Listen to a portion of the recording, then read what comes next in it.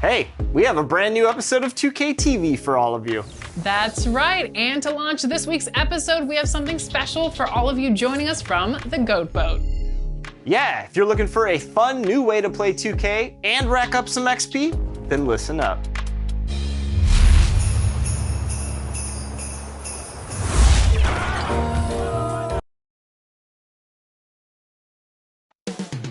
Up next,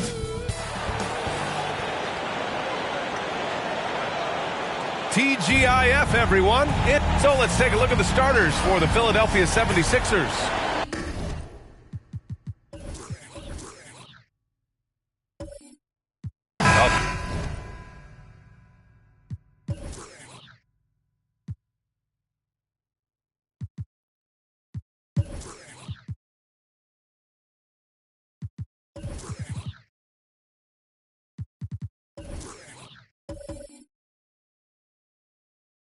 What?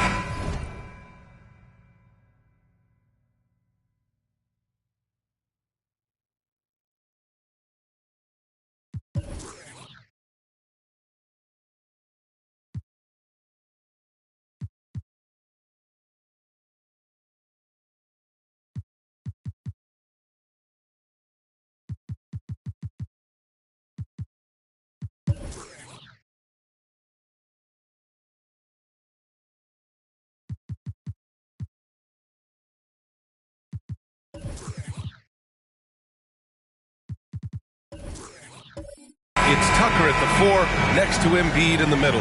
Let's see Thybulle out there with James Harden. And it's Harris in at the 3. And for Boston, Brown and Tatum are the explosive wing pair. Horford and Williams together in the front court. And it's Smart in at the point. Well, Clark, I think I speak for all of the NBA family in saying that we are eager to get this season underway. Always, BA. You know, we love the fact that each new season brings a clean slate for everybody. Players, coaches, announcers, fans. It doesn't matter what you did last season. Everybody starts at ground zero this season.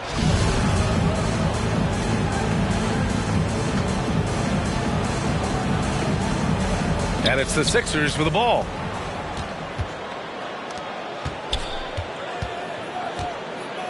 Inside, here's Horford, and Horford powers it home. Well, you can't afford to give Horford that type of advantage inside. As soon as you do that, you're cooked. Outside Tucker, Thybulle on the wing.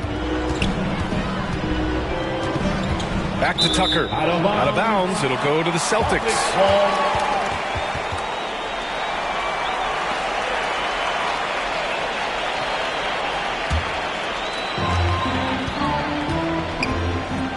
Harden against Smart.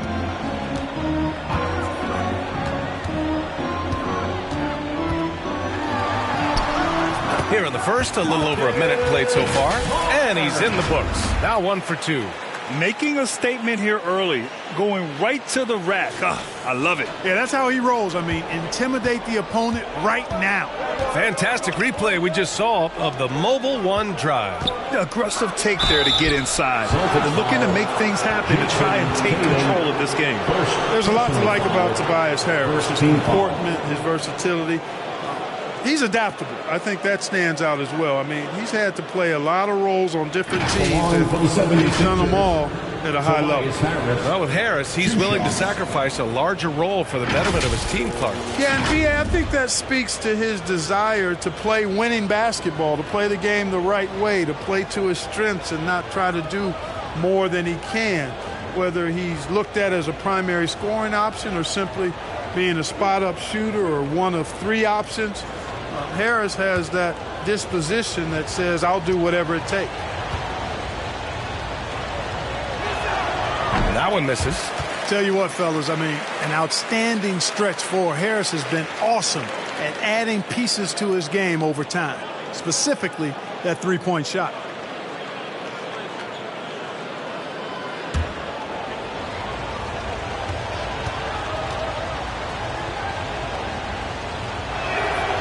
Good on the second one.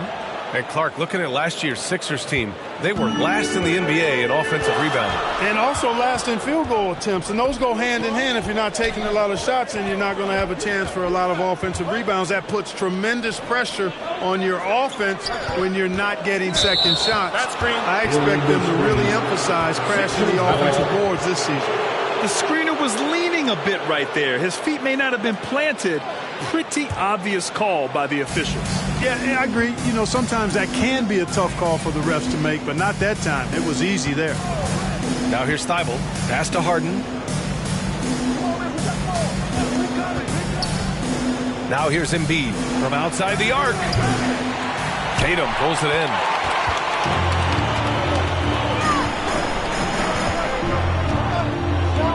Steps back and shoots.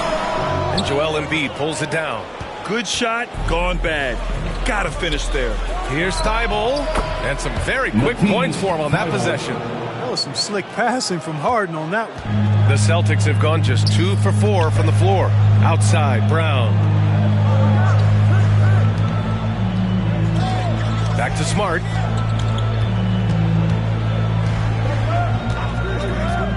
Outside, Williams. 6 to shoot. And there's the foul. It's on Joel Embiid. That's his first foul of the game. Personal foul. First team foul.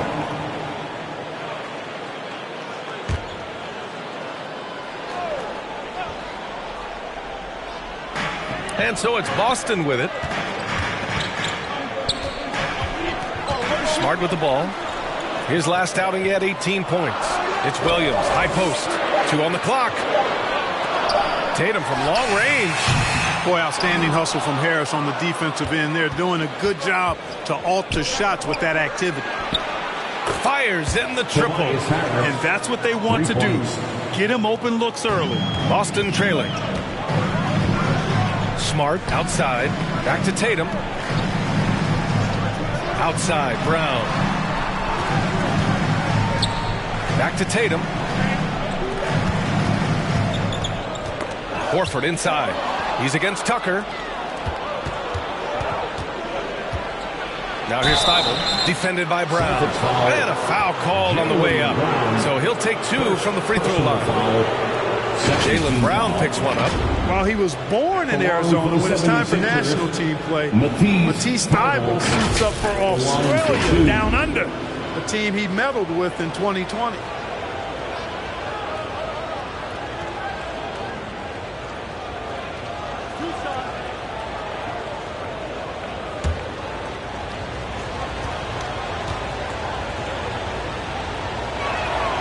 And he knocks down the first one. Hey, it's fun to see NBA players like Thybulle go their own way for national competition. Yeah, it is, B.A. I mean, that's part of the interesting fabric of the global nature of the game, particularly as it relates to the NBA. International tournaments are kind of like an alternate world, if you will. Guys who are NBA rivals end up being teammates, or their teammates wind up on the other bench. It's actually pretty cool to see. Well, Grant, you look at the Celtics and their defense. Not a surprise. It's at the heart of this team. No question. I mean, you have 3+ defenders on the perimeter. Their big men can switch on the guards and protect the rim, too. Top to bottom, they can match up well with any team. Now here's Harden, coming off a solid outing against Sacramento.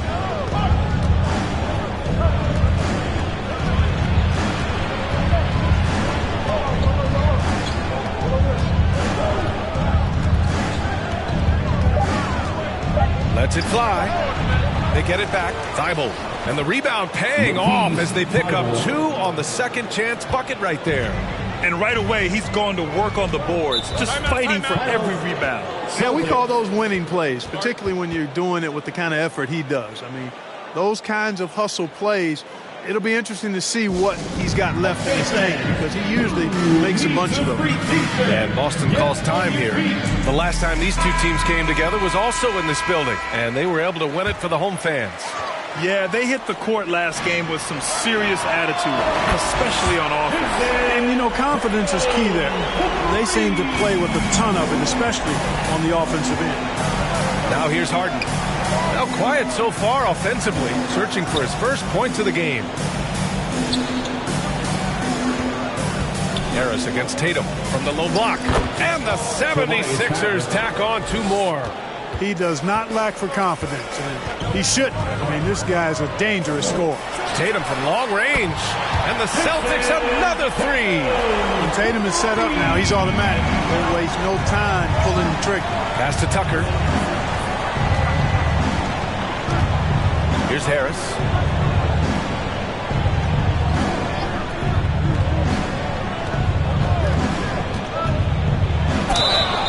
So it'll be 2 free throws. He was fouled in the act of shooting.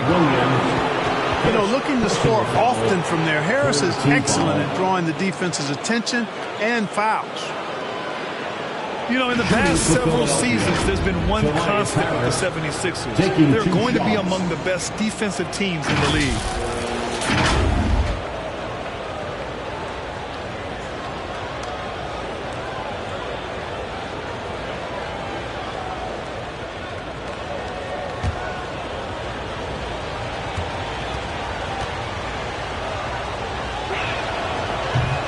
Can't get the first one. The Sixers' identity really does center around their defense. It's so true, B.A., and they've done a great job playing to their strengths. That's the key for any contending team. Maximize your players' talents. Philly has done that as well as anybody. So Boston ends up going with a new group.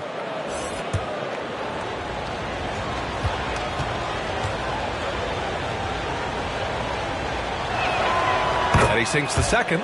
And you have to think that one advantage this Celtics team has is a deep roster. Lots of quality guys they can assemble different ways. They're pretty adaptable. Now here's Griffin. Oh, he got him with a pump fake, but he couldn't finish. Here's Melton. It's good. Off the assist from Harden. Harden's got 3 assists in the game. You know, as a distributor and dime dropper, Harden has really got a nice eye for how to get teammate shots and does a really good job setting up a shooter. Here's Cornette. Stolen by Harden. Pass to Harris.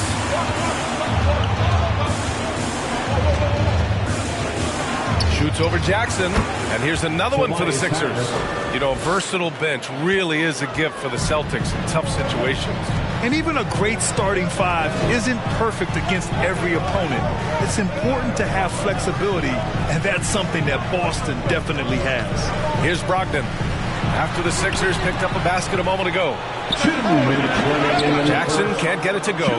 Well, the defense got lucky there with him missing it, but they don't want to chance that again. White against Harden.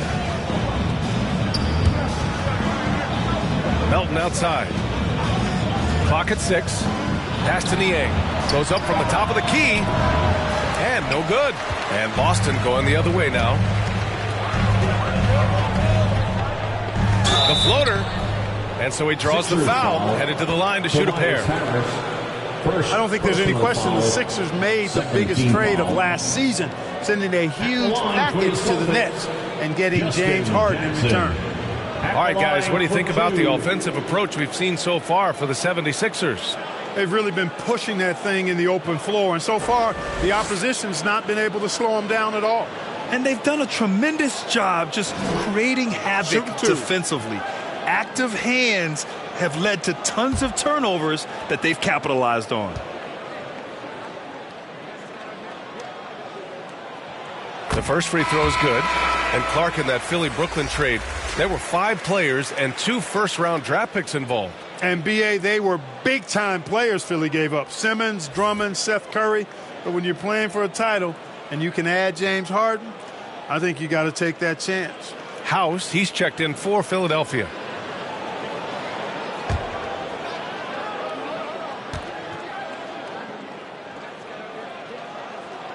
And so Jackson nails both of them. The Sixers leading. Melton outside. Back to Harden. 1:20 left in the opening quarter. And it's in there. And they may have talked about shot selection coming into this. Boston has gone 2 of 5 from deep. White against Harden. Jackson outside. Outside Brogdon. Just 5 on the clock. Boston again missing. Philadelphia has gone 1 of 2 from three-point land so far. Here's Harden. An easy 2 on the layup. And it's a 9-point Philadelphia lead. An outstanding first quarter from the field. You're exactly right. I mean, everything seems to be dropping. Impressive scoring here. Pass to White.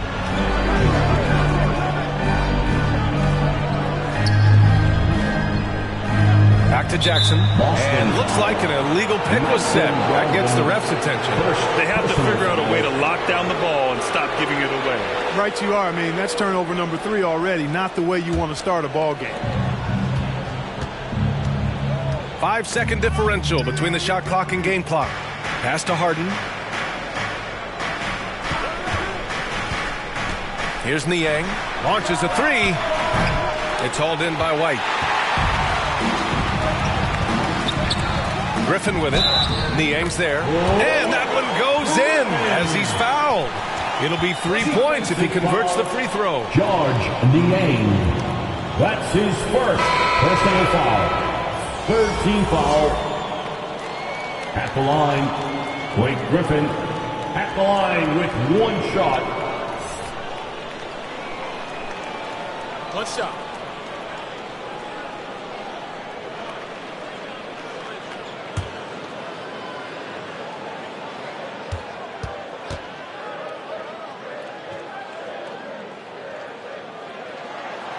And the free throw, no good. And Blake Griffin is just an incredible athlete, explosive and great balance and mobility, powerful. A big guy who can flat out throw it down, and he also can pass it too. It's been all about Tobias Harris for Philadelphia, hunting for opportunities, leading to 9 points in the quarter. More 2K action in just a moment. And your Celtics Youth Dance Team. Hope you've enjoyed the broadcast so far. Halfway through the first half in this one. All right, guys, what's your take on the Sixers so far? They're off to a rock-solid start. They brought a well-thought-out plan into this one. Yeah, you know what? Makes it really easy for the coaching staff in that case. No adjustments needed. Just keep on keeping on. And pick and rolls never more prevalent in the league than they are right now. And there's always someone the defense has to leave open in those scenarios, Grant. Yeah, B.A., you know, it's amazing. It's such a simple play, but it's so difficult to defend, especially with the shooting that we now see in the NBA and the great spacing on the floor. It's a play, as you said, every team uses and executes well in their offensive attack. Taking a look at Philadelphia. Matisse Thybulle out there with James Harden. Then there's P.J. Tucker. Then it's Joel Embiid. And it's Reed in at the power forward spot.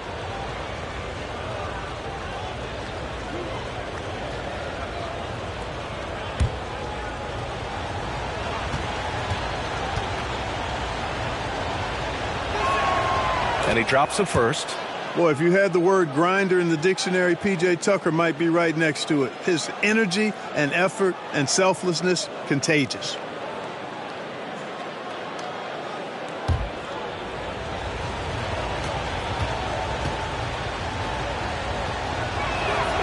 And good on the second, so he makes them both. Boston trailing. Tatum passes to Smart. Horford with it. Pass to Williams. Horford outside. And here's Brown. Just 5 to shoot. Ooh, and he took a hard foul on the shot. So he'll head to the line to shoot a pair. And Brown is a guy who is hunting contact. Defenders have to be more cautious around him when they're defending. At the line for 2 shots.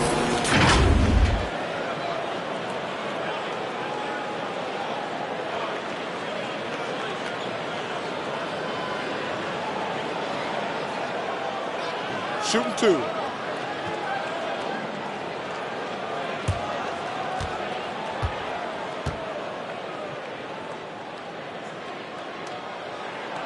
Free throw good. Brown. And the vertical that Brown has is quite impressive.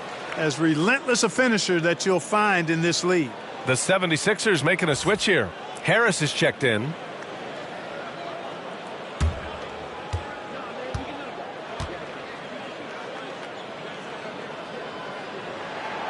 And both free throws good for Brown.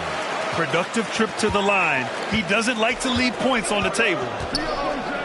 Pass to Thybulle.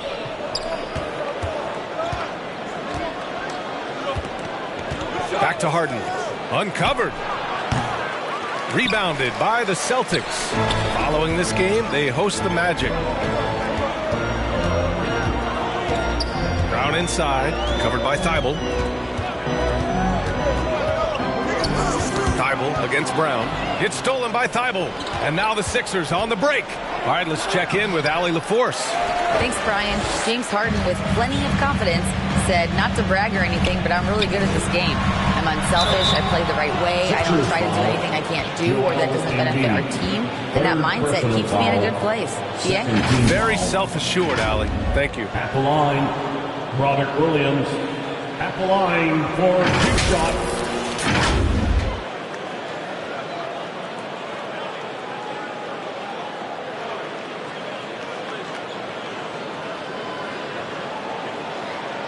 Shooting 2.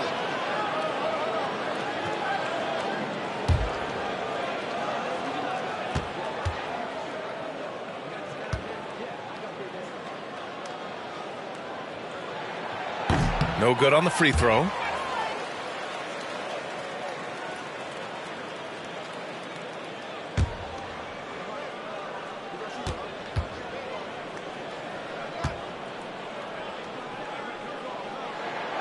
And the second free throw is good. The Sixers leading. Outside Harden. Pass to Embiid. Up top Thibault. Good. And the assist to Embiid. Thibault's got 8. Well, that's just good heads-up basketball from Embiid, making the pass to the open man. Going all in. That was the 2K drive. Well worth a second look. Yeah, staying with it and looking to expand this margin. Hard-nosed takes like that will certainly help. Williams finds Brown. Right side Tatum.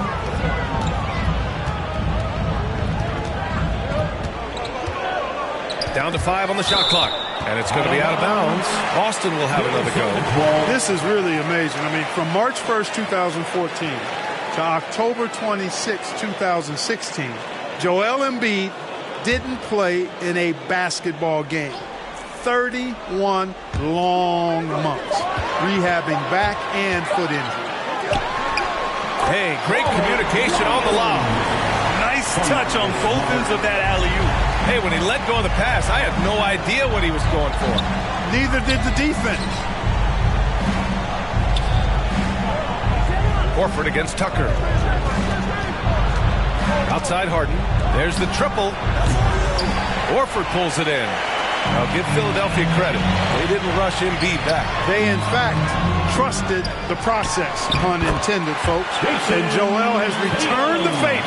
An MVP caliber center who changes a franchise. He is a franchise cornerstone piece. A great example of how being patient and doing what's best for the player ends up being a winning combination for all. Up top, Harden.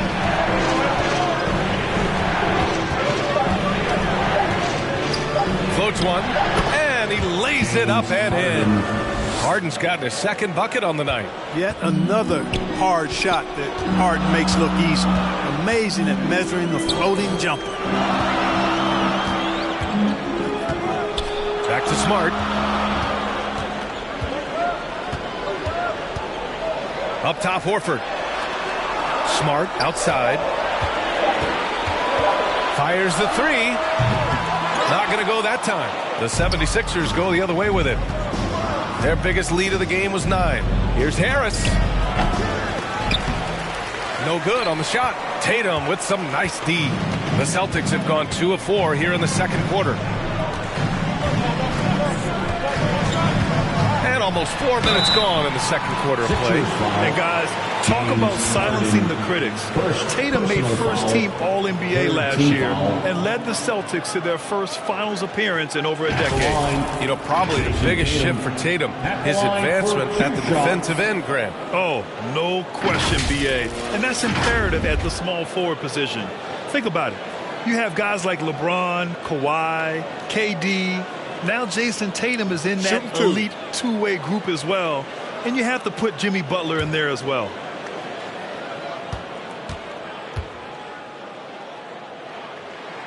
The first one falls. Well, Tatum is everything you want in a star. I mean, he's a talented player, surely. But more importantly, I think, is he's humble and hungry. And he's deeply invested in the team's success. Niang, he's checked in for Harris.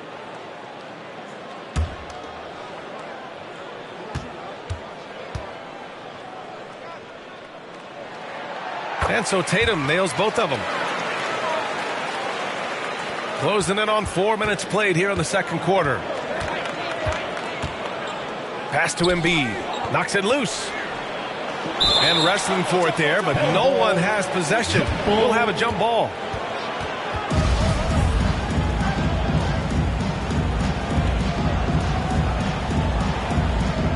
And so here is Philadelphia. Brown passes to Smart. Outside Tatum. Now here's Brown. Fires the 3. Thibault with the board.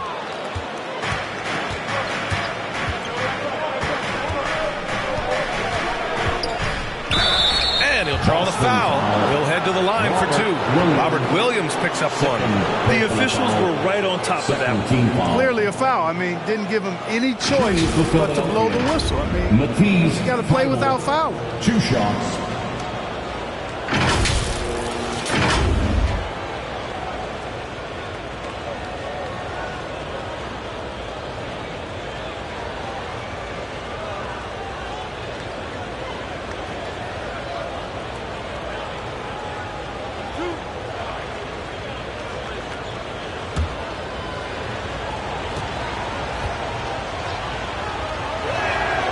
And he makes a first. 0 wasted trips. They're doing their job at the line. One way to protect the lead, knock down those free throws, and 100% free throwing for the quarter, that's superb. Cornette's checked in for Boston. Brogdon comes in for Brown. The 76ers also with a sub. Melton's checked in. So he gets them both. Heating up from the line this quarter, which is really helping their cause. They're right around 80% now. Smart outside. Pass to Brogdon, beyond the arc. That shot is off. So Philadelphia will take it the other way. Here's Niang. Still getting warmed up offensively. No buckets yet in the game from him.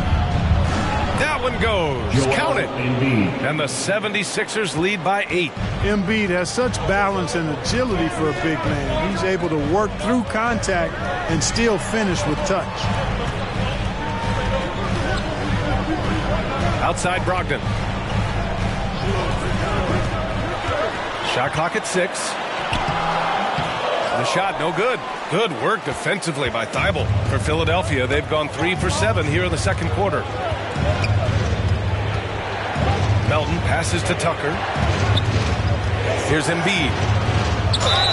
And he was fouled in the act of shooting. Opportunity for a three-point play here. You know, it's the muscle and size of Embiid that allow him to score through contact. And last season's scoring champion, Joel Embiid, the first center to lead the league in scoring since Big Shaq way back in the 2000 season. Griffin, he's checked in for Boston. White comes in for Malcolm Brogdon. House, he's checked in for the Sixers.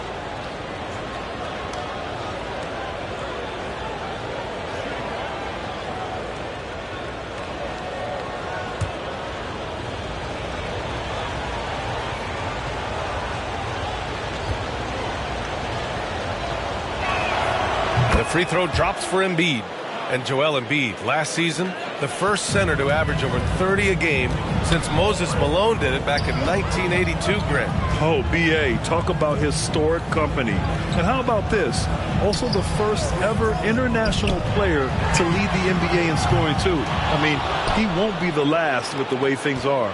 The 76ers have gotten 4 of 8 shots to drop in the second. Pass to Niang. Melton outside. Now Thibault. Smart with the defensive effort.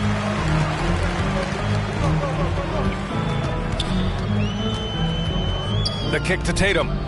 Now here's White. A shot to stop the run. Again, the miss by the Celtics. Man, he probably thought he was going to bury that one. Melton outside. Pass to Embiid. Melton outside. Here's Niang. Back to Melton. Late clock. The Sixers need to put one up here. They get the rebound. Embiid can't hit. That's exactly the look they wanted, guys. Right guy, right play, wrong result. And here's Tatum. 1:19 left to play in the first half of basketball. Smart against Melton. And it's Smart missing. Aggressive mindset, but the defender just as determined to send him away empty-handed. Knocked loose. And the ball is tied up, so we'll have a jump ball. Jump ball.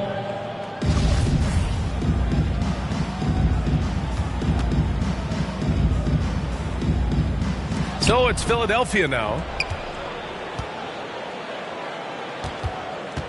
There's 53 seconds left in the second. Shot clock at 5.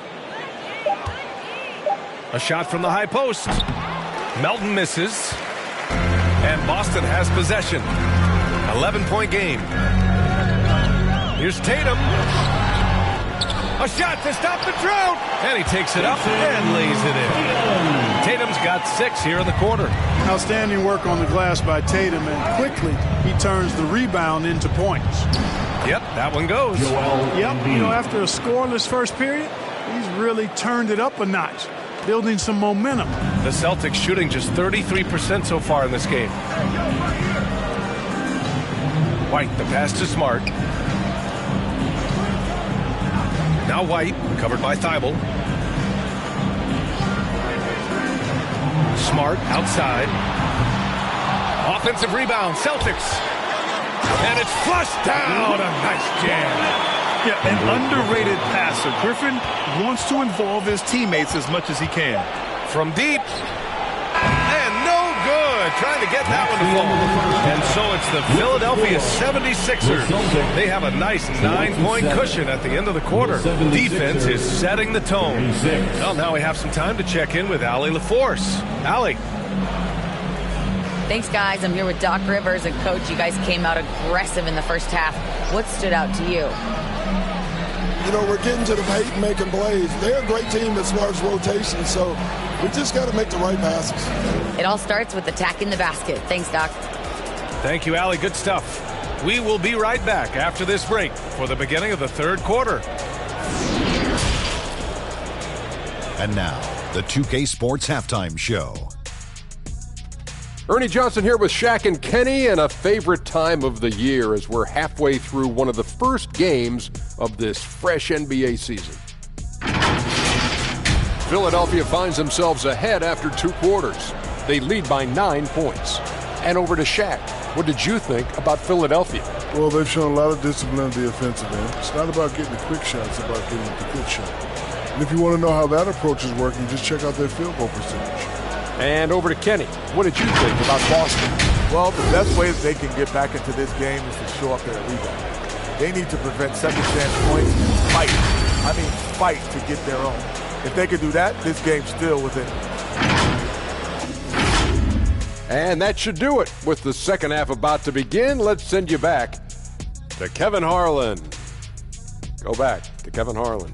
Go. Just go over there.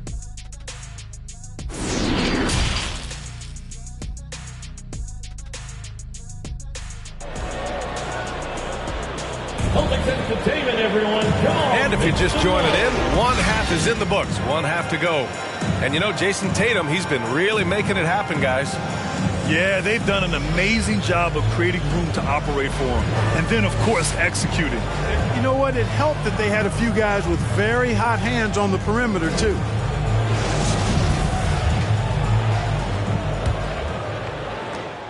The Sixers leading. Tatum and Horford at the forward slots.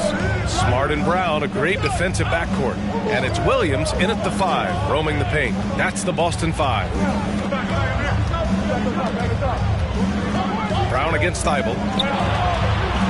Pass to Tucker. 4 on the clock. The 3, here's Harris. Boston with a rebound. Brown passes to Williams. Good setup. Led him to the rack perfectly for the layup. Williams has got 5. Boy, Brown not just a super athlete, folks, but he's got excellent skills as well. A tremendous floor general. Outstanding dribble drive. And that replay was brought to you by Mobile One. Yeah, trying to close that gap. It's going to hinge on plays like this one, creating high percentage looks right inside. And he's going to the line for 2.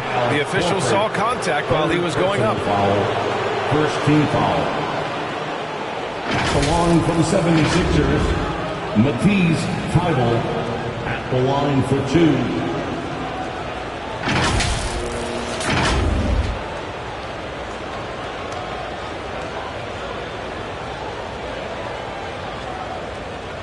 Take a break. Take a break. 2 shots.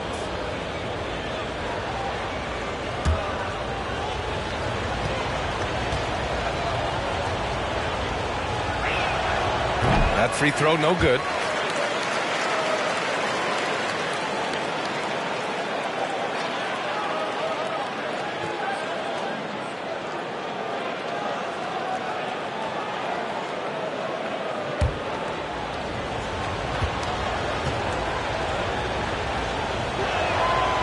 That's off as well, so he misses both. Boston trailing. And here's Brown for three. And it's Philadelphia with the rebound. Embiid's got 9 rebounds in the game. Boy, he's getting it done. Outside Thibault. Pass to Harden.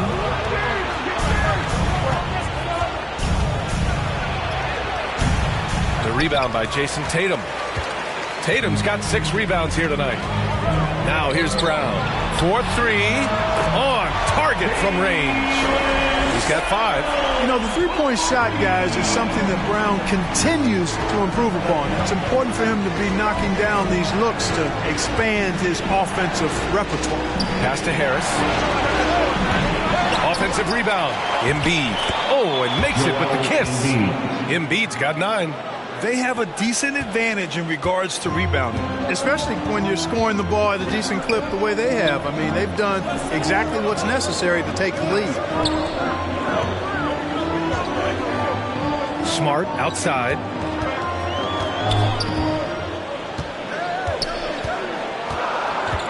Out to Horford. No one near him. Misses off the right iron. The 76ers have gotten only 1 of 4 shots to fall in the second half. Harris against Tatum. Shot from 12. Here's Embiid. That one is off. Some solid defense from Williams. Here's Tatum.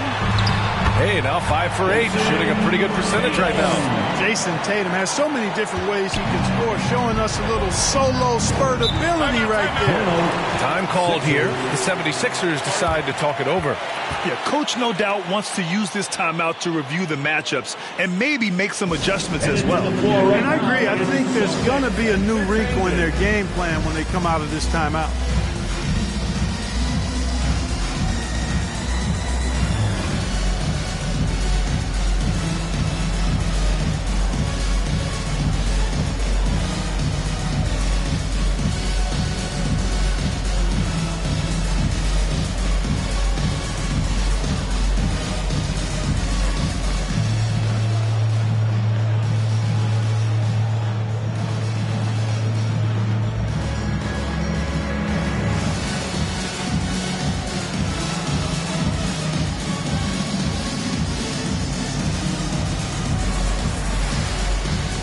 Changes for Boston.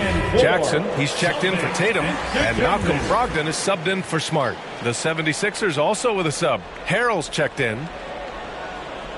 Just over 2.5 minutes gone by in the second half. Harden against Brogdon. Harden misses. The Celtics have gone 3 of 5 from the field in this third quarter. And Harden, a former league MVP, 3-time scoring champ. Grant, the only thing he's missing is a title. Yeah, B.A. I mean, it would only help cement his legacy. For years, he'd carry his team only to run out of gas in the playoffs. But postseason success counts for a lot when it's all said and done. Thibault passes to Harden. 5 on the clock.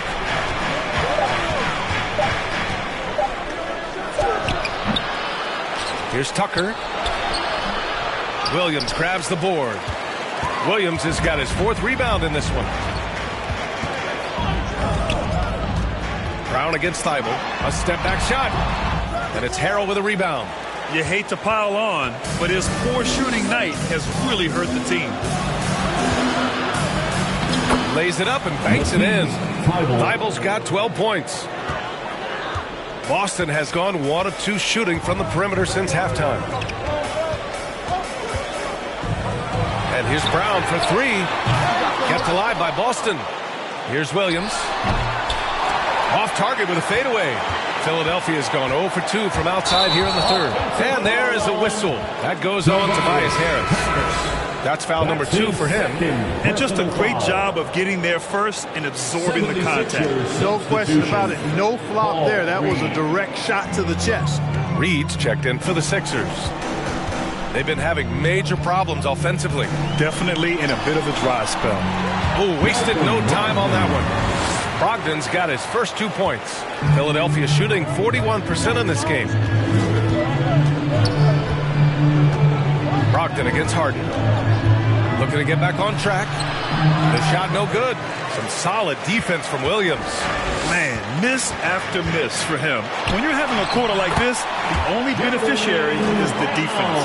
I think that's where Brown is at his best, guys. He's a muscular athlete who loves finishing strong through contact. Harris outside. Thybulle on the wing. Defended by Brown. Pass to Harris. Tipped away. To the paint. Now here's Brown. 7 points in the game. Brogdon finds Brown. Williams up top. Deflected. Yeah, still close, but with their tough play on the boards, we're certainly seeing the effort. Harden against Brogdon. Now here's Harden. Tightly guarded. The layup off target. So far this quarter, he's been out of sync and might be pressing right now. Outside Brogdon. Outside Brown. Back to Brogdon for the lead. It's hauled in by the Sixers. Harris outside.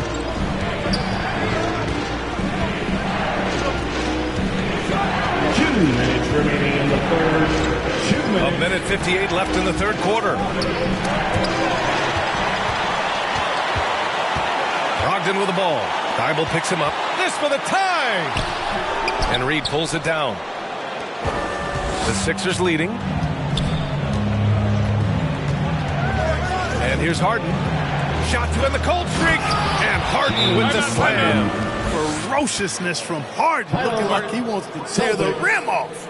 And Boston calls time here. Throughout years of play, one thing that has stayed consistent in the game of James Harden is remarkable ability to facilitate.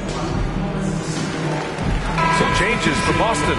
Griffin, he's checked in for Williams. Tatum comes in for Jackson. And it's White in for Brogdon. And Philadelphia also making a switch. House, he's checked in for Harrell. Back to White.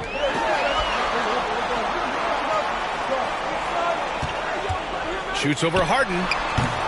Boston again missing. You got to admit that Harden just has a gift for finding assists, Clark. Yeah, he really does, B.A., and it's so amazing to watch. I mean, he's a guy that specializes in torching people one-on-one. But he's also almost as good setting other people up. Maybe it all comes back to how good he is at reading defenders. And I think there's something to be said for that. Boston trailing. Griffin passes to White. Here's Tatum, pounded by Harris. It's tipped. Outside Harden. Brown against Harris. Back to Thybulle. And it's thrown down hard with both hands. That's good vision from Harris. I mean, he draws so much attention himself, so he's become a capable passer. Here's Tatum.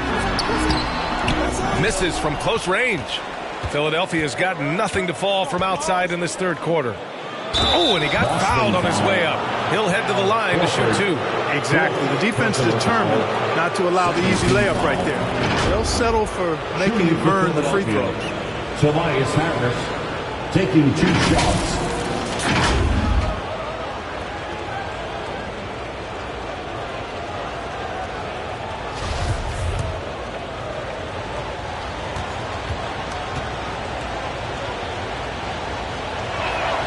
First free throw is good.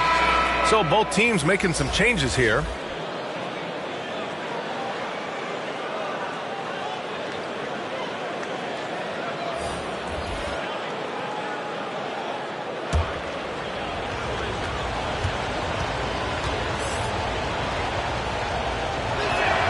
He's off on the second.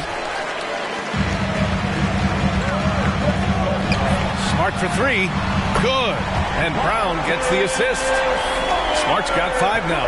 Good decision making. Scopes the situation, puts the pass right on the mark. And we've watched 3 so far in this one. Sixers ahead, up 4. And fourth quarter basketball will be coming your way on 2K Sports right after this.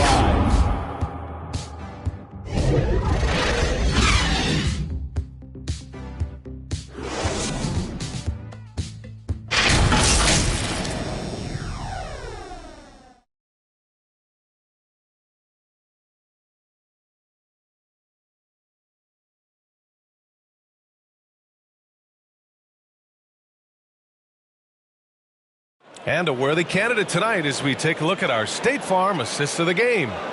Now, I know he's a big man, but he's got some point guard in him if he's making passes like this. Hey, that was a high-level pass no matter what position it came from. But it does make it stand out a little more when it's made by the big fella.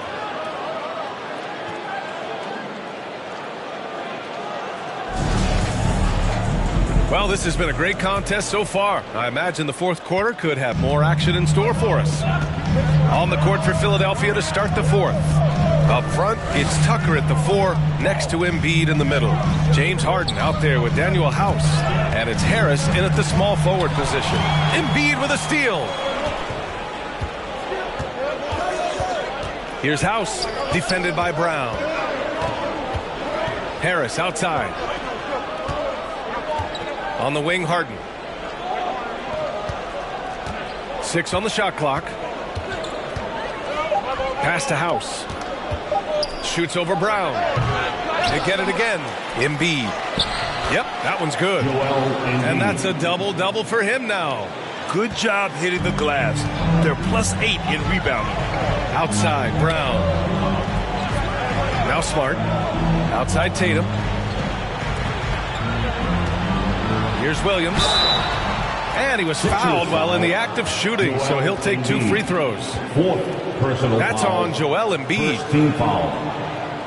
And let's quickly check out the scoring breakdown here for the 76ers. Well, not content to take what the defense gives them. I mean, they're attacking the gaps and getting the ball inside. The shooting's been great, but also how about the energy level? That's what's impressed me the most. They've been getting it up and down in transition, and that takes effort.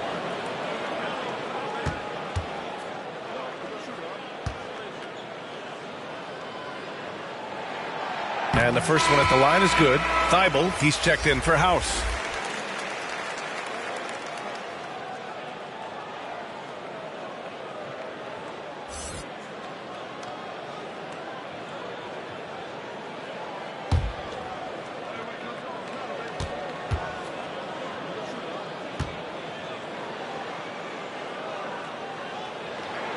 That's also good, so he hits both free throws. Philadelphia shooting 40% so far in this one. Pass to Tucker. Thibault on the wing, defended by Brown. Thibault passes to Harris. Shot clock at 6. Here's Harden. The rebound, Celtics. Williams has got 9 rebounds now. Tatum against Embiid. Smart outside. Pass to Williams. Here's Horford. Oh, and there's the whistle on the shot. So 2 free throws for him coming up. First personal foul. Nothing like a wily vet, and Horford is certainly that. I mean, he knows exactly when and where to get his points. Line for 2 shots.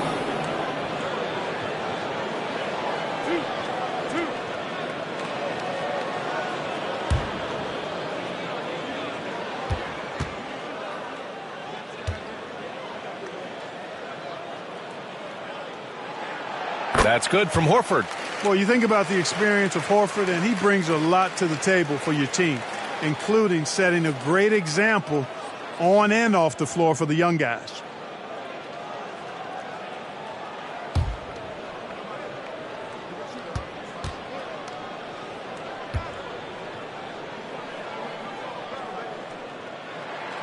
And that's good as he hits both shots. And we've seen some good free throw shooting in the second half. Yeah, you know what? And I think they've just got to keep on keeping on. Keep drawing contact, attacking, getting to the line. That will certainly give them a chance to get back into the game. Right wing. Pass to Harden. Here's Tucker. Shoots over Horford. And Tucker gets it to go. Yeah, you know, we've seen Tucker extend his range over the years, but it's still not that extended. I mean, this in-between area is probably more his natural comfort zone. Here's Williams. And he got the whistle on the way up. So he'll be headed to the line for a pair. Second. That one on Tucker. Third team foul. At the line for the Celtics, Robert Williams. At the line for 2 shots.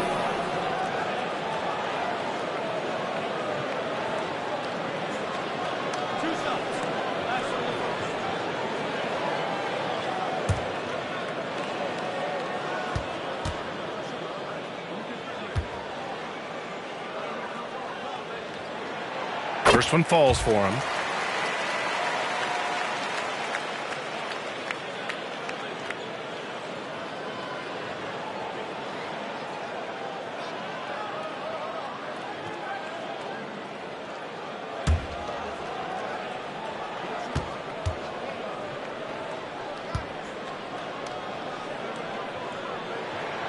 And Williams drops them both.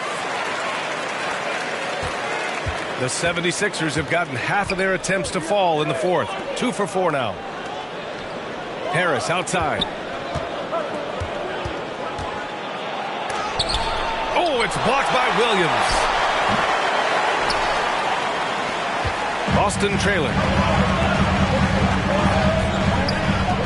Outside Tatum. Pass to Williams. And here's Brown. The drive by Tatum. And a great assist by Brown as that one goes in. Brown's got 3 assists tonight. And what a comeback.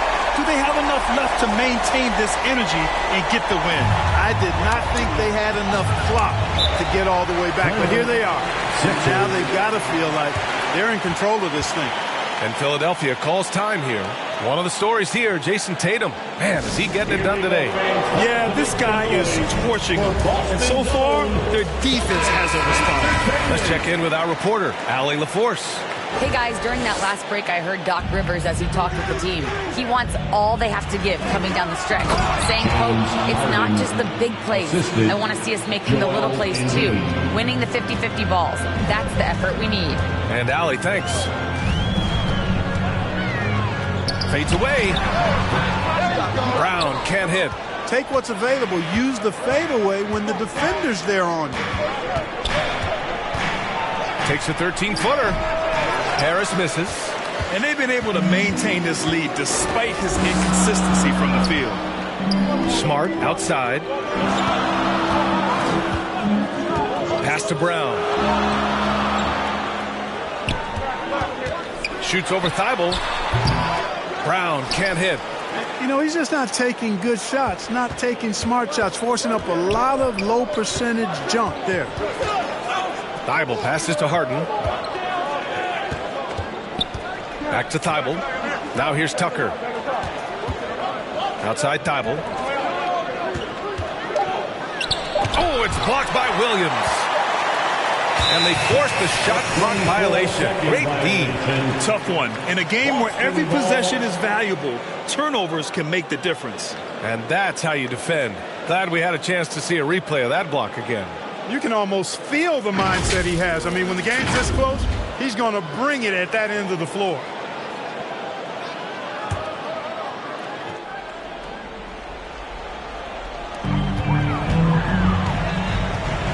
Harris against Tatum.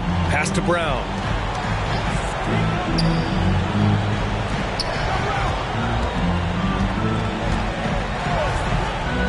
Tatum with it. Pounded by Harris. 5 to shoot. Here's Smart. Over Harden. And it's Smart missing. You wonder what the score would be if they weren't controlling the glass. It's clearly been their edge, and in a close game like this, you look for every edge you can find. Horford with a steal. Now the Celtics on the move. That's tipped. And so the ball out of bounds. Embiid touched it last.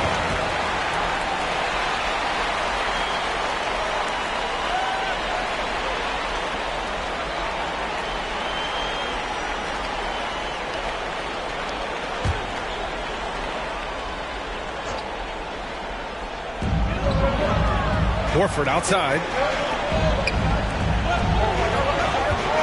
Smart outside. And there's the lob.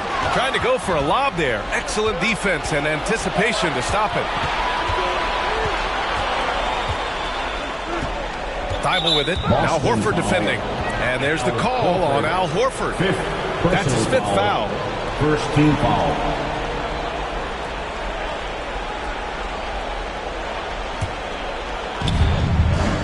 Pass to Harris. Right side, Tucker. Clock at 6. Lets it go from 14. Yeah, he's not having the same success from the field that he saw in the first half. Tatum with some nice D. Brown against Thibault. Brown passes to Horford. Good. And Brown gets the assist. And it's all knotted up. Leave it to the veteran, Al Horford, to come up big. That could be a huge play in this game. Time called here. The 76ers decide to talk it over. It's time for some t-shirts. Make some noise, fans.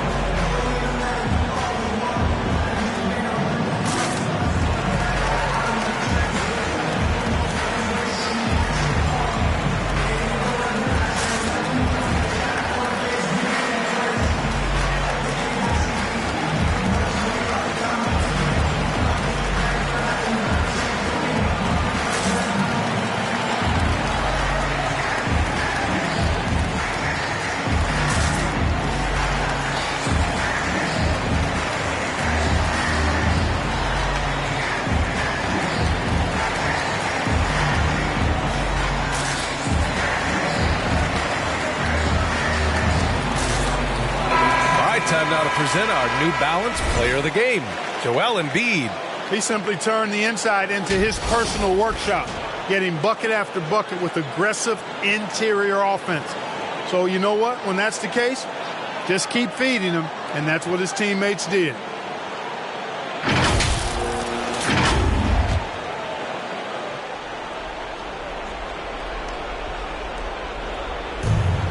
Thibault passes to Harden.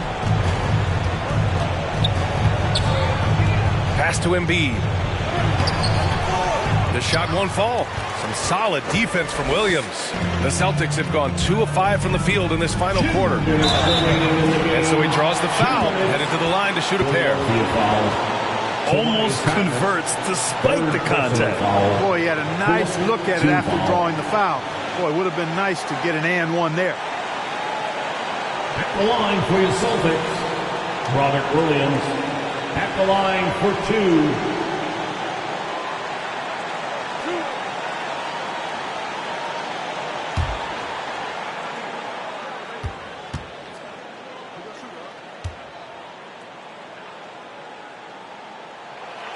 He drops the first one, and that gives him a lead.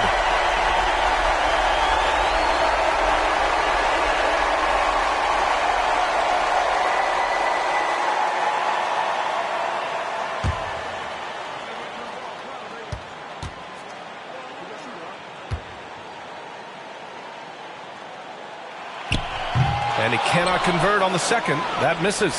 Left a little on the table there, but at least he put them in front. To the inside. Oh, the bucket's good, and he'll have a chance at one more. Horford. And so he's picked up his final foul, and he'll sit the rest of this one out. And the Celtics making a change here. Williams is checked in. Shooting 1.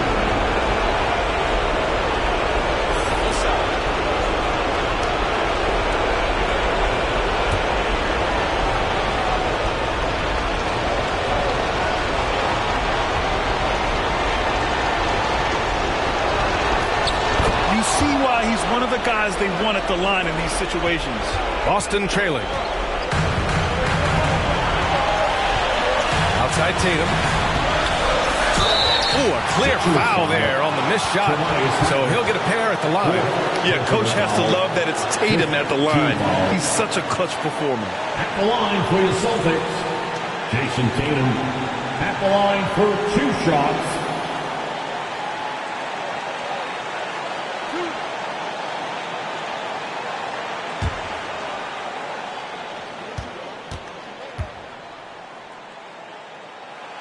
He gets the first, and that narrows the gap to 1. Hauser, he's checked in for Boston. And so Tatum nails both of them. Needed those and got it. Terrific job at the line under pressure. Smart against Harden. Right side Tucker. Harden against Smart. Harden, pass to Thibault. Yes, it's good. You know, the unselfish attitude Harden has helps his team. Awesome at moving the ball. Tatum against Harris. And there's a whistle. He'll head to the line to shoot 2. That one on Harris. 5th personal foul. Team is in the penalty. At the line for the Celtics, Jason Tatum at the line for 2.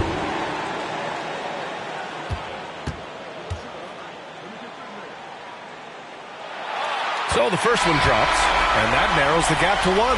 Griffin, he's checked in for Hauser.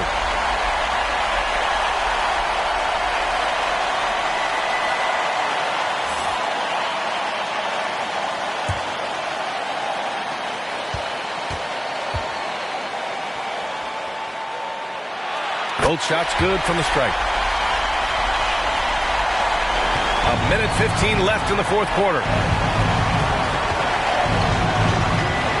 Smart against Harden. Here's Embiid. Yes, and a nice assist from Harden. Embiid's got 9 points now in the second half. What confidence from Joel Embiid. Knocked that one down in a clutch situation. Here's Tatum. The shot off that time. Hey, Tucker with the defensive effort. On the wing, Harden. He's been tremendous at corralling misses all night long.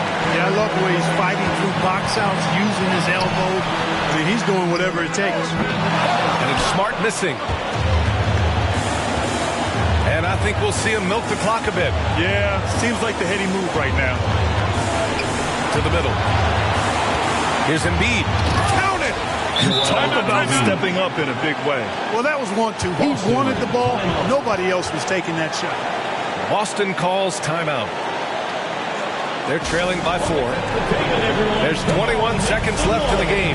Guys, what do you think? They're going to have to work fast coming out of the timeout. They're going to draw up a play here, I think, to get a shot right off of the inbounds pass and not waste too much time at all.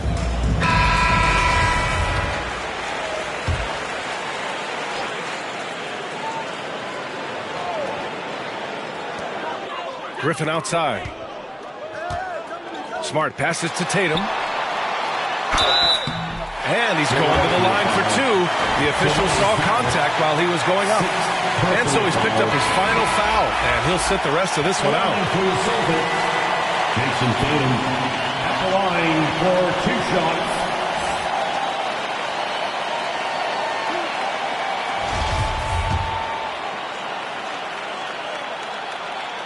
First free throw is good. And that narrows the lead down to just 3. And so Tatum nails both of them. Hey, a steady hand at the line in a tough situation. He narrows it to a 1-possession game. And that's an intentional foul. Yeah, just a must-foul situation to stop him. And you know what? Who knows? If he misses at the stripe, and they're right there within range. You know, late-game free throws are a lot different than early-game free throws in terms of making. He hits the first one, and that makes it a 3-point lead. These are the moments Harden lives for. He's made for this. You know he wants to come up big here. Put a bow on this one. His composure at the line effectively ends it. And Boston calls time here. They're behind by 4. There's 14 seconds left in the 4th quarter here. Guys, your thoughts? They're going to have to work fast coming out of the timeout. They're going to draw up a play here, I think, to get a shot right off of the inbounds pass and not waste too much time at all.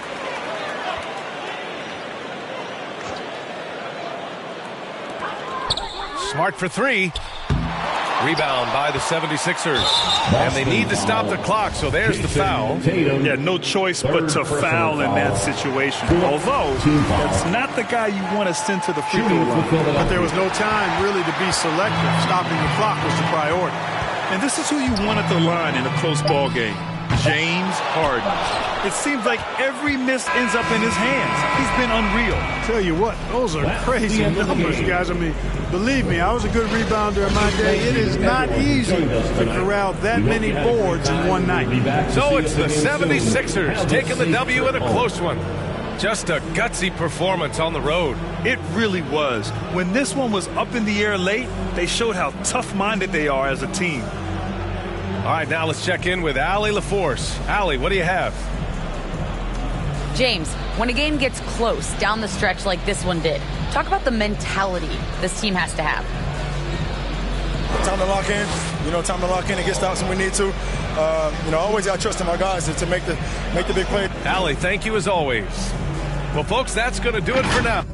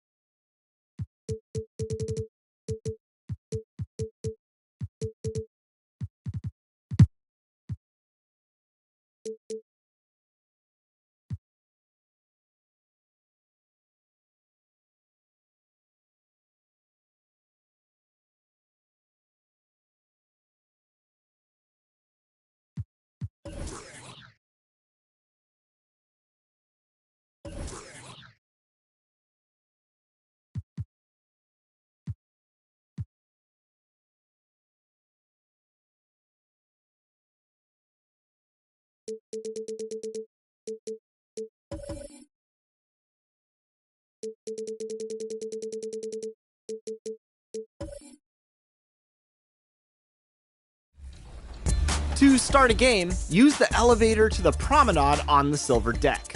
Head to the right to find the bridge just before the My Team building. Games are to 21, and there are no squads looking to crush, so this is a great way to get games in a slightly more casual level of competition.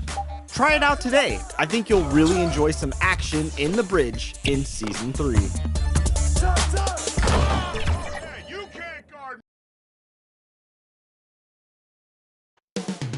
Coming up next. Hi, everyone. We're coming to you live on... Hey, Dave. Well, thank you very much. All right, David, thank you. Here's the...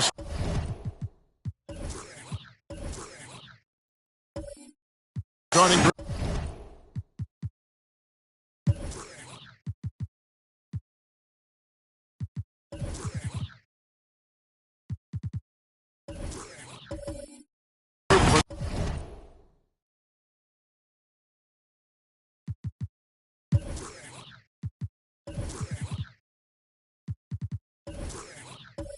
Indiana Pacers. Jackson and Turner man the post positions. Hield is out there with Tyrese Halliburton, and it's Mathurin in at the small forward position. And for New York, the forward spots will be Barrett and Randall.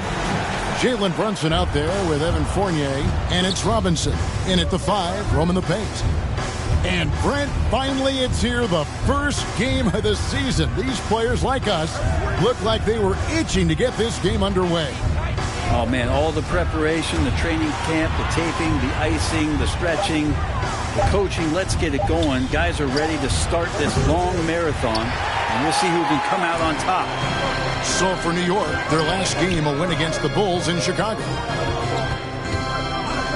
Pass to Randall. New York moving it around. And Barrett the bucket on the assist for Randall.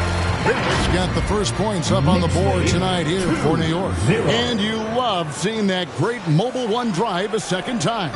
And that's what a coach loves to see in a close game. Just put your head down and make something happen. Hield finds Jackson. And he makes good on the layup. Well, Hield right there on the yield, waiting for someone to get open. And so it's Brunson with it. He brings it up for the Knicks. This game against Indiana, the first time they've met this year. Yeah, and they lost the season series to this squad last time around. Maybe a little extra motivation tonight to show they've improved. It's good. That's just tremendous scoring instinct. So fun to watch him work in the half court. Pass to Mathurin. Just around a minute and a half into the first quarter.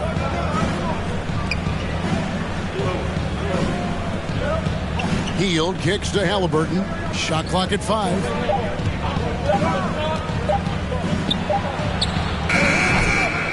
Goes back up.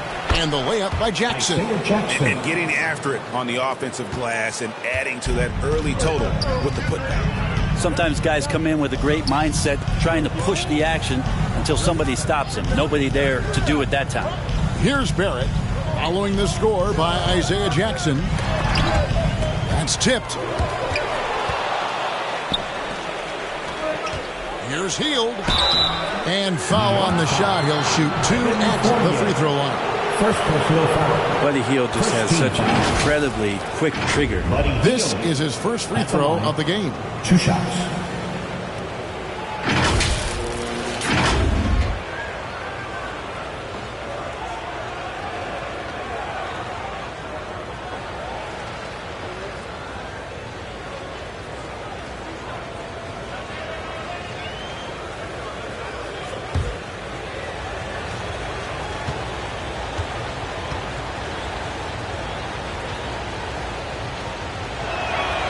And that drops, so they now lead by 1.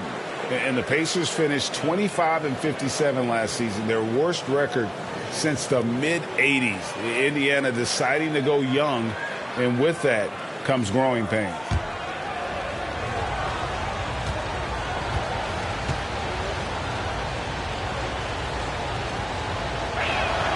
Both free throws good from Hield.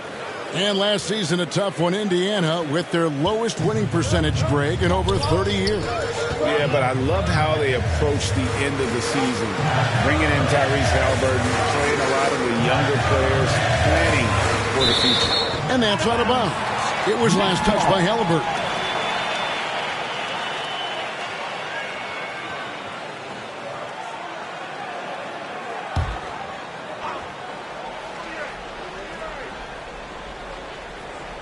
And just under 2.5 minutes elapsed here in the first.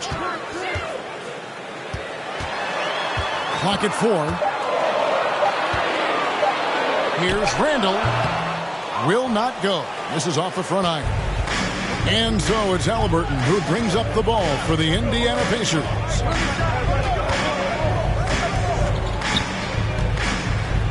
Tries from 10. Turner. That falls. Nice feed that time from Haliburton. Nice find by Haliburton. Just a great feel for the game. Brunson the pass to Barrett. Back to Brunson. Here's Randall.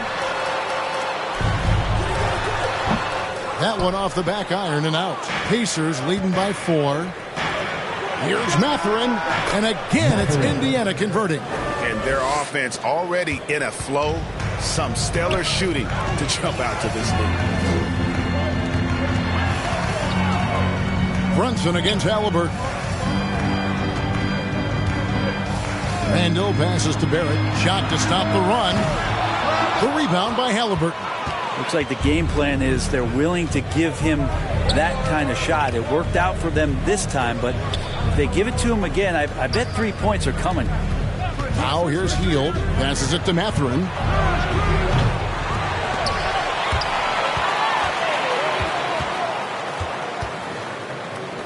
Haliburton on the wing.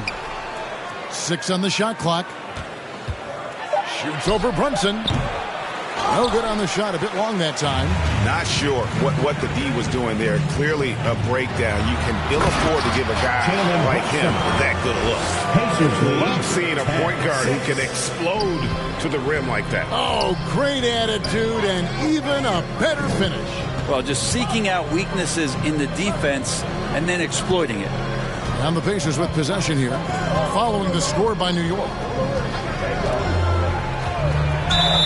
And oh boy, a lot of contact there, but he gets the call and will shoot 2.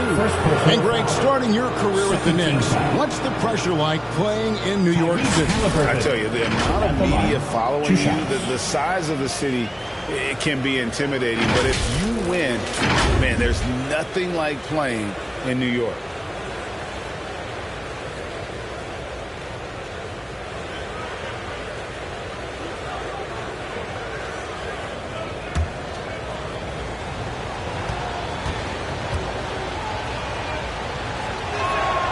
That's good from Haliburton. And Haliburton, a guy you just continue to see grow game by game. An exceptional talent and a great mind. Catching up on the changes for New York. Hartenstein's checked in for Robinson. Toppin comes in for Randall. Reddish, he's checked in for R.J. Barrett. And Derrick Rose is subbed in for Jalen Brunson. Haliburton hits them both. And it's been a rough stretch for the New York Knicks, a team that has only had a handful of playoff appearances in the last 20 years. Now, here's Reddish. Now the pass to Toppin. Over Johnson. Toppin, good. Well, good to see Toppin just step into a mid-range and keep that defense honest. Pacers leading by 4. The Knicks are trying to get back to being competitive, GA, but it has been difficult, hasn't it? They haven't been able to attract top-level talent for quite some time, which is surprising when you consider this big market and the status this franchise has within the city. Now, here is Haliburton. A second chance effort. Whistle blows. Basket is good. So a chance here for a 3-point play. Well, solid at using that frame right there. Johnson gets the position he wants. In a moment now to quickly take a look at the offensive approach for the Pacers. So far, they've moved the ball well, leading to open, high-percentage looks. Lots of assists in this one. Well, I want to add also the damage that has been done on the inside. It's a lot of rubble in there, but they're continuing to go right at the defense.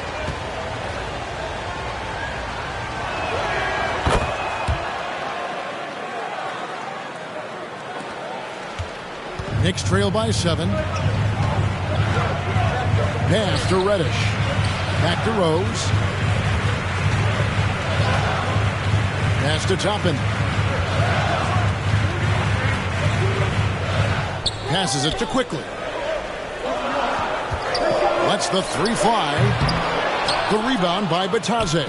Indiana leading by 7. Here's Duarte. Good for the basket. Starting off 1 for 1 with that shot. And now you see them starting to really work the ball inside. And here is Quickly. From deep, Rose. No good that time. Here's Indiana. They're on a 17-6 run. McConnell in the corner. The pass to Batadze. Chance there to push it to double digits, but it's off the mark. New York's gone 0-3 from three-point land. Nothing yet going outside. Pass to Reddish. Now, Quickly. Still getting warmed up offensively. No scoring yet from him. Good work defensively by Johnson. Not going to see that very often. The defense in the vicinity, but still, he's not one to blow layups. 1:11 left in the first. And the rebound goes to the Knicks. Rose looking around. Back to Reddish.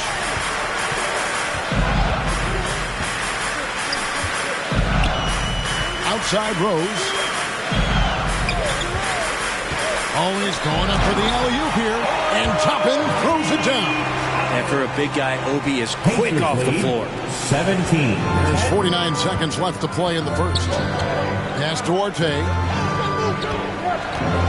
Back to McConnell. Healed outside. Johnson outside. 4 on the clock. Beats the shot clock, but can't get it to fall. Knicks trail by 7. Pass to Hartenstein. Rose in the post. He's covered by McConnell. And the bucket is good. 3-point play chance here for him.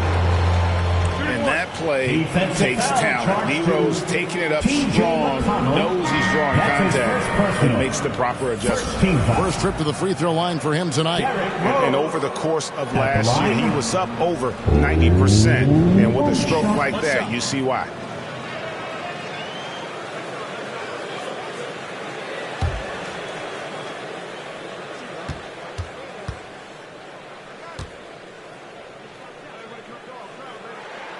The free throw drops for Rose. And you got to love watching Rose play the game. His intense style can be infectious out there, and I think it really does elevate his teammates. That's a 2 from Hield. Misses the jumper. And we reach the end of the first quarter. Pacers lead by 4. And we'll be back right after this. Pacers, 17.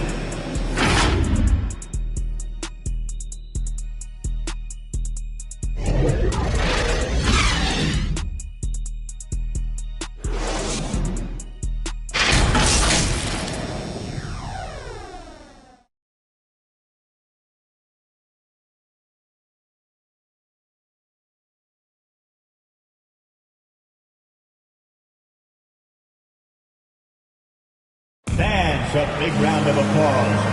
And if you're just joining us, we've played through 1 quarter in this one.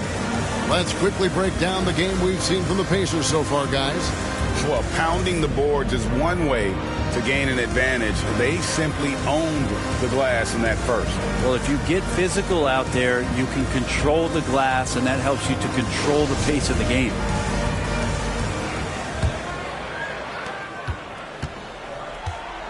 Randall and Robinson will be the inside pair. Sharing the wing spots, Fournier and Barrett. And it's Brunson in at the 1. That's the 5 for New York right now. Now here's Randall. In the game against Chicago, very impressive. And contact on the shot, so he'll be shooting free throws here. It's going to be on Miles Turner. Well, he goes in there, and you're worried about getting bumped if you're a defender by Julius Randle, not the other way around. So physical. The Knicks have shot just 1 free throw earlier, 1 for 1 in the game. Shooting 2.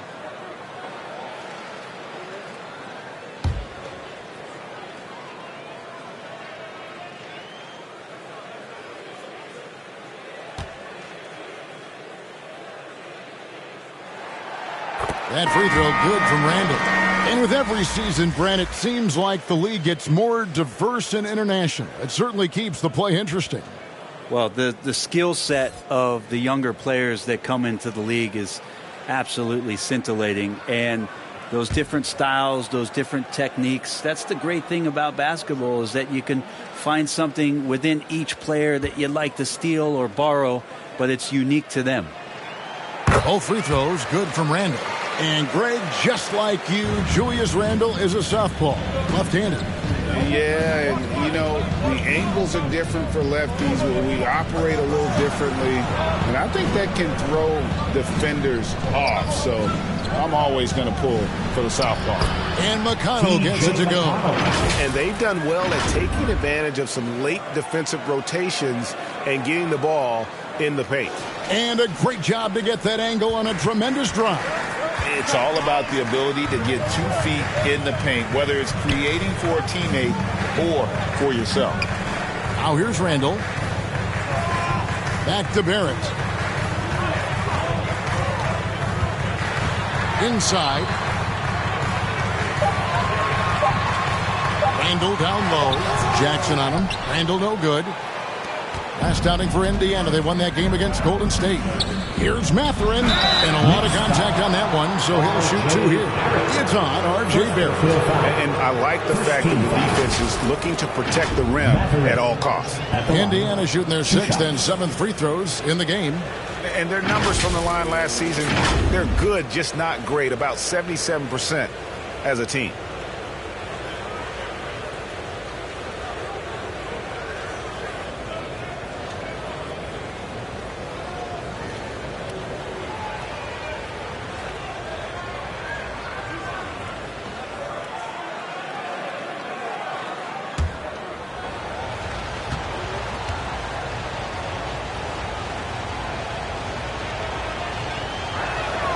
And he knocks down the first one.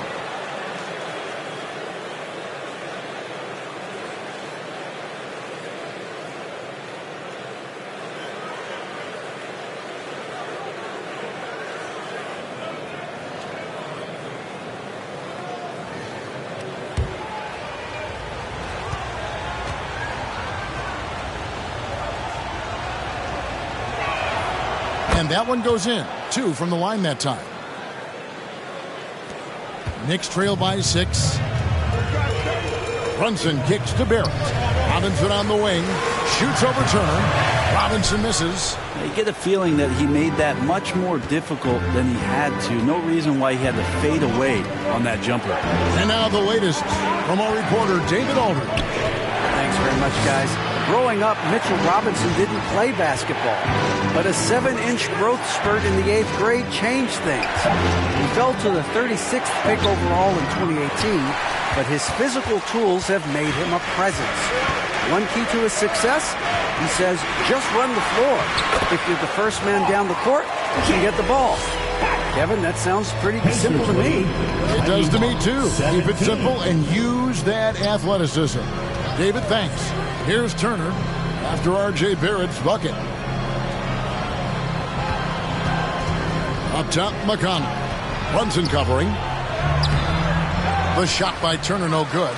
That's the kind of D you need when he's got the ball near the hoop. They were all over. They grabbed their own miss. Barrett laid in with a nice touch off the glass. Barrett's got 4 points now in the quarter. And defensively, they are on their heels every time the ball comes inside. Halliburton outside. McConnell scanning the floor. Outside Jackson. Some nice passing here by Indiana. Here's Halliburton. Sinks that one from the post. And the Pacers lead by 4. Standing 6'5", Halliburton, one of those longer, lanky guards that can get out there and use his size to disrupt. And the Knicks decide to take their first time out here. It's T-shirt time. We know you want one, so make some noise.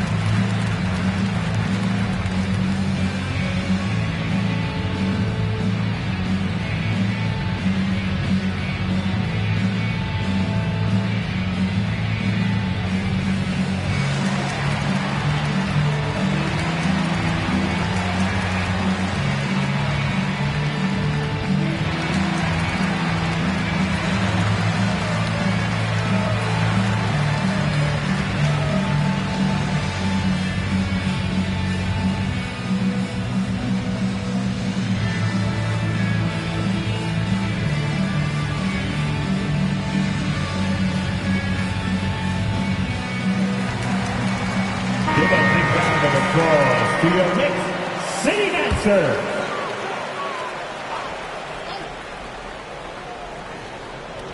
Quarter number 2, around 3 minutes gone by. The pass to Fournier.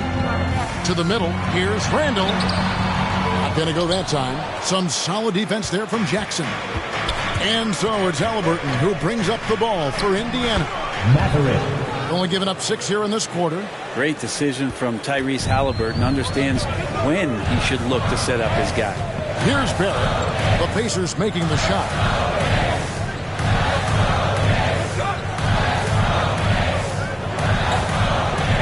McConnell against Brunson. 5 on the clock. For 3, Barrett hits it from 3-point range. Barrett's got 7 points here in this quarter. RJ is going to improve year after year on the skill to recognize plays and stay a step ahead of the D. Now, here's Halliburton. Pass to Jackson. Here's Mathurin.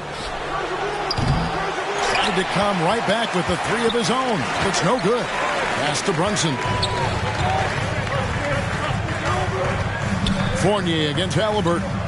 Here's Brunson. And the call on the shot that sends him to the line. Second personal foul. New York shooting their 4th and 5th attempts at the free throw line tonight. Jalen Brunson at the line.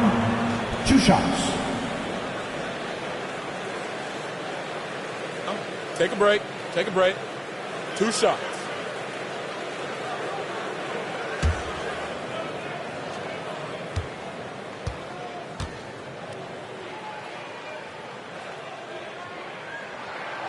And the first one drops. The Knicks making a switch here. Toppin's checked in. The Pacers also changing it up. Johnson, he's checked in for Jackson. And it's Buddy Hield in for T.J. McConnell.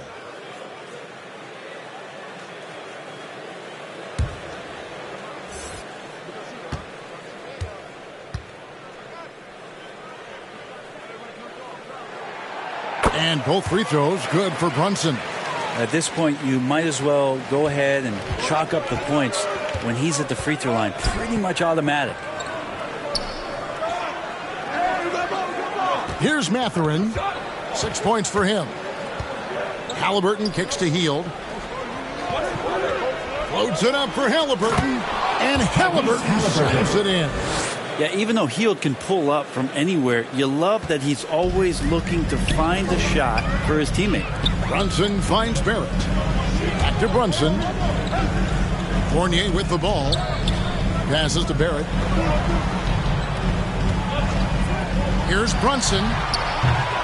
New York, no good that time either. Pacers leading by 3. Here's Halliburton. And Halliburton slams it in. Assist from Halliburton. If he gets that little runway, he'll show you how athletic he can be. Brunson the pass to Toppin. Shoots over Johnson. And again, it's the Knicks missing. Not a bad shot from the mid-range. The D's giving it to him, and he's usually got an eye in that kind of range. Hield outside. Takes the 3. No good on that one. The Knicks go the other way. And growing up around basketball, R.J. Barrett's dad played a bunch of places. R.J. spending a lot of his childhood in France. Now, here is Robinson. Nothing yet on the scoreboard for him. Back to Brunson. The 3. And the rebound goes to the Pacers. Turner's got 4 rebounds in this game. Greg, you know this. One of R.J. Barrett's dad's best friends, former MVP Steve Nash. Yeah, and Nash is R.J.'s godfather, no less. So Barrett's had a chance to kind of soak in the game his entire life, and you can see that in his intelligent play on the floor. These are his 3rd and 4th free throw attempts of the game.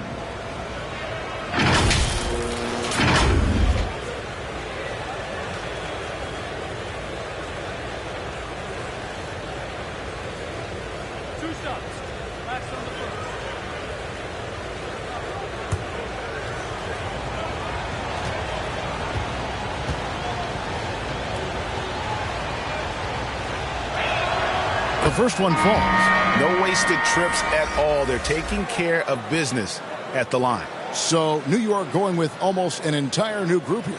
Hartenstein's checked in for Mitchell Robinson. Reddish comes in for R.J. Barrett. Manuel quickly, he's checked in for Fournier. And it's Rose in for Jalen Brunson. Goga Bitadze's checked in for the Pacers. Jalen Smith comes in for Johnson. He hits one and misses one, each at the line. Knicks trail by 6. They need a good offensive possession. Yeah, they've gone a long time without a bucket. Here's Rose. And there's the pass to Quickly. And he gets the whistle for the 3-second call. Chris Duarte's checked in for the Pacers. Substitution for the Pacers, Chris Duarte. And here's Hield. He'll bring it up for the Pacers. Their biggest lead of the game was 9. Here's Duarte. Shooting foul as the whistle blows. He'll shoot 2 free throws. First personal foul. You know, most NBA first-round picks are one-and-done guys. But Chris Duarte took a different path starting his collegiate career in junior college.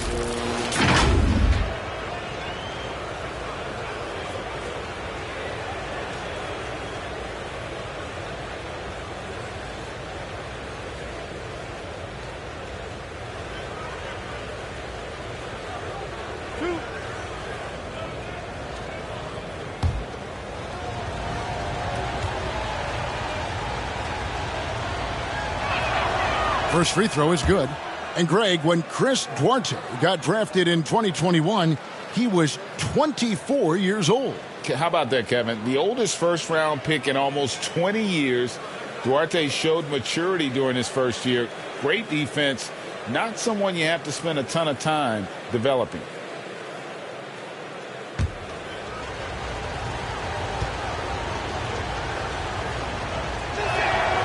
Good on both. 1:43 left to play here in the second quarter. Rose kicks to Quickly.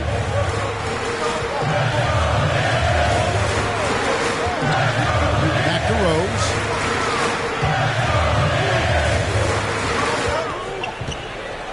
Just 5 to shoot.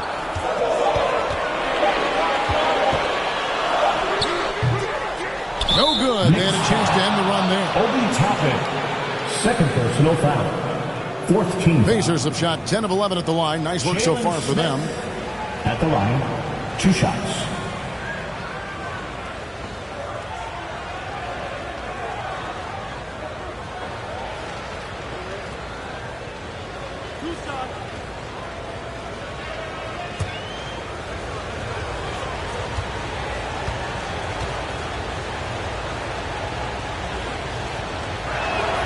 First one falls for.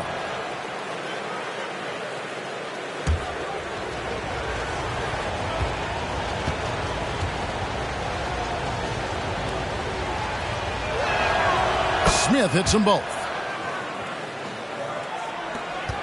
Knicks trail by 10. Rose passes to Reddish. We've got 1:08 left in the second quarter. Over in the corner, Rose. And there's the foul. It'll go on Tyrese Halliburton.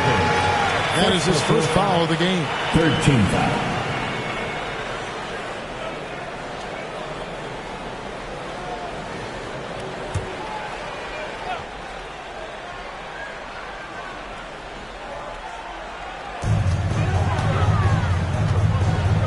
Here's Hartenstein.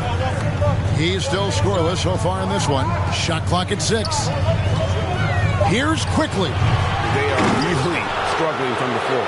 New York, no good that time either. Halliburton against Rose. Unloads from 9. And it's Halliburton missing. Just not there from a rhythm standpoint right now. It's really eluding him. Here's Rose. Another miss, and they've really hit a rough patch here. Pacers leading by 10. The shot and game clock separated by 4. Throws it up high. Oh, and they get in the way of the alley-oop. Not to be. Good play defensively. To the paint. And 2 free throws coming up. Unable to get that one to go with all the contact. More and more Cam Reddish gets confidence in that kind of game where he's going to go inside and attack. That's a big help. This is his first trip to the line tonight. And over the course of last year, he was up over 90%. And with a stroke like that, you see why.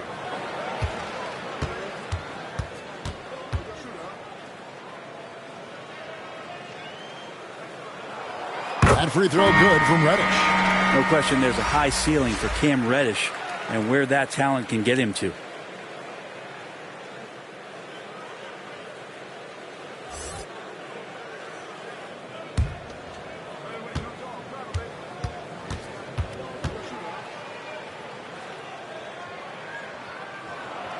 Both good from the line that time. There's 10 seconds left in the first half. Hield left side. With 1 on the clock. And no good on the last second attempt this time. And so it's Indiana in the driver's seat. Up 8 points at the end of the quarter. They're pounding the ball inside, and that's where they've gotten their best production tonight. And a chance now to send it over to David Aldridge, standing by courtside. David. Thanks very much. Alongside Coach Thibodeau. Tibbs, some stuff to clean up. What will the points of emphasis be going into the second half?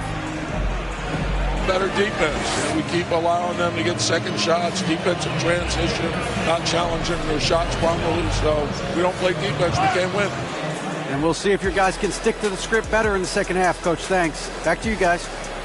All right, Dave, thank you. And time now for the halftime break with the third quarter soon to follow. Right here on 2K Sports.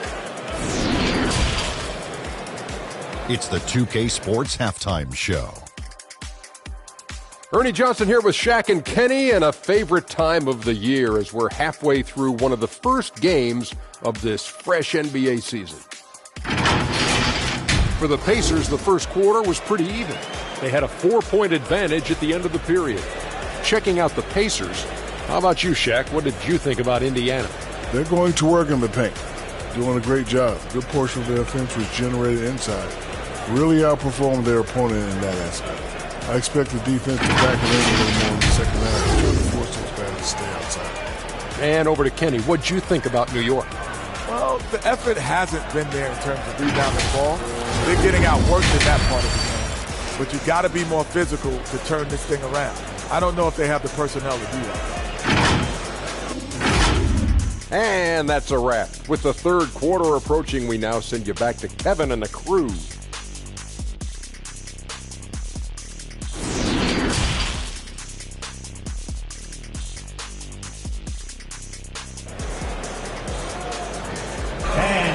And we've got third quarter of basketball for you. 2 quarters in the books. Nice game. Great performance by R.J. Barrett. And guys, we saw just how tough he can be with the step to the rim. Great job of just attacking that first half. Yeah, nice job of carving his way to the inside with some ease. Not much resistance out there.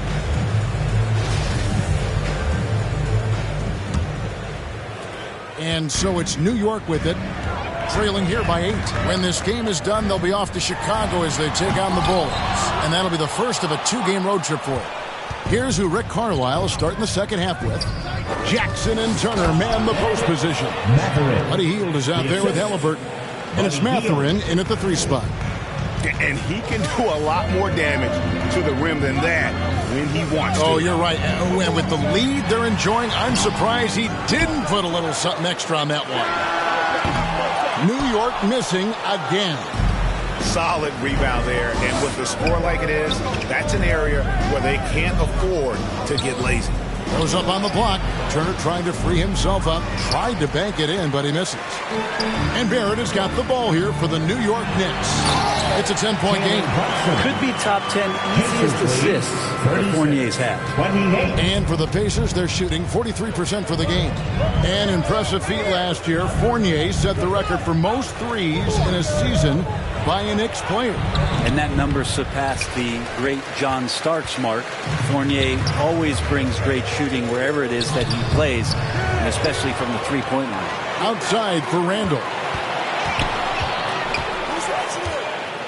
6 to shoot. Pass to Brunson. That's in. Coming off an assist from Randall. 10 points here for Jalen Brunson. And the coaching staff enjoying that as Randall is becoming a bit more of a facilitator. Pass to Hield. With the teardrop, Robinson with the block. The third quarter has not started well. Just 1 of 4. Barrett, no good.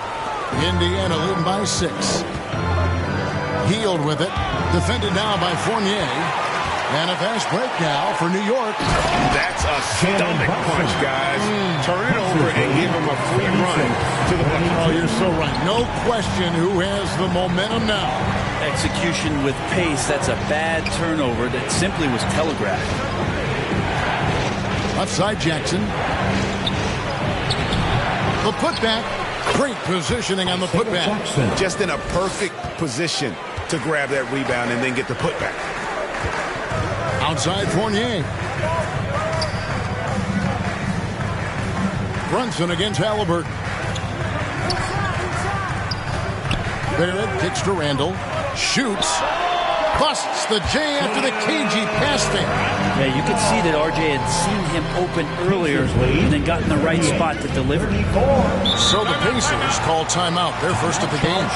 Whether things are good, bad, or indifferent, coaches will have adjustments to make throughout the course of the game. Yeah, not just there to pump up or to discipline players. You got to make sure that the coach makes the proper adjustments and has his team in the right mindset to carry it out.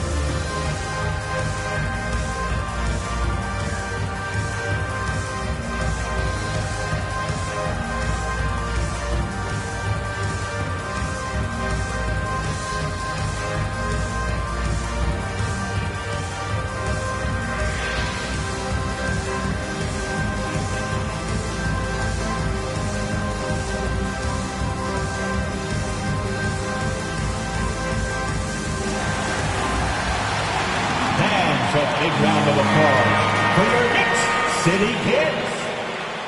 They are great, aren't they? Your Knicks City Kids.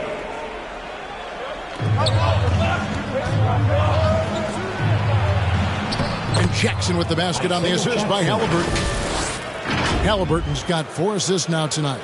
just can make it so much easier for your teammate when you throw that lead pass that gets to him right on the money, whether that's on the run or in the shooting pocket. Now here's Brunson. 12 points for him. Hield against Fournier. Got a piece of it. Brunson the pass to Barrett. Just 4 to shoot. Count it, and the Pacer lead has been cut down to just 4 points with a bucket from Randall. That's their third straight make off an assist. Hield outside. Brunson against Halliburton.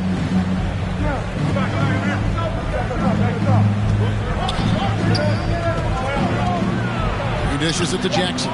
Hield the pass to Mathurin. And out of bounds as the Knicks gain possession. And now let's take a look again at that incredible rejection.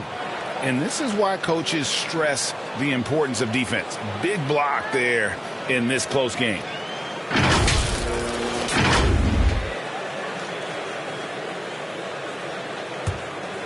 The Knicks have gone to even 5 of 10 on shot attempts in the third. Fournier finds Randall. Now Robinson. Knocked away. 2 free throws coming up, and they call the shooting foul. It's going to be on Isaiah Jackson. First team. Well, Randall can hold his own down on the inside with that physical frame. For New York, they have made the most out of their opportunities at the line. They have yet to miss in 7 attempts.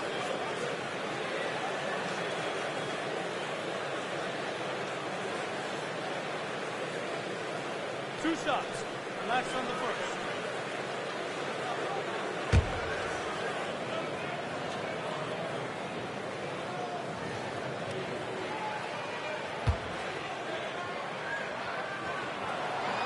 And he can't get the first one. And yes, there's been growth in Julius Randle and his game year after year, adding little things, but this big man focuses on playing to his strengths.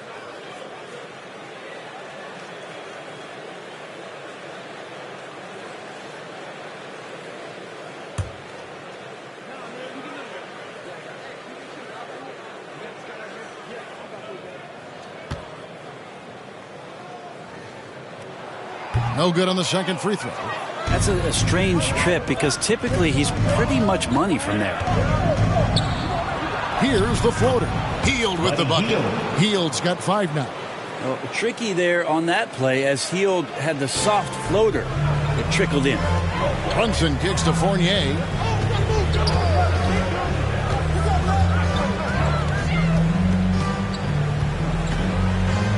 Passes it to Barrett. Shoots it. Trying to get open is Randall. Barrett, no good. Well, if you believe in the numbers, that mid-range shot is not a high-value shot, even with little or no defense on you. Well, there's no doubt that R.J. Barrett is a hard-working player and looking for chances to stay and get involved. He does a lot for his team out there on the floor. I mean, even from over here, you can see that one pretty clearly. Barrett's attitude, Brent, has helped him find early success in this league. And R.J. only the 8th player to record 2,000 points, 500 rebounds, and 300 assists, all by the tender age of 21. You almost forget how young he is, but he has made an impact here. 2 shots.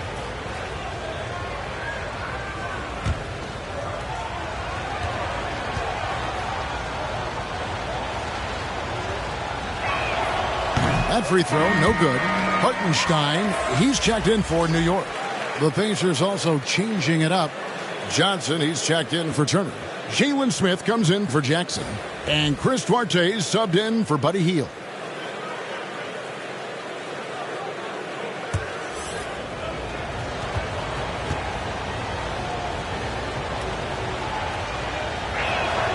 And he sinks the second.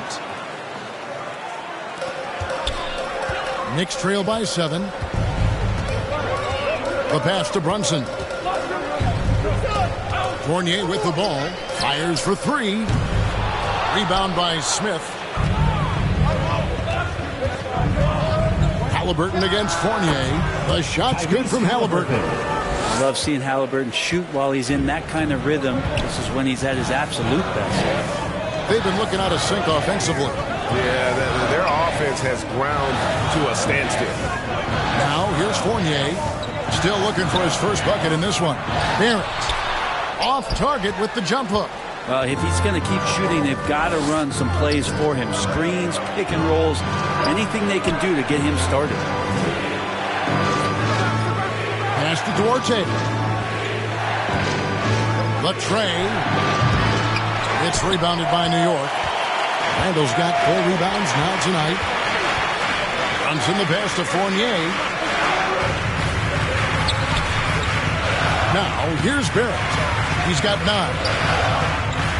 Back to Fournier. Randall kicks to Barrett. No good from outside. Yeah, one player sometimes can drag down your offense, and he seems to be an anchor here in this quarter. Mathurin, good. Another good play. This is how they built the lead, calling on the right guys at the right time. Basketball IQ is something that gets talked about, but its importance to a team showing up here, running plays that turn into scores. Pass to Duarte. Back to Halliburton. Johnson outside. And misses it off the right side of the rim. And guys, you've heard of overpassing. Well, that shot was an example of underpassing. Maybe they can find a way to establish some rhythm in the next few possessions with the extra pass. Now here's Randall. He has 6. Just 5 on the clock. Here's Brunson. Hartenstein passes to Randall. Good D by Johnson. Now, his poor shooting is a big reason that they're staring at this deficit right now. He needs to get on track if they're going to find a way to win. Guys, his consistency in terms of shooting has really helped them seize control. Passes to Barrett. There's 42 seconds left here in the third quarter. Hartenstein passes to Fournier. For 3, Barrett. They get it again. And with the success they've had rebounding the basketball, they're right where you'd expect them to be, firmly in the driver's seat. And the pass to Mathurin. Smith inside. He's defended by Randall. Banked in off the glass. Smith's got the lead up to 14 now for the Pacers. Randall surveying the D.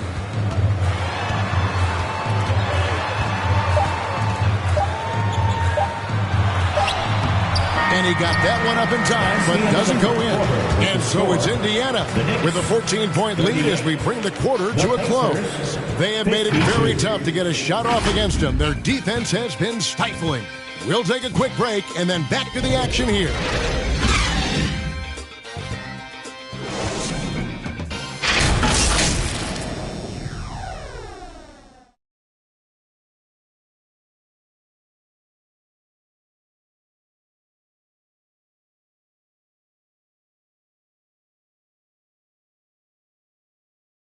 And let's take this chance now to show you the State Farm assist of the game.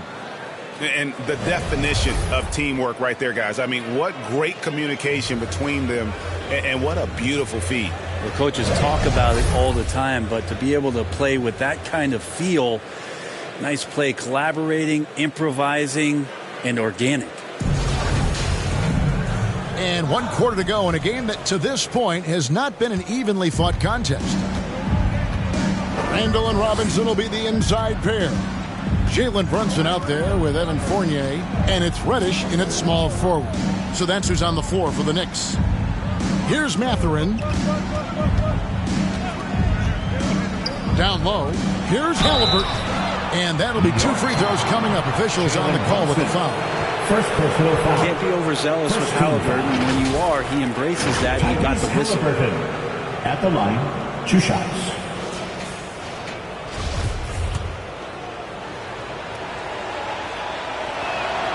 First free throw is good.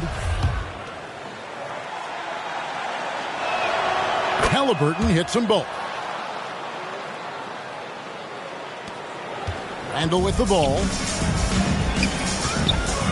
Pass to Brunson. Now Reddish.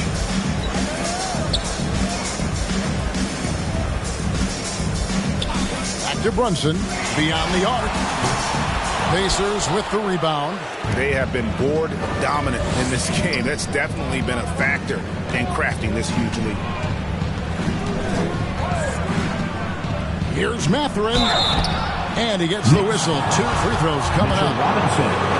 It's on Mitchell Robinson. I'll tell you what, he earned his money on that foul. Rose, he's checked in for Jalen Brunson. 2 shots. He hits one, then misses the second attempt from the free throw line. From 10 feet out, Rose can't hit. Yeah, my expectations were that he was not going to miss that one. He handles that kind of defense, especially on the inside. Here's Halliburton. And foul on the shot, so he'll get a chance at the line. Second personal. Savvy move by Halliburton. Sees opportunities so quickly for a young player. And New York making a change here. Quickly is checked in, and he makes both free throws. Fourth quarter still young, just over a minute play. They've been struggling here on offense. Yeah, a bit of a dry spell for sure. Outside Rose.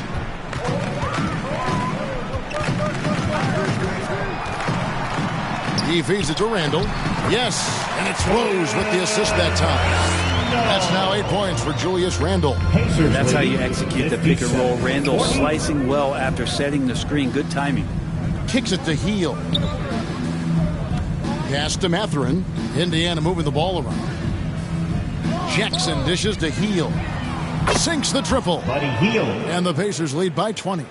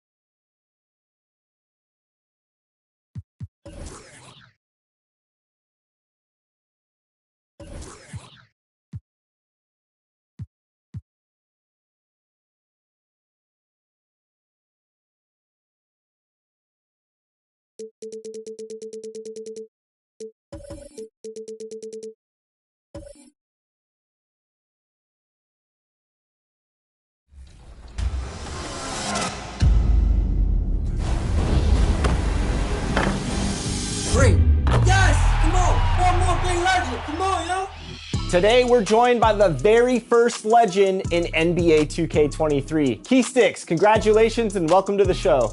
Yeah, no, thank you for real. This has always been like a dream of mine to be on here, so this is crazy.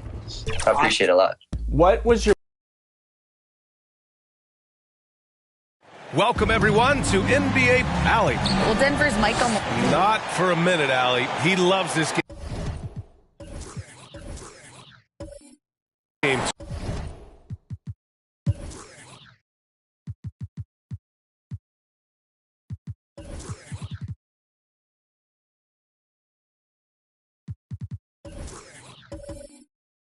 Too much.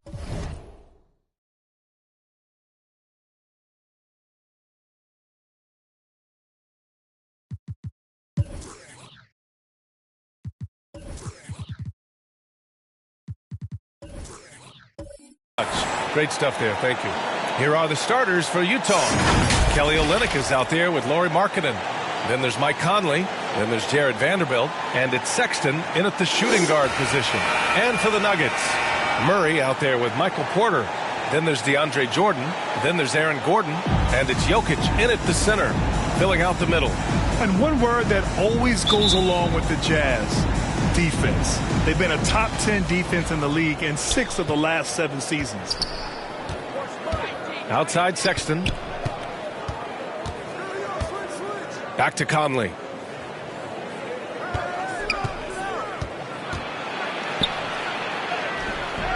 The shot misses.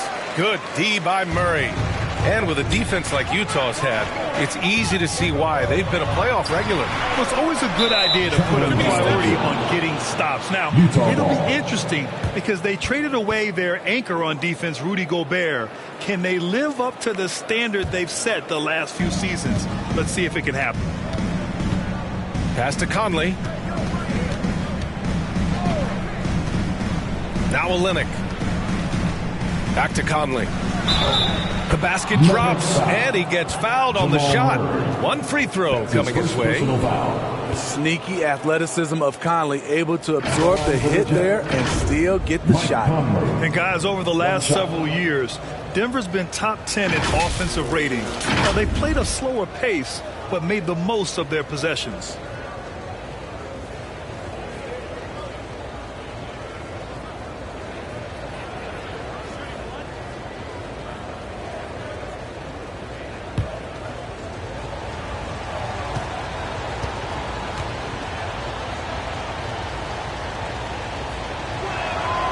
Free throw drops for Conley. Boy, this Denver team, great offensively over the last couple of seasons. How so?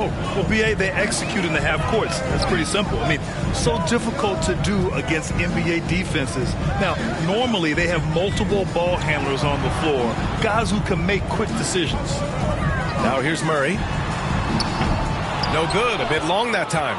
Can't fault the play call. Even though he couldn't convert, that's a good shot. And here's Denver. It's a three-point game. They came away with a victory in their last meeting, which, by the way, was also in this building. Oh, boy. Throughout the game, they got after it defensively and forced a lot of turnovers, too. They had active hands on the defensive end, and it paid off. A lot of easy baskets and transitions because of that. Here's Sexton following the score by Denver. Marking it outside. Back to Conley.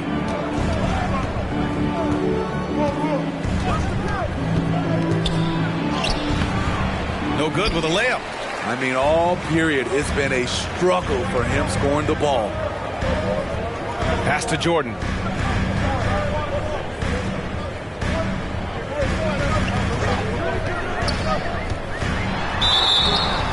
And you can count it. He'll go to the line with a chance at a three-point play. When you are dealing with DeAndre, you just have to wrap him up sometimes and hope he misses, because he is one of the most powerful players in the league. Line for Denver, DeAndre Jordan at the line for one. Mind the lanes. One shot.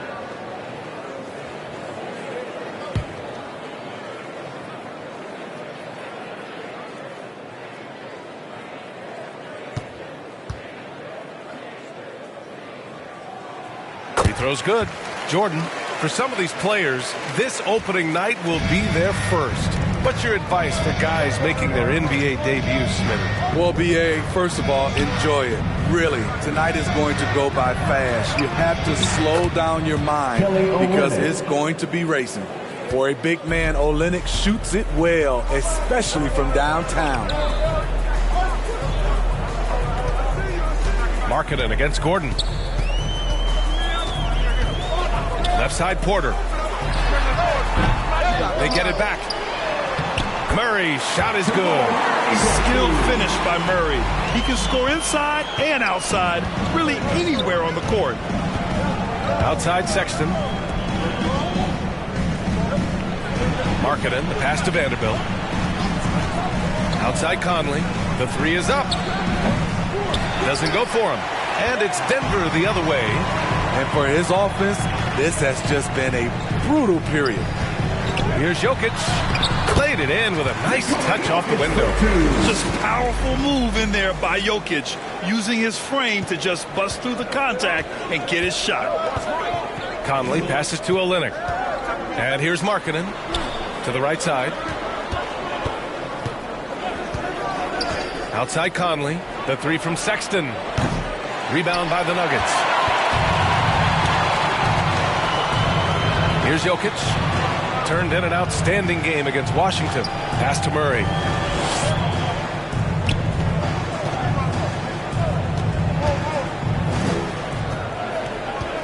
Back to Jokic. Clock at 4. Shoots. And And there's Murray. That one's good. And the assist by Jokic. Murray's got 6. The unique passing skills of Jokic, just fantastic at realizing when one of his guys has a clean look at the basket. Now here's Markkanen.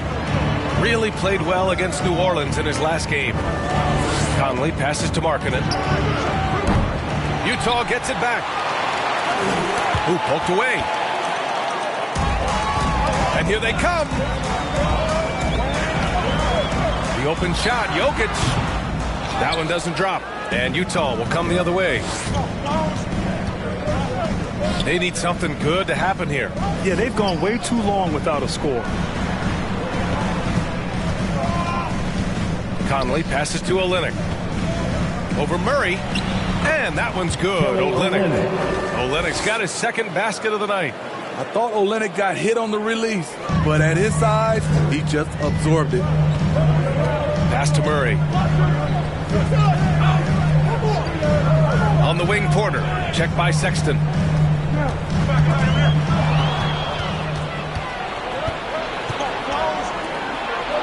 Murray against Conley. Here's Vanderbilt. The kick out to Conley.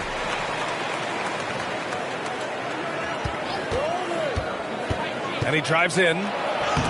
Gets to the rim for 2 with the D all over him. Conley's gotten his second bucket of the game. Love the effort from Mike Conley, not letting the defense get the best of him down low. The Nuggets have gone 5 of 8. Solid opening quarter for them. Now here's Jordan. And the arms of DeAndre just never end. He is a real threat to score, and the defense has to take him seriously. Well, when we talk home court advantage, you think the Nuggets have the best in the NBA? I think so, B.A., and it has to do with geography. Denver is at altitude, and that's hard on your body, trust me, I know. And they're isolated from the rest of the league, so it always is a long trip out there as well. Take a break. Take a break. 2 shots.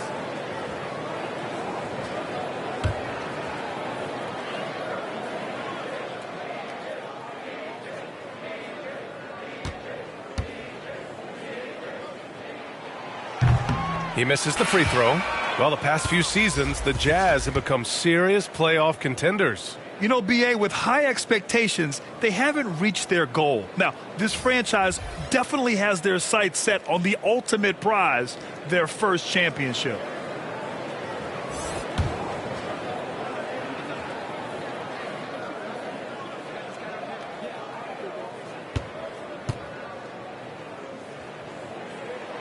No good on the second free throw. And for all the developments Jordan's made to his game, free throw shooting remains a challenge. Poke loose. Right side Brown. And that one drops for him. So good at the rim. A slow defensive rotation leads to the easy lay. Pass to Clarkson. Here's Horton Tucker.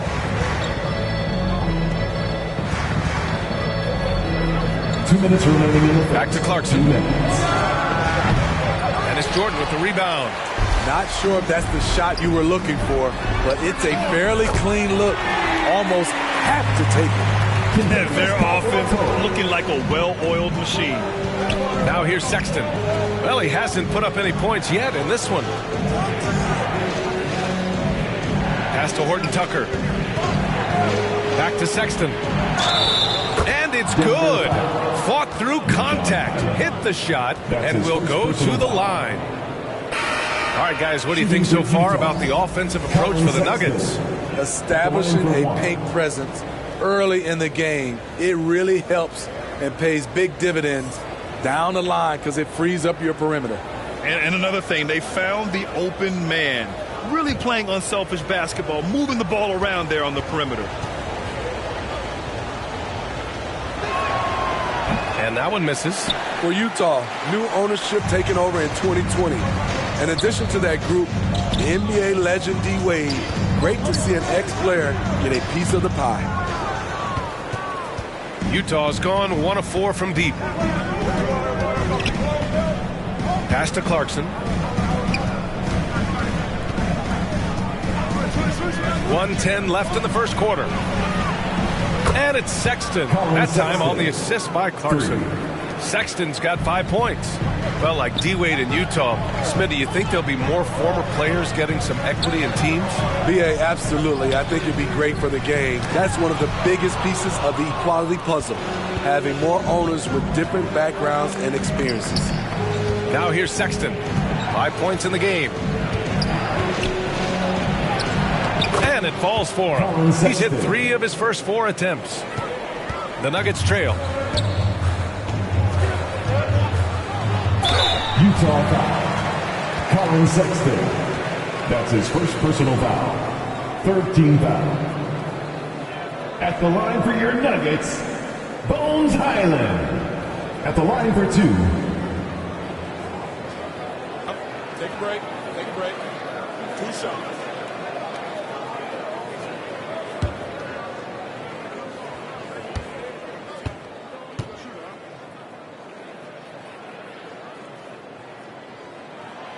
First one falls. Beasley's checked in for Utah.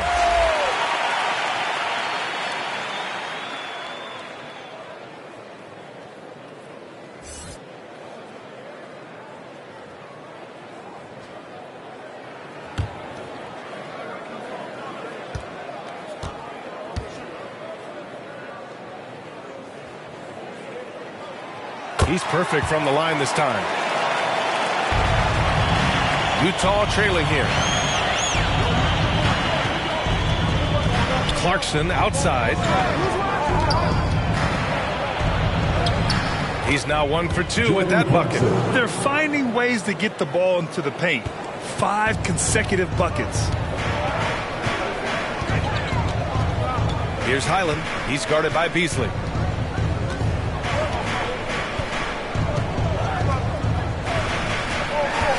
Here's Hyland. And another miss by Denver. 1 second left. No good. Misses at the buzzer. Well, a good close contest so far as we finish the first quarter. It's the Jazz leading by 1. And we'll bring you the start of quarter number 2 when we return.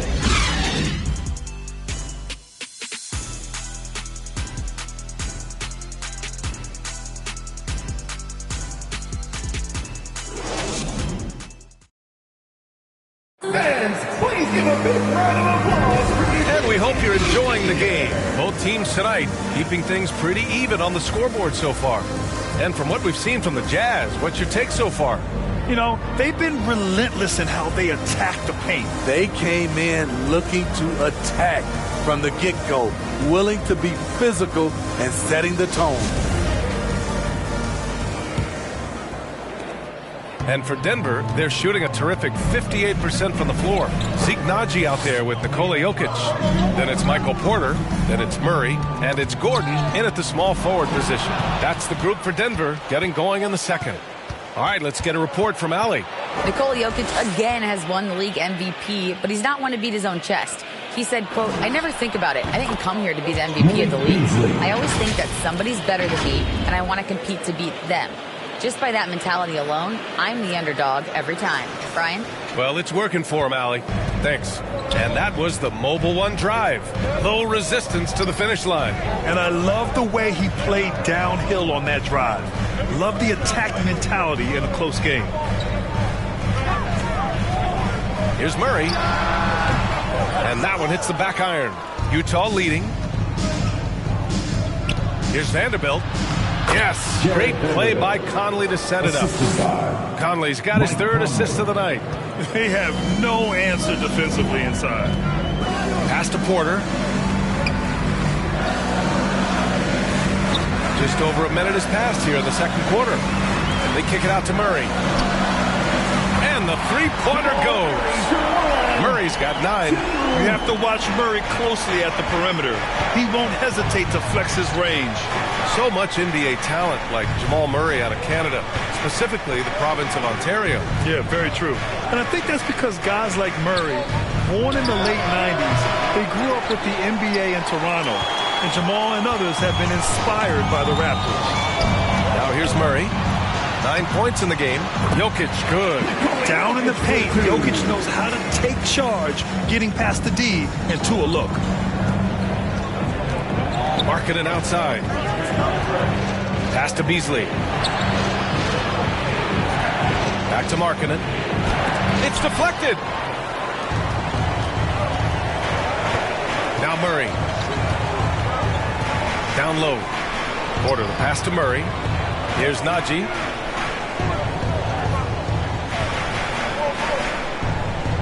Gordon with it.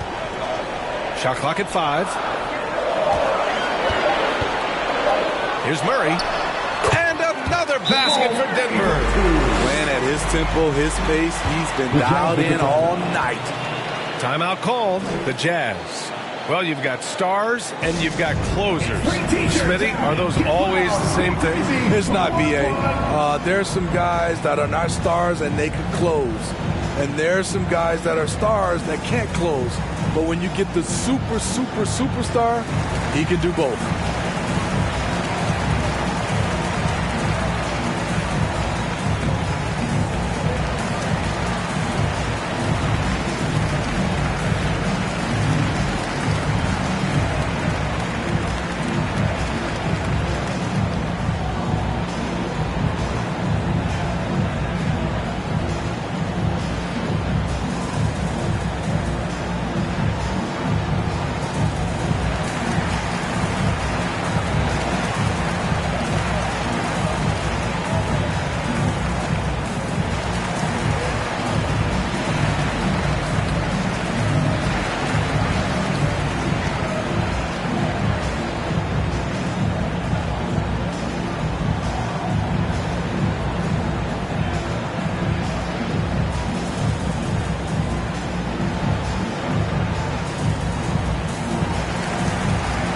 Jordan's checked in for Najee. And Utah with a change here, too. Sexton's checked in. Quarter 2 and just under 2.5 minutes gone by. Pass to Markkanen. Right side Vanderbilt. To stop the run. Can't get it to drop. Great D that time from Jokic. For Denver, they've gotten 3 of 4 field goals in the second quarter. Over to the left wing. Now Jordan.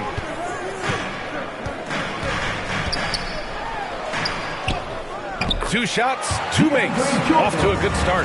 And DeAndre has really beefed up his body over the years, remaining ready for whatever the defense throws his way. Outside Sexton. Markkanen against Gordon. Pass to Conley from the arc. Rebound by the Nuggets. Jokic has got 4 rebounds now. Outside Porter. Olynyk against Jordan. And he was fouled while in the act of shooting, so he'll take 2 free throws. That's his second personal. It's going to go on Kelly Olynyk. When DeAndre gets the rock close to the rim, the defense pretty much has no choice but to foul him. Just a big, long, and athletic center.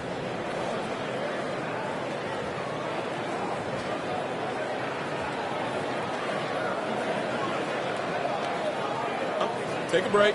Take a break. 2 shots.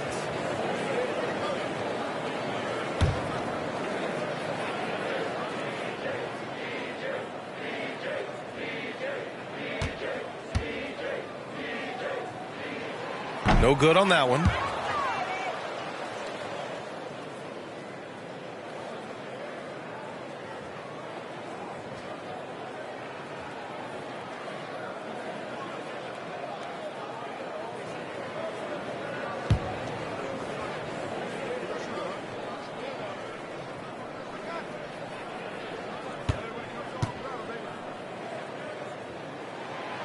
So he comes up empty, missing both.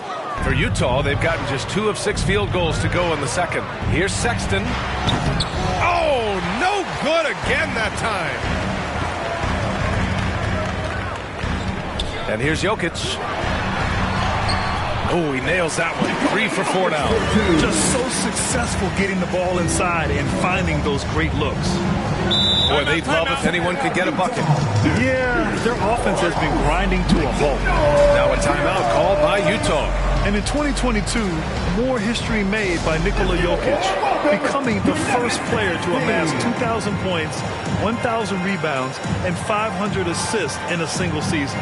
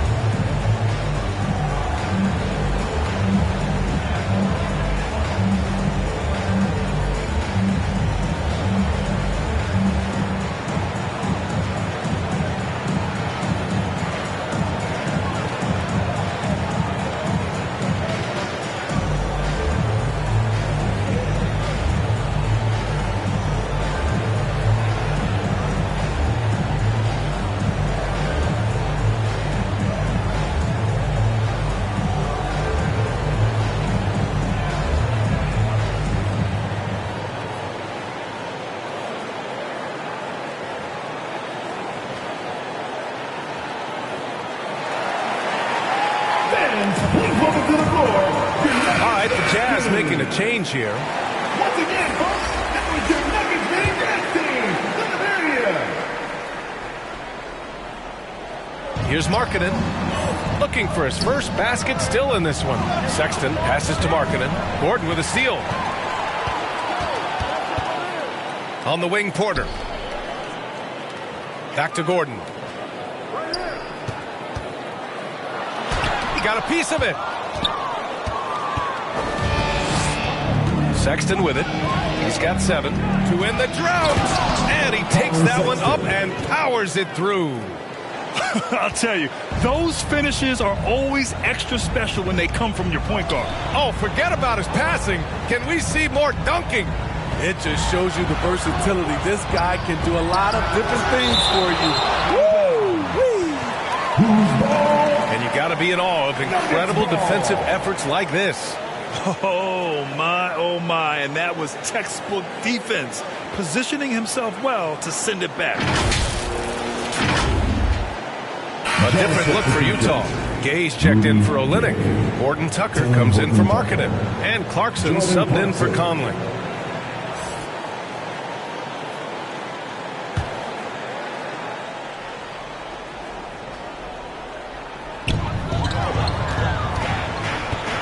Here's Jokic.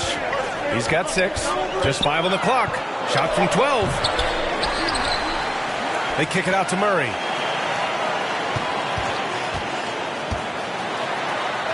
Got a hand on it, and he's able to get it back.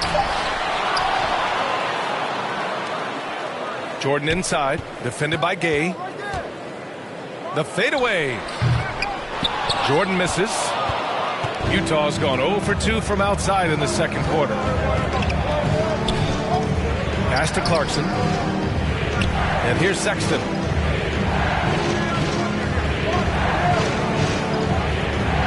Back to Clarkson. Takes a 3. It's hauled in by the Nuggets. Jokic has got 6 rebounds now in the game. Now here's Gordon.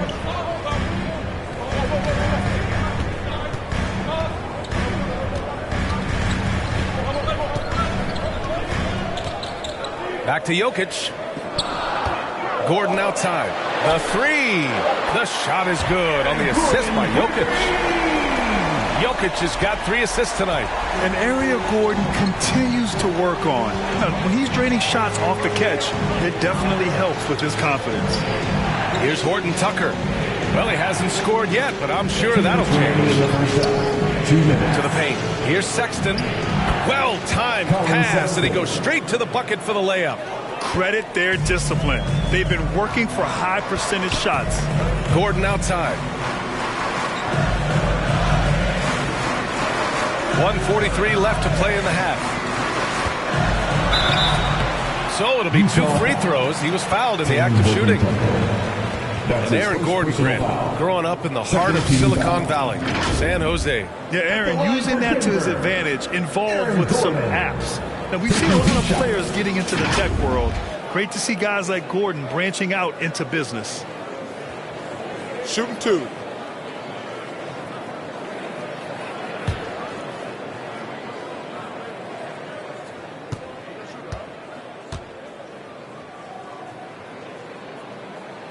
First free throw is good. And talking about Gordon, just a freak athlete and ferocious dunker, a valuable role player on this team. For the Nuggets, Green's checked in for Jokic. Caldwell Pope comes in for Michael Porter. And it's Highland in for Murray.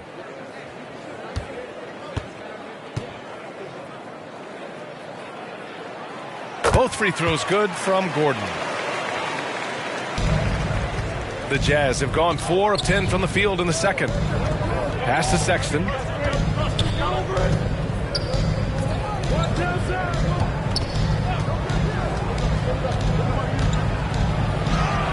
That's basket number 6 in 8 tries. Want to score in the NBA? Picks can really force the D to make tough choices. Here's Highland. Outside, Green. Inside. Out to Gordon. Pass to Highland. Just 5 to shoot. Here's Caldwell Pope. He's covered by Clarkson. And Caldwell Pope gets it to go. Defensively, you have to tighten up on him or suffer the consequences. Clarkson with the ball. Back to Horton Tucker. Nice start for him. Sinking his first shot. Doing work inside. Nice finish by Taylor Horton Tucker. On the wing, Green. Gordon outside. On the wing, Caldwell Pope. And the Nuggets getting another bucket to fall. 15 seconds left in the second period. Here's Clarkson. Pass to Horton Tucker. Second chance shot. Misses off the left iron. Empty possession, and you don't want to miss these easy looks. And so it's Denver, finishing the quarter with an 8-point lead. What has them in front right now, by and large, they're taking great shots. Right, Allie's ready to go. She's courtside. Hey, Allie. Thanks very much. I'm here with Mike Malone, and Coach, evaluate this team's execution offensively for me. Well, I think we're at our best when we can get out and run, but also play downhill. It's a simple game for us. When we defend, that gets us out to run. Now we can play downhill, attack, and share the ball. That's when we're at our best. Keep it simple. Thanks, Coach. Thanks very much, Allie. And, folks, we'll be right back to start the second half of this game. The 2K Sports Halftime Show. Ernie Johnson here with Shaq and Kenny, and a favorite time of the year as we're halfway through one of the first games of this fresh NBA season. A pretty close game for the Nuggets throughout the first quarter. And in that period, the most they trailed by was 3. After a solid second quarter, they built their lead to 8 at halftime. And Shaq, what did you see out there from the Nuggets? They're running some great offense right now, working the ball in the good spots, taking what the defense gives them, not forcing them shots. We'll see if they can maintain that discipline in the second half. And Kenny, let's get your input on the Jazz. Well, they have to improve their defense. Guys were getting burned on the perimeter. They wouldn't put a hand up, as my man used to say, hand down, hand down. Oh, you got to get some help. That pretty much covers everything on the shot. You think they played their best? No way, no way. And that does it for our halftime show. We now take you back to Kevin Harlan for the start of the third period.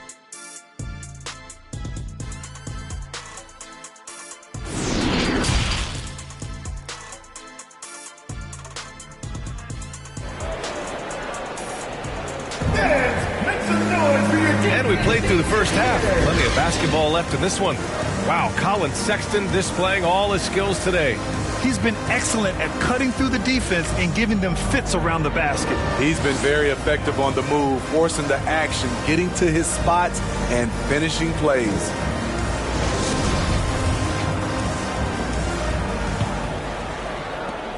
Denver in the lead. Kicking off the second half. Here's Will Hardy's 5. Colin Sexton out there with Mike Conley. Then it's Lauri Markkanen. Then it's Kelly Olynyk. And it's Vanderbilt in at the 5, roaming the paint. Now here's Jokic. 6 to shoot. Here's Murray. Here's Jordan. Uses the glass to finish the layup. Jordan's got 7 points in the game. They really have a commanding lead, not just in points, but in rebounds as well. And the call will be against Nikola Jokic. That's his first foul. And now it's time to take another view of that huge swat. Oh, now that was a block. Some much-needed energy there to jumpstart them back into this game.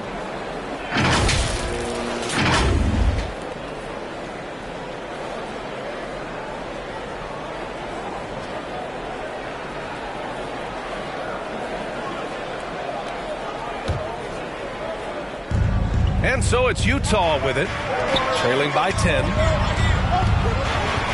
Conley passes to Vanderbilt. Got a piece of it. 5 on the clock. And here we go. The Nuggets on the fast break. Porter against Sexton. Porter's shot is off. Missed opportunity. It's a makeable shot for him. He just can't get it to go. The offensive rebound. For Denver, they've gone just 1 of 3 in the second half. Pass to Jokic. And they double up Jokic. For 3, Gordon. The shot is good on the assist by Jokic. Jokic has got 4 assists in the game. Nice work by Gordon, stretching the floor, opening things up with his range. Now here's Conley. He's got 5. And here's Sexton. To the inside. That is now his 7th field goal and 10 attempts. Impressive. Man, he's been on point, not forcing things, getting the most of his looks within the flow. That was another look at our Mobile One drive of the game just a moment ago. You're toasting the defense and getting in close. They'll take possessions like that one all day. Here's Porter. Boy, he's been patient so far. Nothing yet on the scoreboard. Jordan, the pass to Porter. Pass to Murray. Up and over Conley. They grab their own miss. Here's Jokic for 3. Gordon tries yet again. Jokic, good. Jokic has got 8. I love how Jokic is just relentless on the glass. His effort level has been special. Here's Sexton. Puts up a 3. The rebound by Murray. Pass to Jokic. Sexton against Porter. And here's Gordon from the arc. That doesn't go either for Gordon. And I'm surprised that didn't go down. I mean, I'm sure he is too. Here's Sexton. Blocked. Only 1 for 4 in this half. Sometimes it's execution. Sometimes the shot just don't go down. Outside Murray. Pass to Porter. Gordon outside.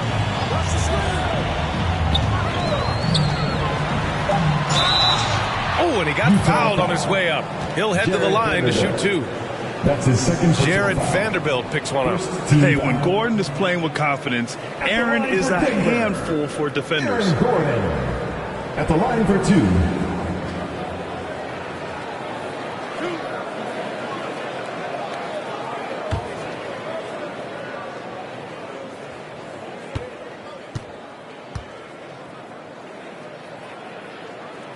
That free throw good from Gordon. Najee, he's checked in for Denver. Brown comes in for Jordan. And Utah with a change here too. Beasley's checked in for Sexton.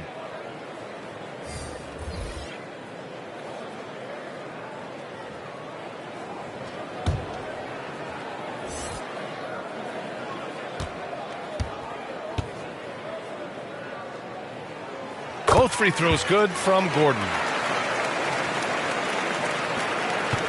For Utah, they've gotten only 1 of 4 shots to fall in the second half. Markkanen against Brown. Beasley outside. Clock at 6. And there's the foul. It'll go on Aaron Gordon. That's his first foul. His first personal foul. Second team foul.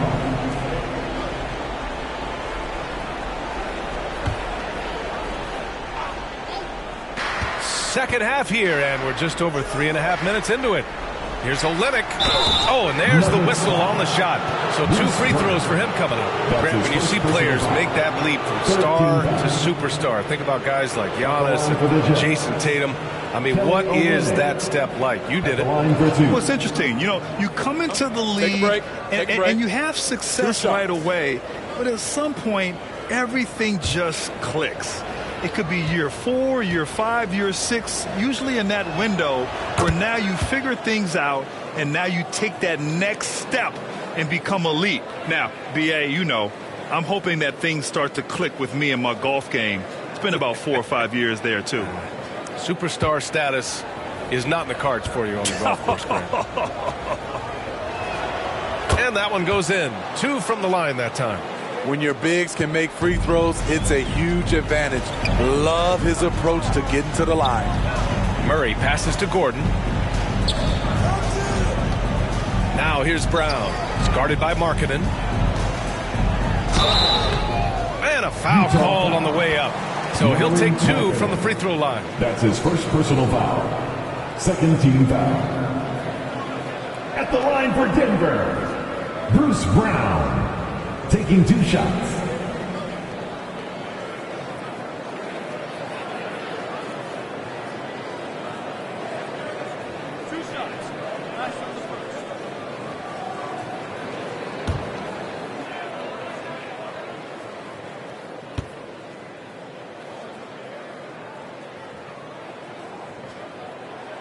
The first free throw is good.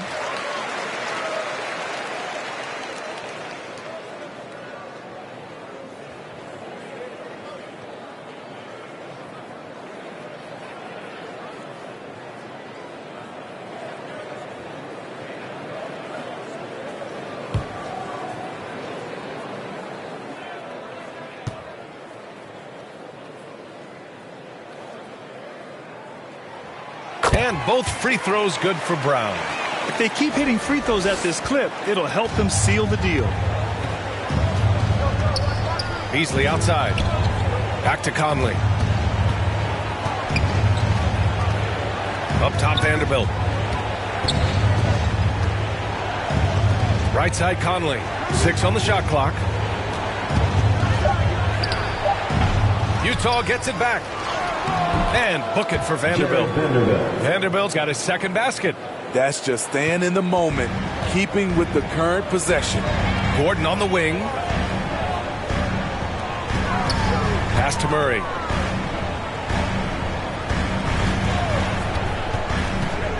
Up and over Conley. Murray's shot is good. Murray's got 13. We've seen this before from Murray. In big games, too, a dynamic scorer. Here's Markkanen, defended by Brown. Left side, Olynyk. Oh, they get a hand on it. Gordon with a steal. And here we go. The Nuggets on the fast break. Up ahead. And Gordon with the big finish. The combo guard, Murray, capable of hurting you with his scoring as well as with his passing. Utah calls timeout. It may be a player's league, but the coaches obviously play a big part as well. Yeah, if that weren't the case, you wouldn't see so many coaching changes in the offseason.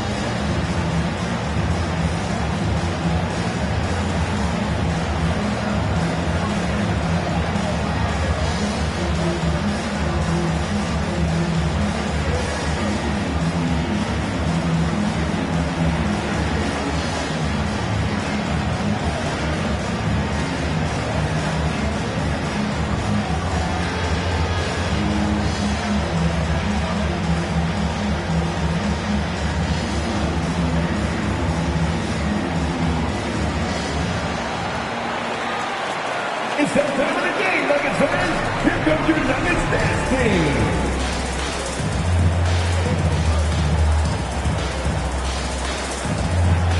For the Nuggets, Green's checked in for Gordon. Caldwell Pope comes in for Porter Jr. And it's Highland in for Jamal Murray. Gay's checked in for Utah. Horton Tucker comes in for Olynyk. Now here's Beasley. Defense right on him. Pass to Horton Tucker. Gay right side. And the foul is called. He missed it, so he's got a couple of free throws coming his way. In recent years, we've seen the evolution of Rudy Gay. He's transitioned from a starter and a go-to scorer to an important option off the bench.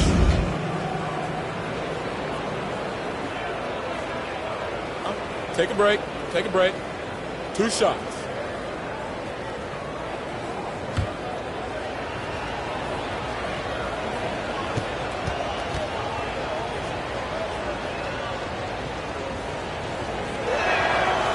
He's off on the first.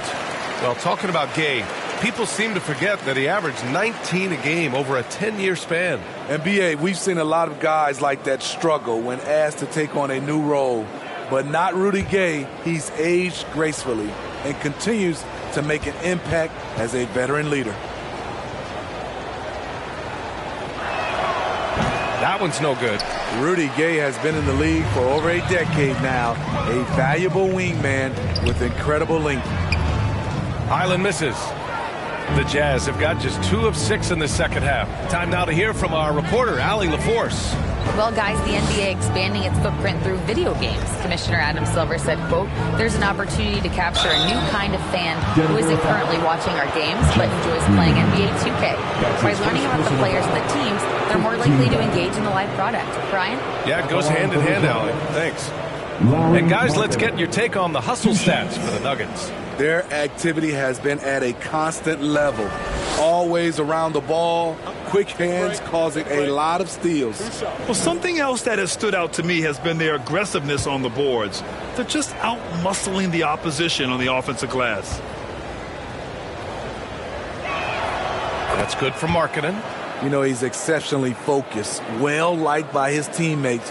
Markkanen looks to be a centerpiece for the future.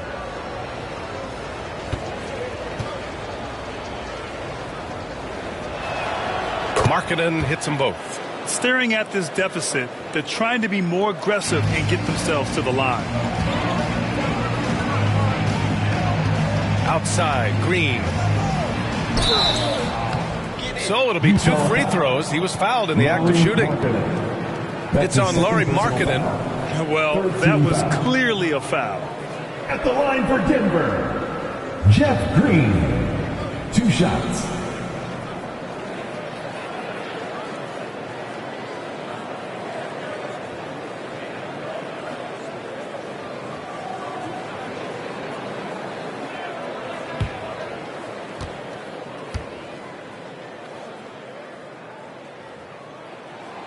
Free throw good. Green.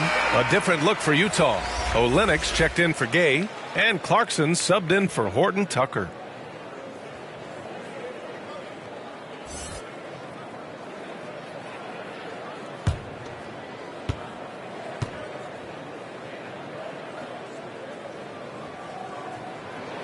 That misses, so he splits the free throws. And for the Jazz, they're shooting about 43% on this one. Beasley, pass to Clarkson. Markkanen with it. Green covering. 2 minutes. Markkanen against Green. Down to 5 on the shot clock. Beasley for 3. Sinks the tray. Beasley's got 5. The height to see over the defense and the unselfishness. Terrific pass by Markkanen. Green in the post. Markkanen's there. Green in the post. It's guarded by Markkanen. And there it is for him. Looks like we're starting to see a pattern here. Not afraid to get in the paint and get wet. Beasley outside. Pass to Clarkson. Lets a 3 fly. Rebound by the Nuggets. Naji's got rebound number 5 here tonight. Outside, Green. Here's Caldwell Pope. Takes the three. The rebound by Markkanen. Markkanen's got his 5th rebound in this one. Beasley outside. Clarkson with the ball. Drives to the hoop. And he got the whistle on the way up. So he'll be headed to the line for a pair. That's his 2nd personal foul. I mean, Jordan Clarkson is huge in the Philippines. His family with roots there, traveling out to Manila with NBA Cares, drawing huge crowds. Taking 2 shots.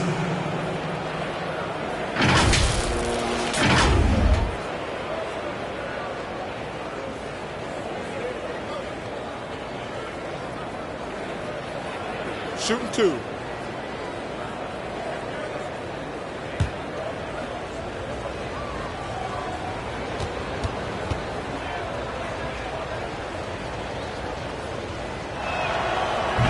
That free throw misses. Jordan's checked in for the Nuggets. Sexton's checked in for Utah.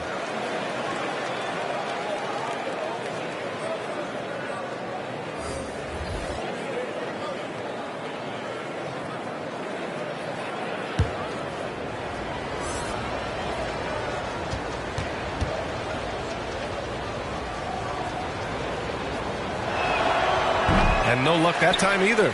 Rare sight. How often does he fail to capitalize at the line? Caldwell Pope. And he was fouled while in the act of shooting, so he'll take 2 free throws. That's his 2nd personal foul. That's on Colin Sexton. At the line for Denver, Kentavious Caldwell-Pope, taking 2 shots.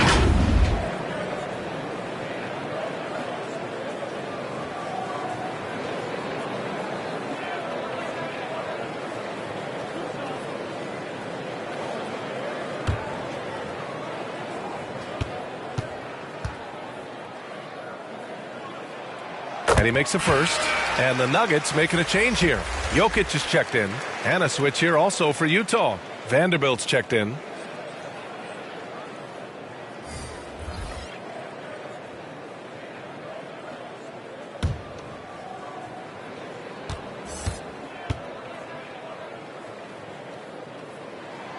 And so he makes both from the line.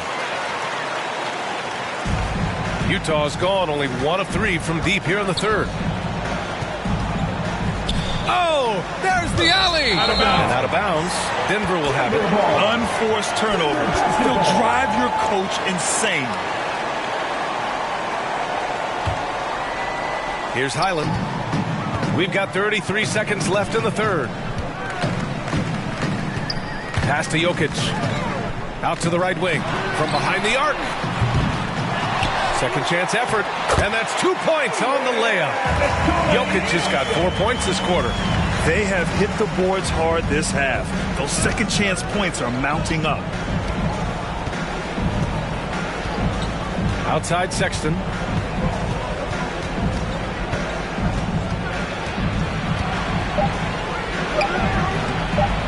Here's Vanderbilt. It's good! It's good at the buzzer! Wow! And credit him for understanding the situation and coming through. That is situational basketball. It takes a good understanding and good execution. And so it's the Denver Nuggets, leading by 17 at the end of the period. They're getting quality looks, and that's why they're shooting at such a high clip. We're coming right back. Don't go anywhere.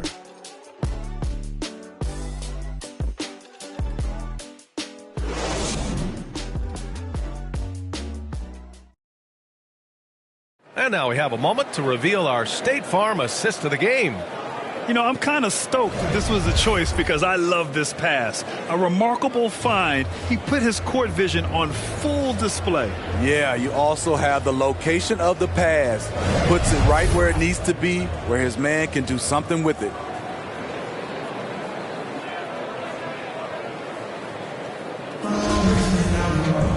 And there have been 2 very different performances from these teams today as we get going in quarter number 4. Aaron Gordon is out there with DeAndre Jordan. Then there's Nikola Jokic. Then it's Michael Porter. And it's Murray in at the point guard position. That's the group on the floor for Denver. And their physical dominance has been on display. A 10-rebound advantage is a good indicator of how this game has gone. Jordan, the pass to Porter. Back to Jordan. Pass to Porter. Shot clock at 6. The Nuggets need to get one up. Offensive rebound. Jokic. And the shot counts. He's fouled, and it's a chance for a three-point play. Jared Vanderbilt. That's his third personal foul. First team foul. At the line for your Nuggets, Nikola Jokic. One shot.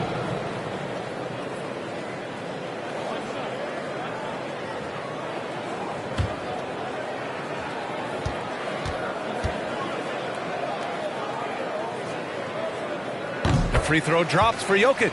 Well, Grant, the NBA has led the way when it comes to diversity and representation in high-level jobs. Grant, what are your thoughts on it? Yeah, B.A., I love this. I mean, the NBA really, truly has been a leader when it comes to this.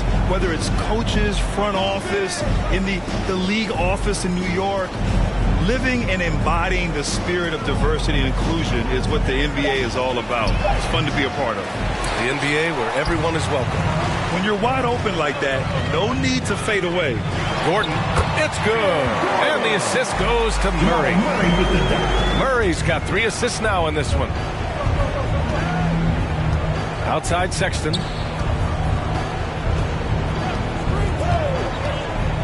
Pass to Olynyk. Now here's Markkanen. 5 on the clock. Here's Conley. It's hauled in by the Nuggets. Jokic has got rebound number 12 here already in the game. Now Jordan.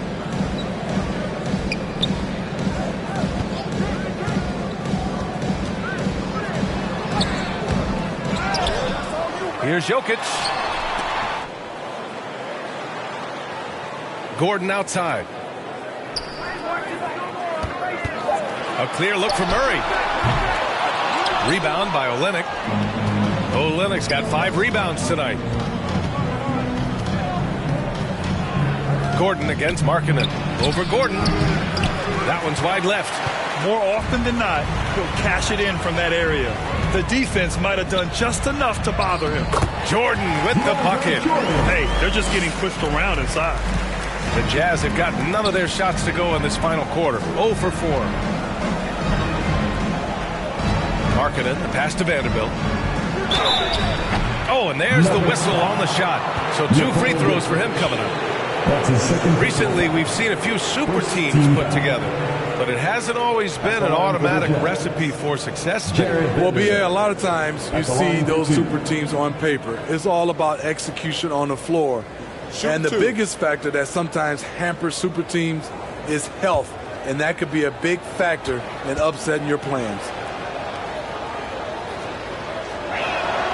And he knocks down the first one.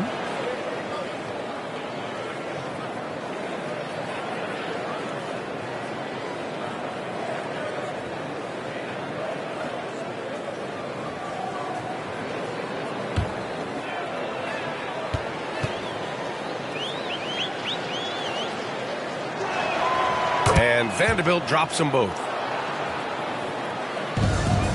The Nuggets have got 3 of 6 shots to go in this fourth quarter. Pass to Jordan. And here's Gordon.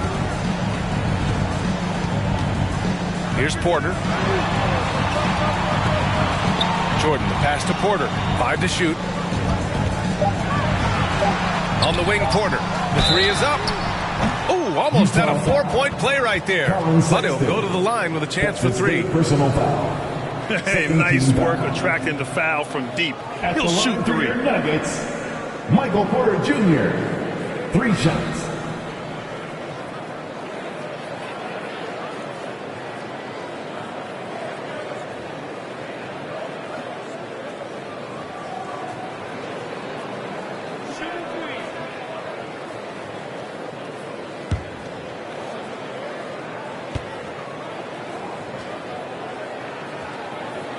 That's good from Porter.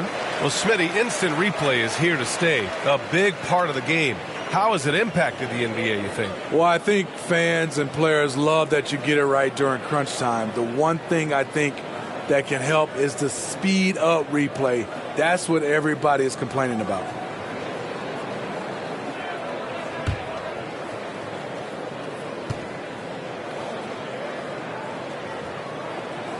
He does not get the second one.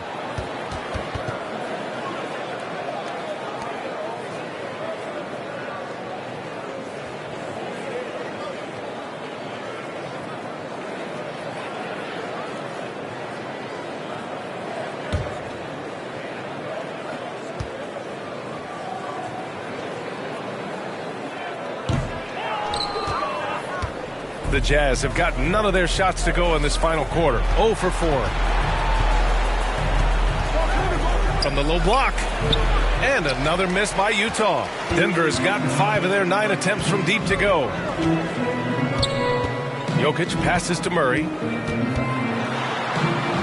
That falls. Nice feed from Jokic. Jokic has got 5 assists tonight. Well, Jokic is the passing big man. The assists he racks up from his position are something else. And no lack of aggression on that move. Good for the 2K drive. And this is exactly what you love to see. Up big, not letting up, keep on applying pressure to their defense. Timeout called, the Jazz. Yeah, hoping to tap into something that'll get them clicking. Yeah, these guys need to work together as a team, as a unit. Try and carve out some easy buckets.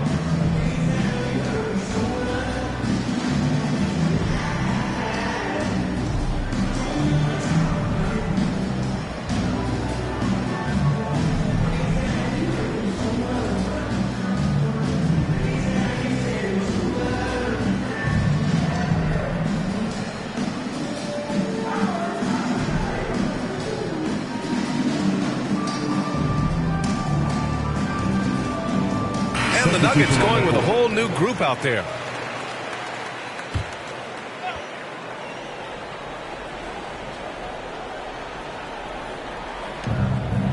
Pass to Horton Tucker.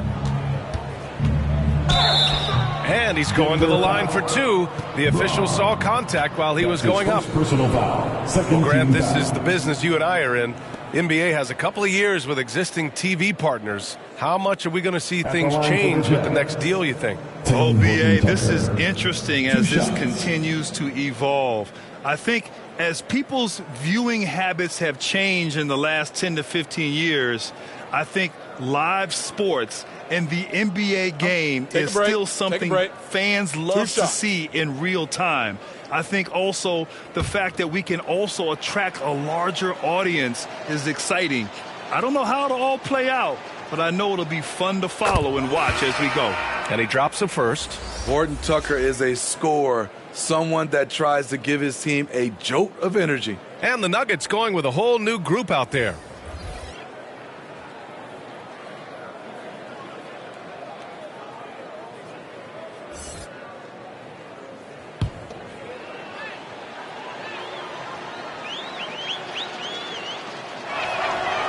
He makes 1 of 2 that time.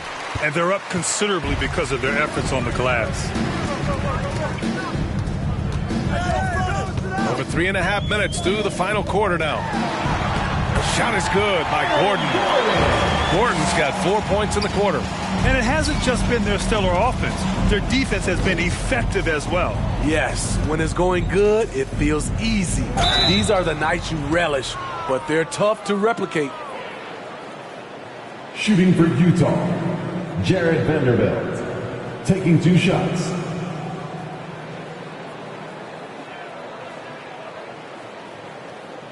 Take a break. Take a break. 2 shots.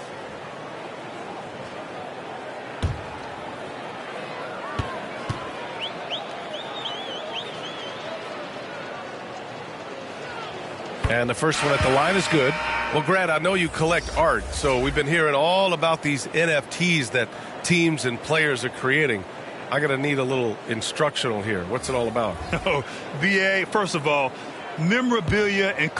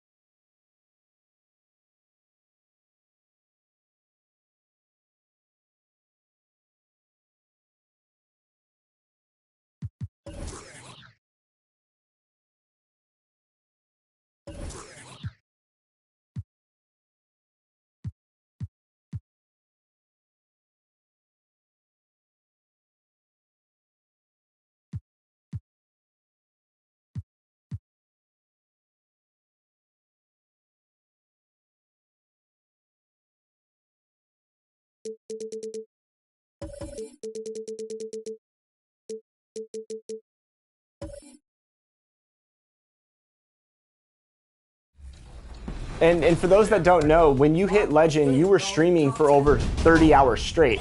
So I have to know, what was keeping you fueled during that 30-plus hour stream? Because that is like a lot of mental focus. Honestly, my mom was just bringing me like milkshakes and like bagels. As long as like I love what I'm doing and I'm doing well in it, she's always supportive and she's the best. So look at how fast I'm moving. And I love that the community's been really receptive to you hitting that. And getting mentally prepared to compete.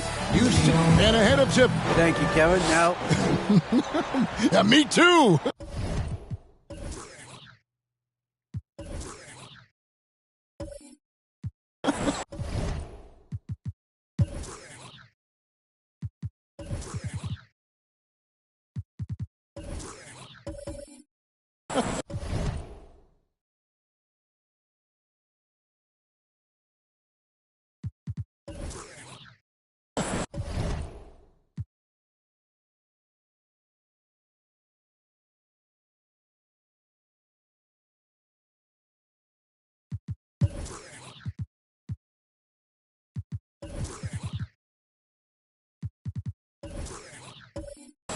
Thanks, David. And a look at the starters for the Hornets. They've got LaMelo Ball, Plumlee out there with Williams, and it's Hayward, and it's Oubre in at the 3 spot. And for Memphis, at the forward spots, it's Brooks and Jackson Jr. Then it's Morant, and then there's Steven Adams, and it's Konchar in at the shooting guard. Well, we're finally here, Richard. It's opening night in the NBA. Did you still get some jitters once you were in the league a few years on opening night? Yeah, I always got jitters until I scored my first basket of the season. When I scored my first basket, then I kind of calmed down. But I'll tell you what, I got some butterflies tonight just calling this game. It doesn't matter if you're a rookie or a 15-year vet. The first game of the season always makes you feel a little different. Well, I'm glad we're calling it together. This should be fun. Oh, let's go. 2 points. That one goes. A point guard with length. Morant can do a little bit more than just handle himself inside. Oubre kicks the ball. Charlotte moving the ball around. And it's Williams finishing it off. Nothing soft about the putback there. And why chance it, right? Take the dunk if you got it. And that's his MO. Be physical, get in position for the putback, and throw it down. The defense got to know that's what he's looking to do. Now here's Morant, coming off a stellar performance against Milwaukee. One of the most dynamic passers to enter this league in a while. Morant, this man is in full control of the offense. Morant against Ball, passes it to Williams. Plumlee trying to break loose. And here's Brooks. He'll bring it up for the Memphis Grizzlies. They came away with the victory in their last meeting, which, by the way, was also in this building. And the last time these two met, they were able to get a big win because of that bench production. Second unit might be a factor in this one as well. Yeah, the reserves added another dimension to their offense, and the opposition had no answers on how to slow them down. And they call the foul, so he's got the and one chance here to make it a 3-point play. So Adams will go to the free throw line. It's going to be on Mason Plumlee, and this is his first trip to the line tonight. At the line for your Grizzlies, Steven Adams, shooting 1.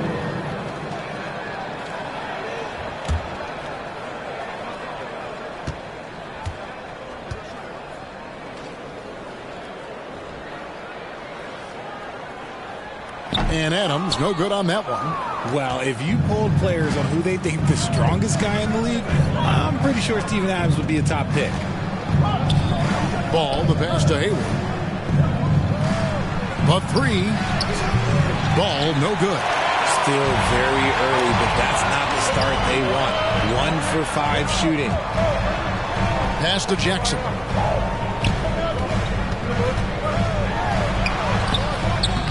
The Hornets pull it in. And for Adams, his strength makes him difficult, Richard, to deal with. Oh, yeah, it's the absolute worst. He sets some of the hardest screens in the league, and he's been one of, if not the best offensive rebounders for over the last decade. Look, it takes multiple people to box out that large human. And he comes up with the deuce. And once he got to the 10, I think he was surprised to find himself that wide open. Easy possessions like that literally are just a gift. You just dream of them. He'll gladly take those. Jackson kicks to Brooks. From about 16, and the shot is long. Charlotte's gone 0 of 2 from deep here. Oubre with it, guarded now by Jackson. Launches it. Oubre can't get it to go. And Morant's got the ball here for the Memphis Grizzlies.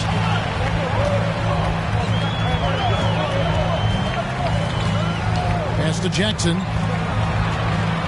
Over Oubre. And again, Memphis no good. For Charlotte, they've gone just 2 of 8 shooting so far, just 25%. Oh, a nice defensive play to disrupt the alley-oop. And here we go, the Grizzlies on a fast break. Brooks misses. He just looks off this quarter. Looks like he's forcing it a bit right now, a little bit in his head. To the inside, ball. The putback, it's good on the putback. It's all knotted up. I tell you what, he was on a mission on that possession. Did not stop working until he got it up and in. And the Grizzlies call their first timeout of the game. Adjustments are a part of the game, and the coach sees something he doesn't like here. Yeah, this is a good opportunity to get your group together and make sure everyone is on the same page. Give it up for a goal.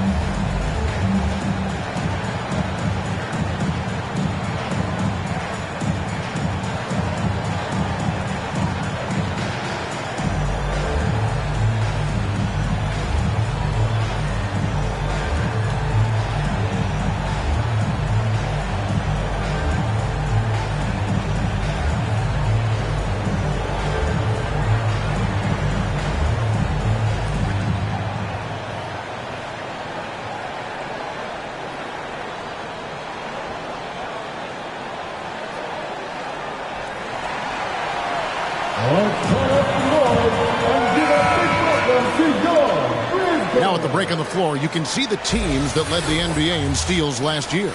Number 1, the Grizzlies. 5th on the list, the Hornets. Both really good defensively last season, and that showed up in those steals numbers. Brooks against Oubre. Brooks, the pass to Jackson. Brooks feeling it out a bit. 5 to shoot. 3-pointer. And another miss by Memphis.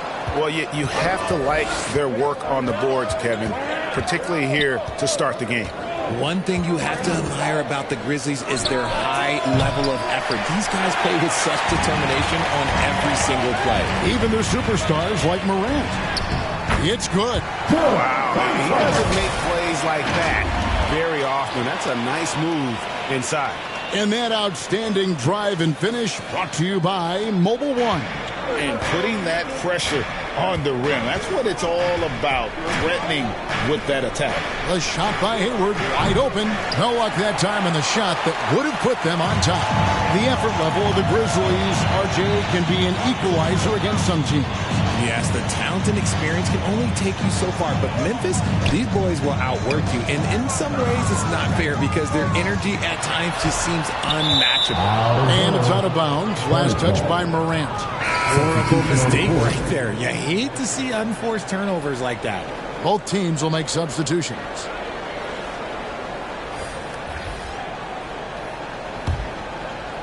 And so it's Charlotte with it, trailing by 2. Rozier with the ball. He had 25 points last game. Shooting foul as the whistle blows. He'll shoot 2 free throws. After winning the 2021 Rookie of the Year, LaMelo Ball was even better his sophomore campaign. He continues to grow his game. The Hornets shooting their first free throws of this. Yeah, last year, collectively, only 74% from the line. Take a break. Take a break. 2 shots.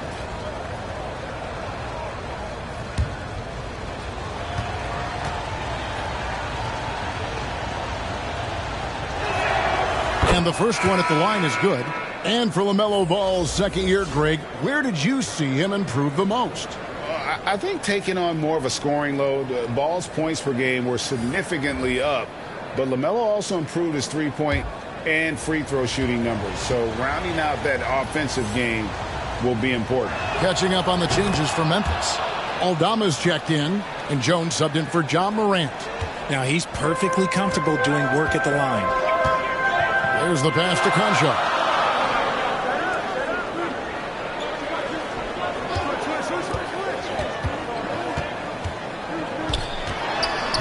Pass to Aldama. A rebound by Washington.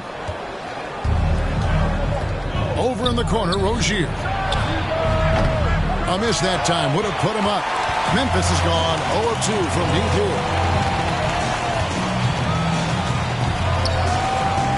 Over to the left wing. 2 free throws coming up, and they call the shooting foul. LaMelo Ball picks one up. Clearly a foul. Greg, last offseason, the Hornets decided to part ways with their coach of the past 4 years. Always a tough decision, and this is a critical time for Charlotte. They've got a tremendous young core. They think their time is now, and they want to make a bold move with the new hire.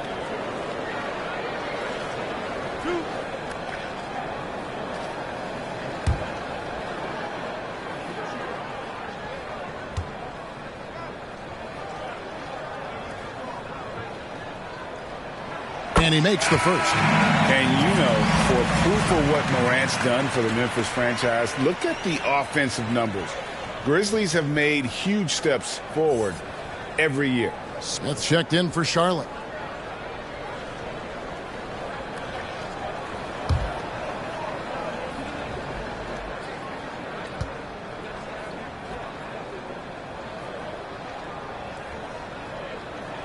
Both shots good from the stripe. Greg, the improvement since Morant arrived has been very steady. And the Grizzlies went from the 20th rated offense in his rookie season to number 16 in his second year, and then all the way up to number 5 last season. Ja has turned him into a powerhouse. Yeah, another nice bucket down low. They've really been able to work the ball into the post effectively here so far. Here's Conchar. Outside, Jones takes the assist and lays it in. Picked out the pass nicely. Conchar's got 6. Pass to Rozier. Here's McGowens. Smith outside. Rozier the pass to Richards. Pocket 6. Here's Washington. And Charlotte again with the bucket. And when defenders are lurking, that bounce pass can be the only way to get it through. Pass to Conchar. To the wing on the left.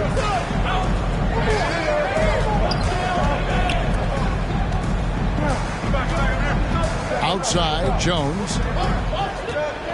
The pass to Tillman. Fades away. That's no good. Misses his first shot of the night. No one near Rozier as he lets it fly. Gets the three-pointer to fall. And now a 3-point Hornets lead to the right side. Back to Jones. Memphis moving that ball around. Here's Conchar. He has 6. The 11-footer, and he could not get that one to go. Out of contact, and he'll go to the line for 2. He's getting his first free throw attempt of the night right now. For Memphis, Xavier Tillman at the line for 2.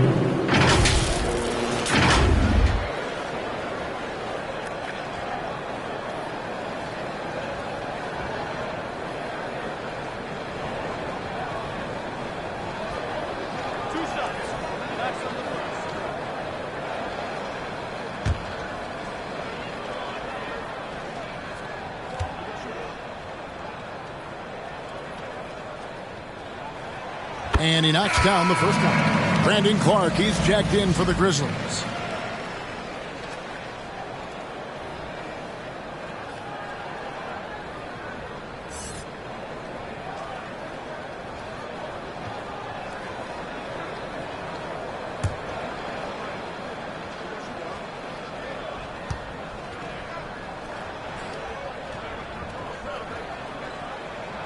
That one falls, so he hits both of them. 5 seconds separating the shot and game clocks. Passes it to Rozier. Back to Smith. To the left side wing. 15 seconds left here in the first quarter. And good that time. Rozier's got 5.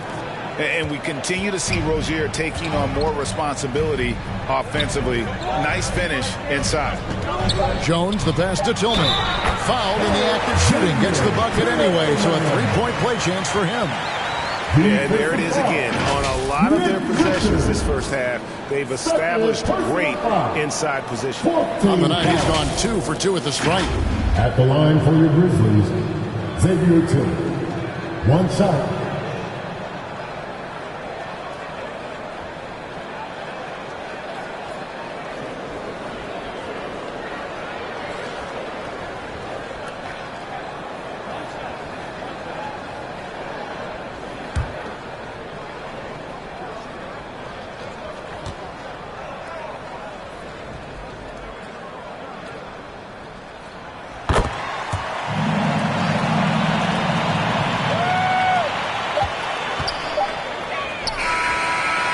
It's a tie game in Memphis. We'll get things started in the second quarter when we return. 17. The visiting team, 17.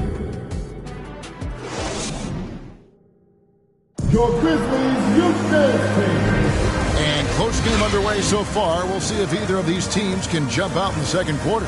And taking a look at the Grizzlies' performance here, guys, what have they been doing or not doing? Just a terrific first quarter, sparked really by their unselfishness. They're playing for one another and focusing on making winning plays. You love to see it. In your younger days, RJ, you had seasons where you averaged over 22 points a game. Some players later in their careers struggle accepting smaller roles, different roles. As a player, talk about that challenge. Self-confidence is a weird one. Sometimes it can work great for you, and sometimes it can work against you. For me personally, as I got older, I loved finding the challenge. And the challenge was, how could I star in my role? Was it as a 10-point-a-game scorer? Was it as a 20-point-a-game scorer? Or was it as a 5-point-a-game scorer? Because ultimately, you have a chance to have an impact on the game. And I love basketball, so I was going to take any role you were going to give me. What a great answer. So in other words, you've always got to evolve. You always get to evolve, and it's always going to be adapt or die, especially as you get older. You have to adapt or your career is going to end. I would have never played 17 years if I didn't adapt. Adams is the pivot for him with Jackson Jr. at the 4. Then there's Dylan Brooks. Then there's Ja Morant. And it's Konchar in at the 2 spot. That's the lineup in the game for Memphis. Last outing for Memphis, they won that game against the Bucks. And it's Brooks in the corner. Back to Morant. Williams against Jackson. Down to 5 on the shot clock. The 3 from Morant. That one, no good. And Charlotte will go the other way with it. Atlanta will be traveling to face them after this game. That game will be a quick pit stop before hitting the road again. Ball dishes to Oubre. Up top, Plumlee. Ball from long range. Konchar pulls it in. The Grizzlies have gotten only one of their first 4 shots in the second quarter to drop. With the drive. Pass to Jackson. Here's Konchar. He's covered by Ball. Brooks, left side. Money from the wing. And the Grizzlies lead by 2. He doesn't take a lot of time to make up his mind. Brooks always thinking ahead, and he's in position before the pass is made. Now here's Williams. Oubre on the wing. Brooks covering. And contact on the shot, so he'll be shooting free throws here. During his childhood, Hurricane Katrina forced Kelly Oubre Jr.'s family out, and they had to move. And the Oubre family moving from New Orleans to Houston. Kelly saying he still thinks about the day his family left NOLA. Feels lucky they found a new home. Shooting 2.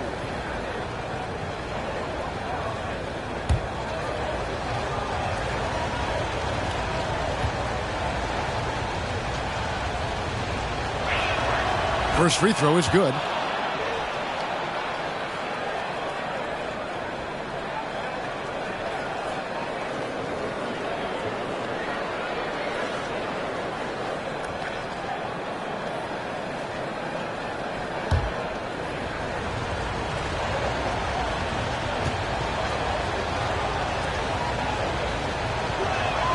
And both free throws good for Oubre. And for those of you just joining us, we're almost 2.5 minutes into the second quarter. Jackson kicks to Morant. Pass to Conchar.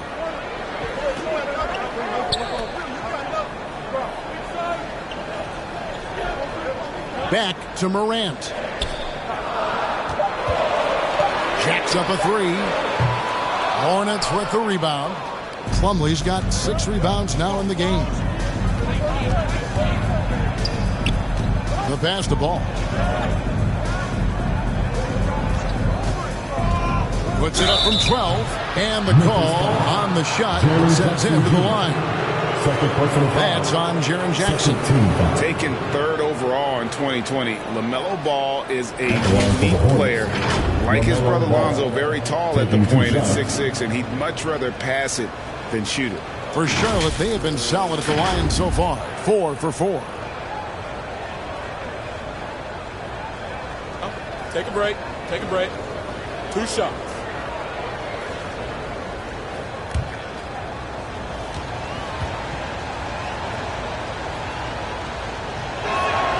And that one falls, and that puts him up by 1 point.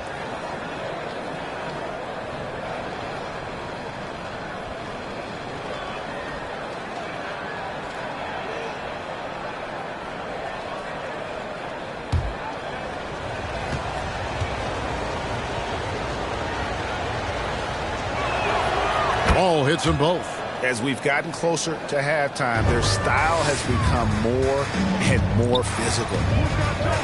This is it to Jackson. Now Brooks. Morant left side. It's rebounded by Charlotte. Plumlee's got his 7th rebound here tonight. Hayward up top. He's been quiet so far. Still no points in the game. Brooks against Oubre. And it's blocked. And that's out of bounds. Memphis will retain possession. And right now, let's watch that terrific swat. And boy, did he get up quick to reject that shot. That's as fundamental as defense gets. The Grizzlies making a change here. Aldama's checked in.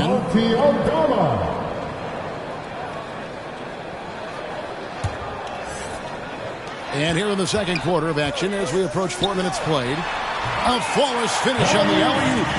Adams has got the game tied up here for the Grizzlies.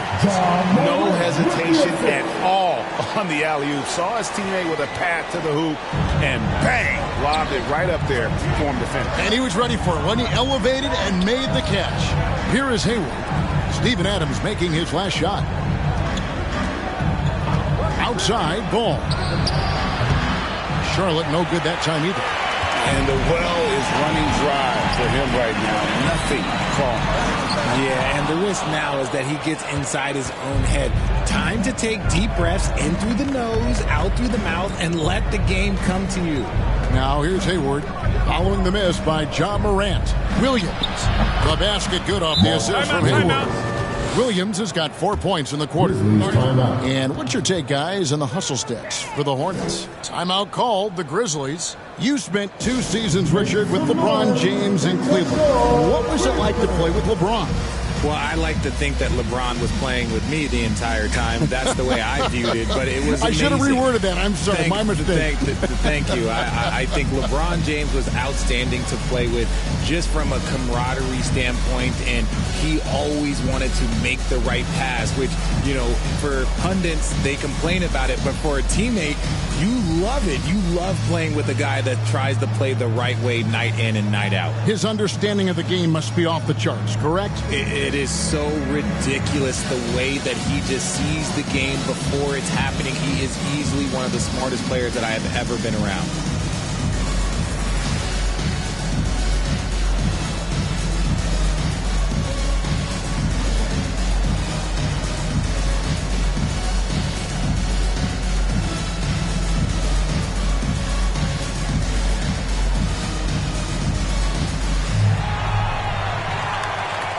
Make some noise, kick some noise, Houston.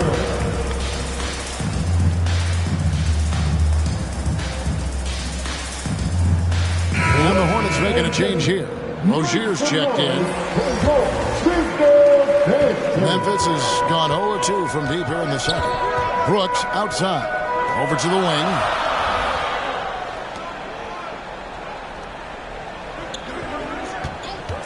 Shoots. Nice jump shot. Good. Brooks has got 6 points. And here's Ball. He'll bring it up for the Hornets. Pass to Rozier. Charlotte moving the ball around. Hayward passes to Williams. And looks like the illegal kick was set. Yep, that's right. That'll get their attention. Beyond the leaning, you could see his feet more set on that screen. Easy call. Look, guys get away with this all the time, but on this occasion, he got caught. Looking at who's out there now for the Grizzlies. Tillman comes in for Steven Adams, and Jones subbed in for Morant. Here's Aldama. He's gotten some minutes, but nothing on the board yet.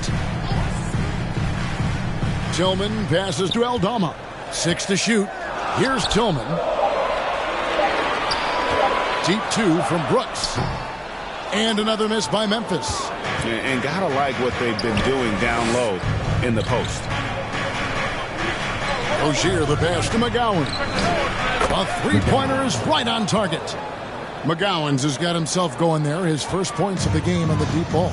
And for Terry Rozier, all of his efficiency numbers are way up the last couple of years. Here's a guy who was just 37% from the field during his time in Boston. Now here's Brooks. He has 6. The shot that time, not on target. And you know what? He's just not on his game. No doubt about it. Their deficit isn't totally on him, but he has not been an asset for his team. Here's McGowan's. Now the dish to Williams. Smith for 3. No good on the shot. Now Memphis takes it the other way. And the numbers of Terry Rozier. As you mentioned, they're getting better bit by bit, Greg. Scary Terry's three-point shooting is way up, and that helps big time. With experience, Rozier isn't forcing things offensively, becoming a much better decision maker. Now here is Smith following the miss by Dylan Brooks. Right wing. Here's McGowan. Connects from three-point range.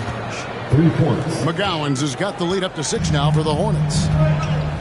They need a bucket in a big way here to regain some confidence.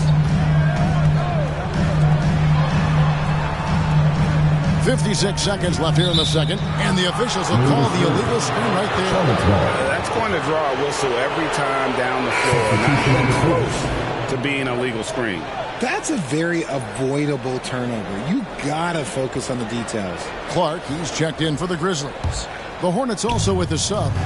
Washington's checked in. Smith up top, defended by Jones. Smith the pass to McGowan. Off the mark there with the three-point shot. For the Hornets, they come into this following a loss to the Pistons. Inside, Tillman, and he gets the whistle. 2 free throws coming up. First personal foul. First team. And this is his 3rd trip to the line tonight. At the line for Memphis, Xavier Tillman. 2 shots.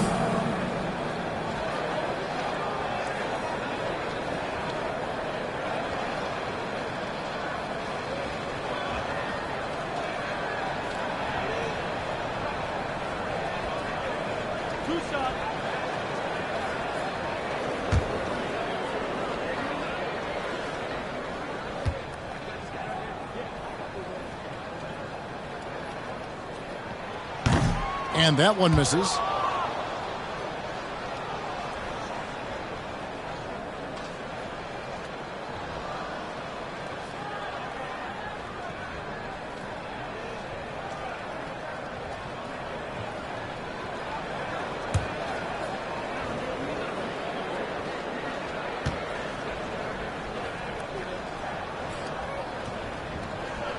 Good on the second free throw. We've got 33 seconds left in the first half of basketball. Pass to McGowans. Rozier looking around. He takes it in. The pass to McGowan. 4 on the shot clock. And foul on the shot. He'll shoot 2 at the free throw line. The Hornets shooting their 7th and 8th attempts at the foul line tonight. At the line for 2.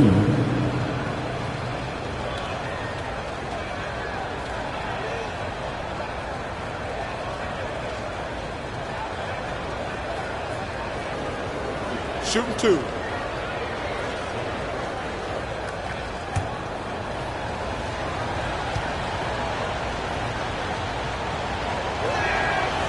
That free throw missing, and Memphis making a change here.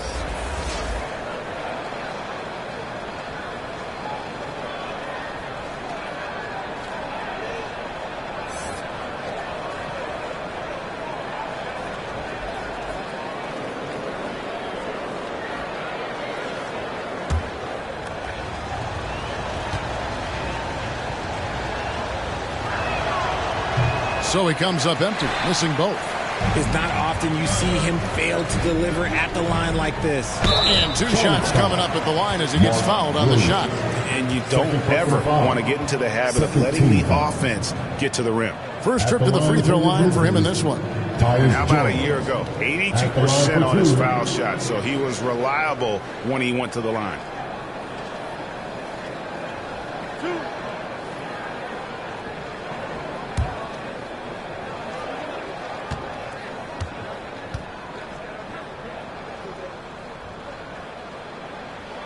And that one falls for Jones.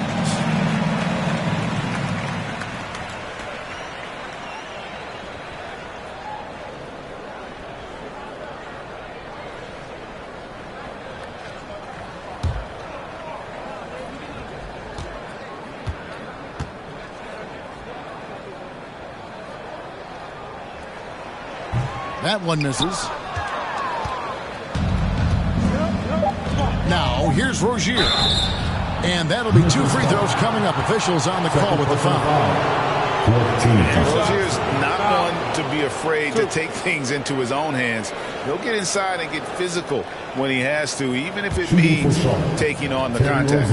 The Hornets have shot 75% at the stripe, 6 of 8. Take a break. Take a break. 2 shots.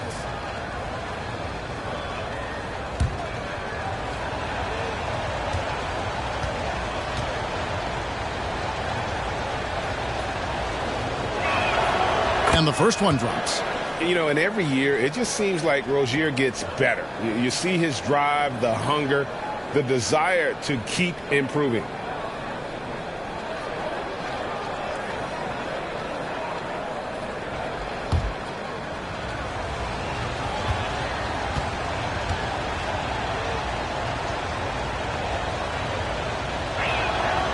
And both free throws good for Rozier.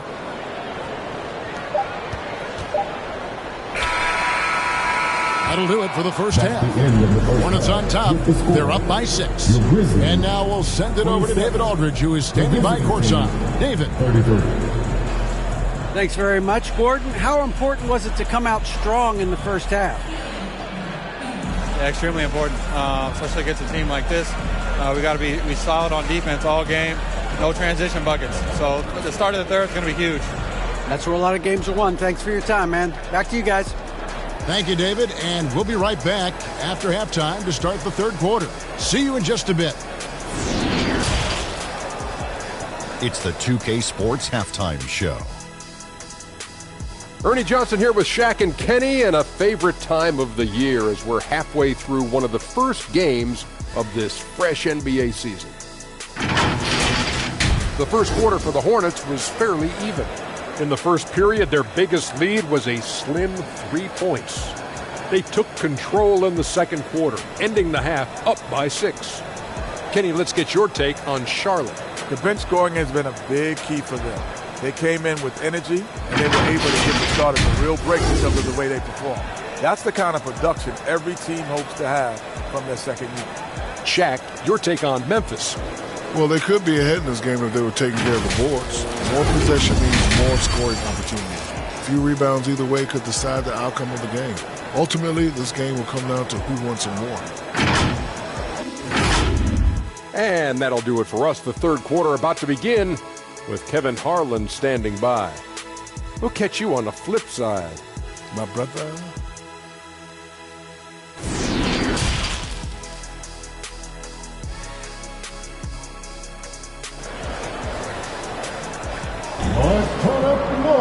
And if you're just joining us, we've played through the first half in a game that's been fairly even so far. Nice game. Great performance by Terry Rozier. And even with the defense shading towards him on every trip down, he still finds a way to come up big. He's just that good. You can plan for him, but he just makes great adjustments on the fly. And in that first half, we saw a pretty tight battle. We'll soon find out what sort of adjustments were discussed during the half. On the floor for Charlotte, Hayward out there with LaMelo Ball. Then it's Plumlee. Then it's Williams. And it's Oubre in at the 3. Brooks against Oubre. Offensive rebound. Adams. He kicks it to Brooks. Shoots over Oubre. Brooks can't get that one to fall. And that's the battle they haven't been winning today. Their work on the glass has been porous, and that's got to change. Well, that's one way he can finish, but far from the only way he gets it done. He's got all kinds of tricks up his sleeve. Back to Morant. Passes it to Brooks. Memphis moving that ball around. Outside Jackson. Just 5 to shoot. Second chance shot. Good on that shot. And with that, the Hornet lead is cut down to just 6 points and the bucket from Adams. A much-needed bucket after clanking their first 4 shots. Now here's Hayward. No points in the game yet for him. Down low. Here's Oubre. And finished off by Oubre. And there's one aspect of the game LaMelo's not going to ignore. Keeping his teammates involved and the offense working as a unit. And they pick up 2. Morant's got his second bucket. And that assist got him a little nod from his teammate after that one. Ja Morant impressed as a rookie, but in 2022, he really started blowing the roof off. He's been doing some tremendous things. And how about a 52-point game in February that year? Only 12 of those points came from threes. That's a lot of buckets. Got to find easier shots when you're already struggling. That's not going to get him. Hayward with the ball. Now defended by Adams. The Grizzlies trail by 6. Here's Brooks. Tries again. And it's good on the way in. Brooks Brooks has got 8 points. Oh, the balance Brooks has is impressive. Able to work through the defense and still capitalize. Hayward dishes to Plumlee. Oubre against Brooks. The kick out to Ball.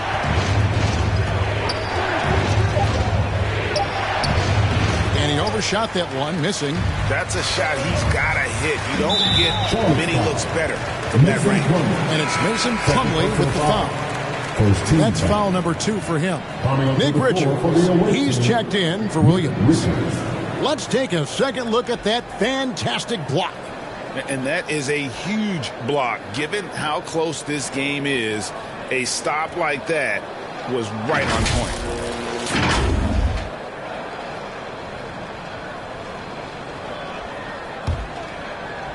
Just over 2.5 minutes gone by here in the second half. Morant against Ball. Good on the shot, and with that, the Charlotte lead is cut down to just 2 points with the bucket from Morant. So creative with the ball in his hands. Morant is adept at creating offenses for himself. Oh, what an impressive dribble drive. That replay brought to you by Mobile One. And a nice score that came from just attacking the rim. Huge play in this hotly contested game. Here's Richards. Pass to Plumlee. To the middle. Shot clock at 6. And he gets the whistle. 2 free throws coming up. Putting defenders in tough spots is a trait of Hayward's game. I mean, he gets his man on the back foot and forces him to either foul or give up the easy one. The Hornets have shot 8 of 10 from the line. That's an even 80% free throw shooting here.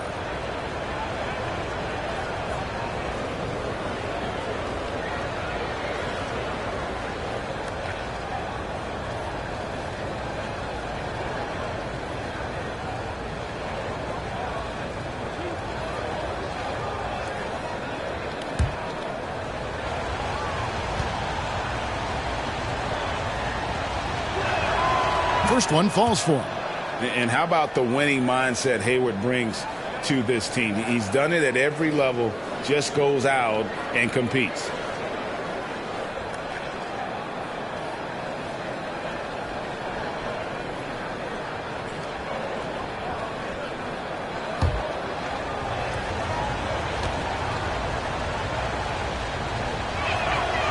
So 1 for 2 that time at the stripe.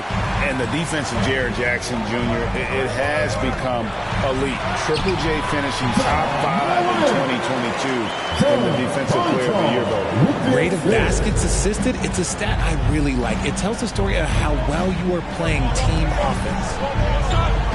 Pass to Hayward. Outside, Ball. Now Hayward. To the paint. Here's Oubre. The basket good off the assist from Hayward. Oubre's got 8 points.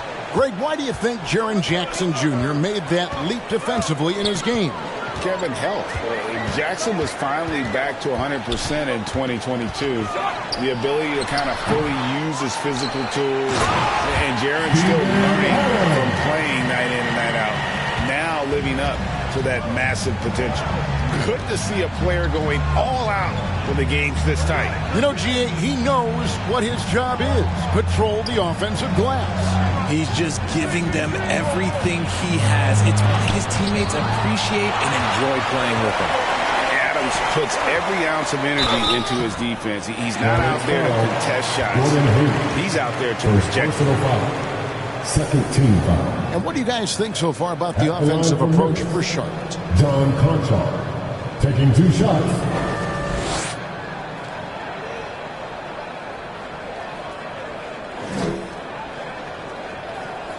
Take a break. Take a break. 2 shots.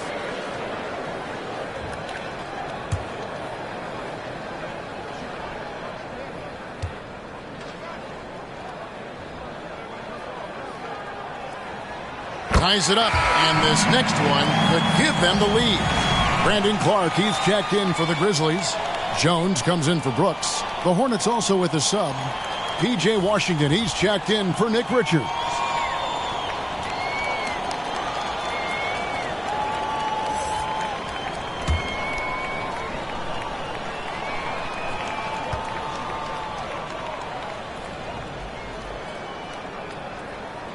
And they now lead as the free throw drops for him. And now the first timeout called here for the Hornets. And team strategies closely guarded. One aspect of the game the fans aren't always privy to. And we see it so often. One little tweak to the game plan and everything falls into place for a team.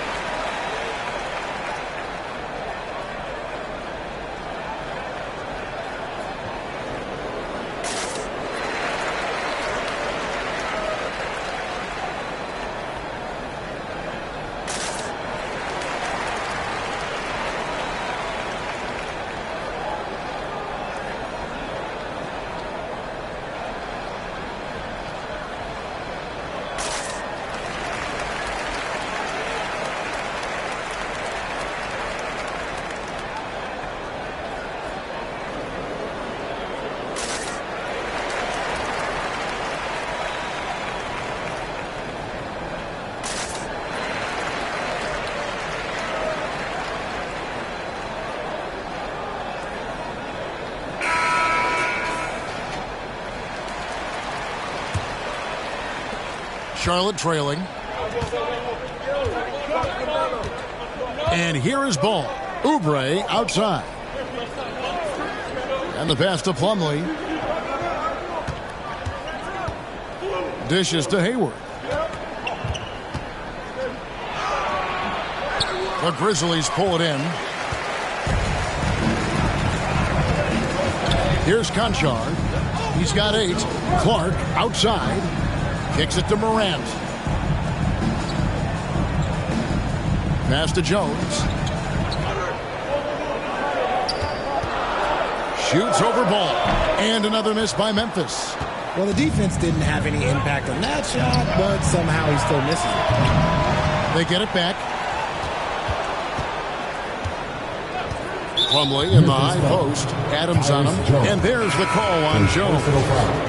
That is his first foul of the game. Substitution on the court.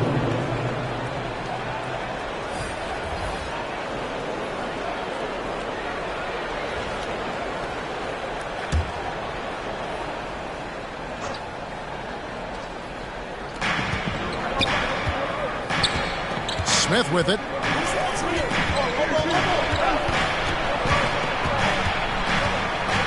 Oubre outside. Kept alive. The shot's good from Plumlee. Plumlee's got his third basket of the night right there. Guys, close one here. No team getting a huge advantage. Yeah, tooth and nail fight so far, guys. These sides match up really well. Now here's Morant. In it goes for the 5th time in 10 shots for him this game. As a player, a rough first half, look, it can wake you up. Sometimes it leads to much improved play in the second half. Back to Smith. Pass to Plumlee. Got a piece of it. Just 5 on the clock. Here's Smith. It's Clark with the rebound. Memphis leading. Here's Aldama. He's been patient so far. Nothing on the scoreboard yet. Pass to Clark. Here's Aldama. His three-pointer's off the mark. Definitely a situation you want to make sure you don't give him too good of a look. And foul on the shot. He'll shoot 2 at the free throw line. Second personal foul. That one's on Morant. And have to be very careful when you're on Smith Jr. He doesn't back down from the contact. For Charlotte, they have been shooting right around 75% at the line, 9 of 12 so far.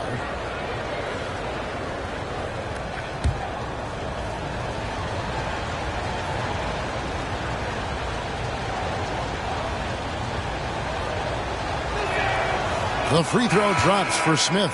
And you know, known for that rim rocking dunking ability. Smith Jr., though, a special talent. This is a guy who wants to keep getting better over time. And the Hornets making a change here. Ball's checked in.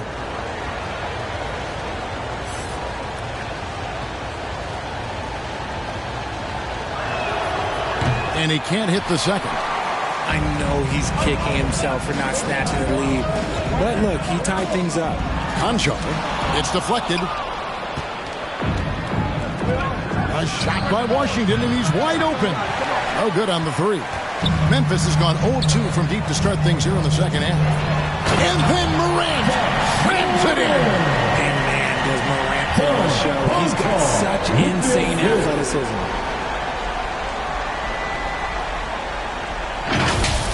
You know, we have to see that great Mobile One drive one more time. Well, he's been a huge factor in this game, and drives like that show how valuable he is on the floor. Smith feeling it out a bit. Washington, that's for two. Charlotte gets it back, and Plumlee kicks the ball. And again, the Hornets missing. The Grizzlies shooting 44% on their field goal attempts in quarter three. Grant, and he converts the layup. Now it's a 4-point Grizzly lead. Welcoming any physicality on his way up. Morant enjoys that type of challenge. Guys are looking for a spark here. Yeah, a cold stretch offensively, for sure.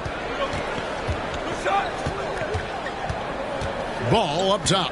Guarded by Morant. Trying to break that ice-cold streak. And that one clearly a foul. Gets the whistle, and 2 shots coming up. Wow, he got whacked on that one. Shouldn't be much debate there. For Charlotte, they have made 10 of their 14 tries at the free throw line in the game. At the line for 2.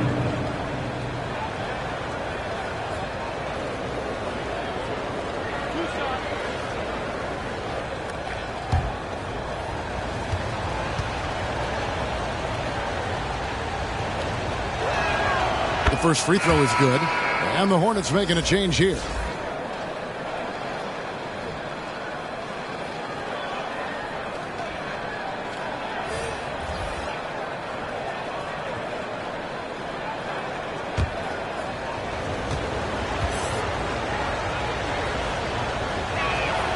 And so he hits both. And so it's Memphis with it. And that'll be game 1 of a 4-game road trip. Here's Morant. And the last second attempt doesn't fall. We're at the end of the third, and we've still got a close one. Grizzlies lead by 2. Live from the FedEx Forum, you're watching 2K Sports.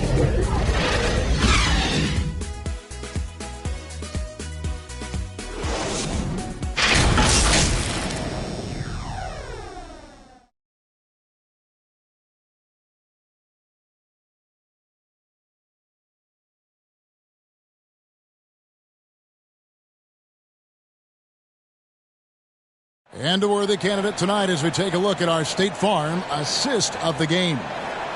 Just true artistry right there. I mean, great decision on where to go with the ball, and how about the perfect delivery? A lot of times a spectacular pass is more impressive than a spectacular shot. This is one of those times.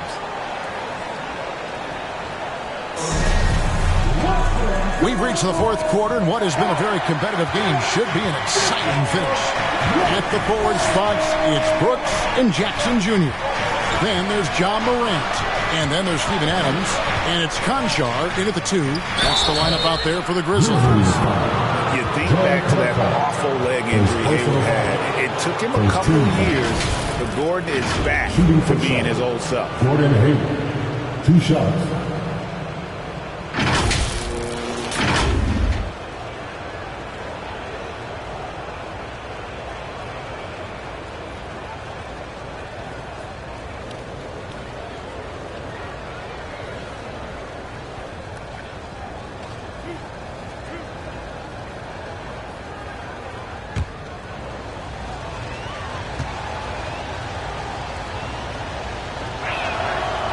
No good on the free throw.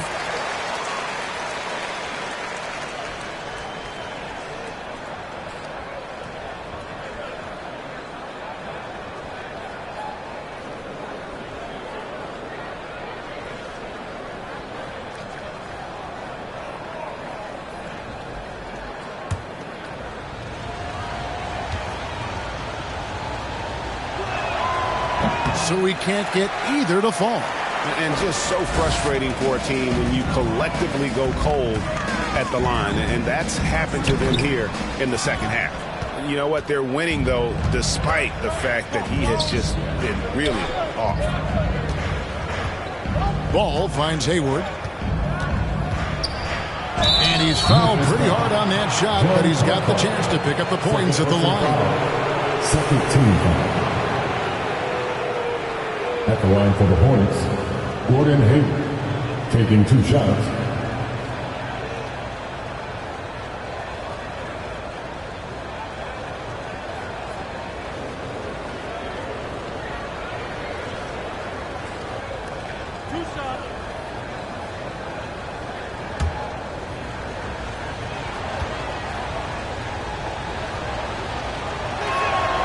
The first one falls.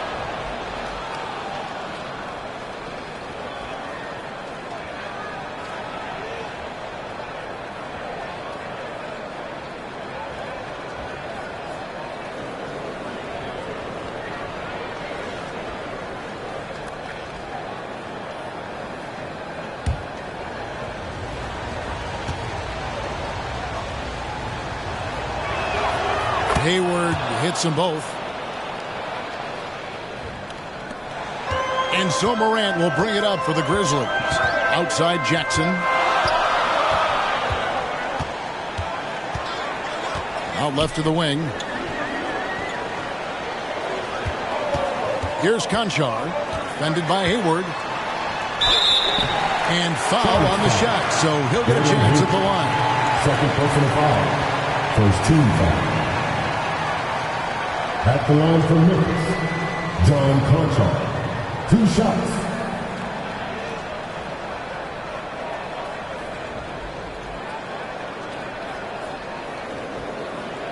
Take a break. Take a break. 2 shots.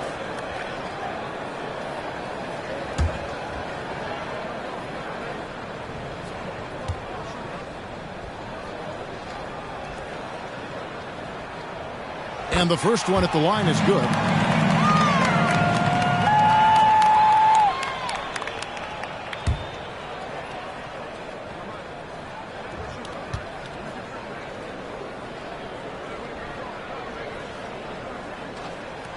And so he makes both from the line.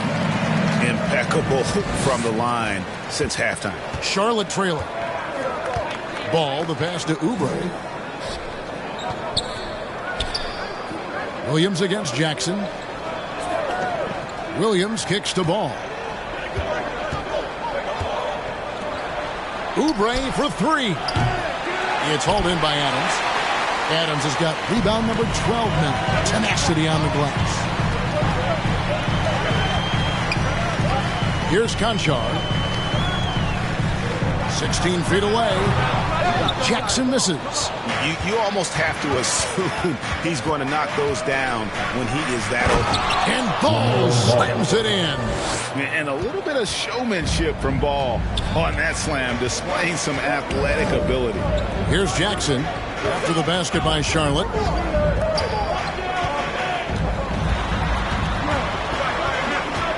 And there's the pass to Conchar.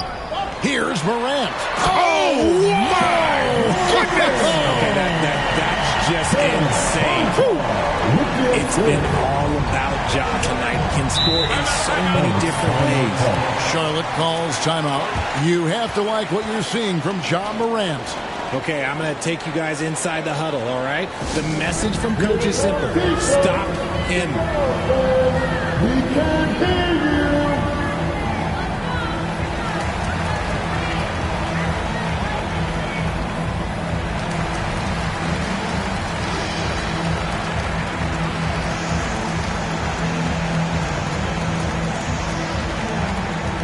On your feet, fans, here they come, your Grizzlies.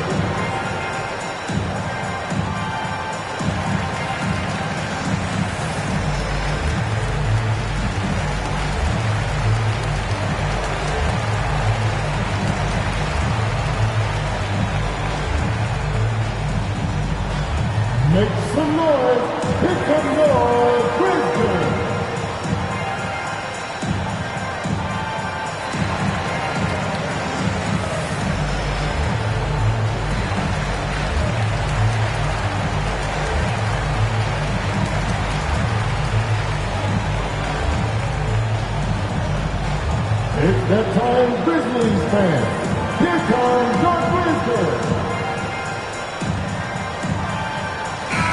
Right now, let's send it over to the sidelines and get a report from David Aldridge.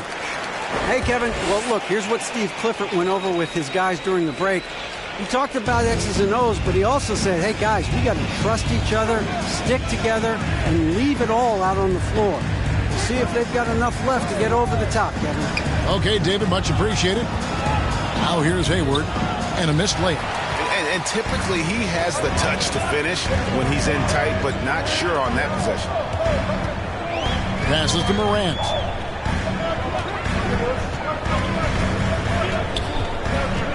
He kicks it to Jackson. Pass to Adams. 4 on the clock. Shoots over ball. Adams' shot is off. The Hornets have gone 1 of 3 from the field to start the fourth quarter.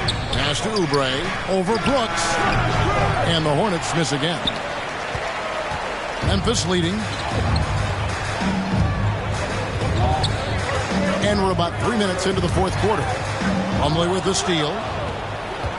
And here's the fast break. Ball leading the way. Trying to go for an alley-oop, but excellent defense and anticipation there to stop it. Here's Conchar, defended by Hayward. The offensive rebound. And the call on the shot sends him to the line. A tough cover in there. Jackson Jr. can post you. He can face you up. He can finish with either hand. Jaren Jackson Jr. at the line for 2.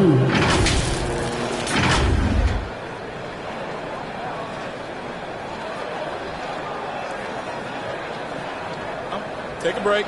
Take a break. 2 shots.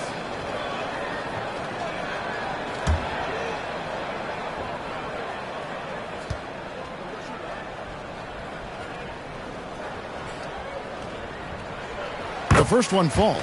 He's become a dependable scorer. This man, Jaren Jackson Jr., well, look, he's averaged double digits over the course of his early career.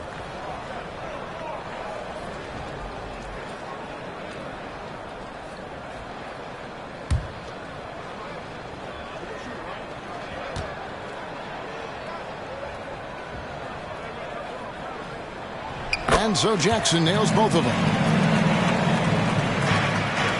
Hornets trail by 4. Ball kicks to Oubre. Now the pass to Williams. Hayward outside. 6 on the shot clock. Uses the glass to finish the layup. Hayward's got 4 points now in the quarter. Just a little quicker than the defense. Hayward demonstrating how to score when under duress. Shooting foul as the whistle blows. He'll shoot 2 free throws. His 4th personal foul. 13 foul. At the line for Memphis, Dillon Brooks. Taking 2 shots.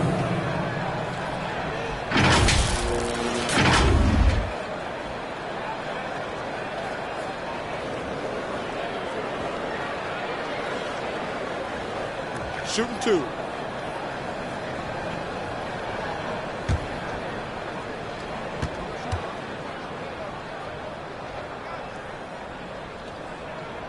The first free throw is good. And there's a flexibility to Brooks's game. He can play a specific role for you, or he can be a high usage guy. Really depends on what a team needs from night to night.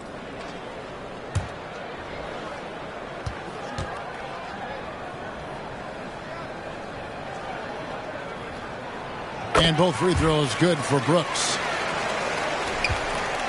And so it's Ball with it. He brings it up for the Charlotte Hornets. They've given up just 8 points in the fourth quarter. Shoots a fader. Williams' shot is off. And the fadeaway was the only option he had on that one. Defender there all over. Morant outside.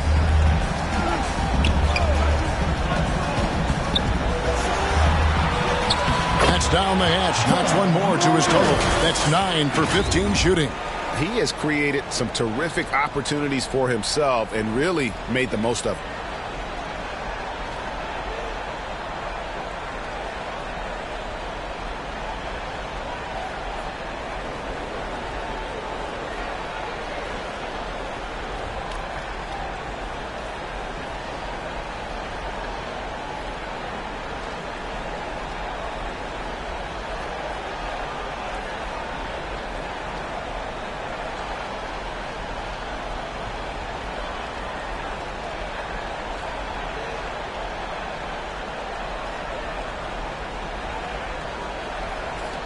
Now, here's Ball.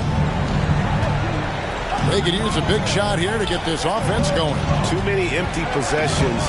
Right now, they need a basket. For three. It's hauled in by Adams. Adams is just an ugly show for him offensively. Yeah, no way to describe it, just ugly, and that hasn't helped. Outside Jackson. Pass to Brooks. Puts up a three. It's not going to go for him. And the Hornets now going the other way. Nothing seems to be going down for him today. Here's Oubre. 2 free throws coming up, and they call the shooting foul. That's on Jaren Jackson. 13 foul. Shooting for Charlotte. Kelly Oubre Jr. at the line for 2.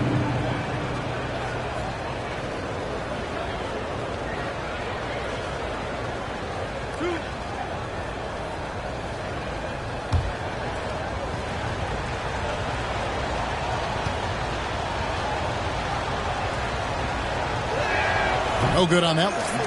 Well, probably a little draft in the arena tonight. He's the last guy you expect to miss the mark by that much. Absolutely.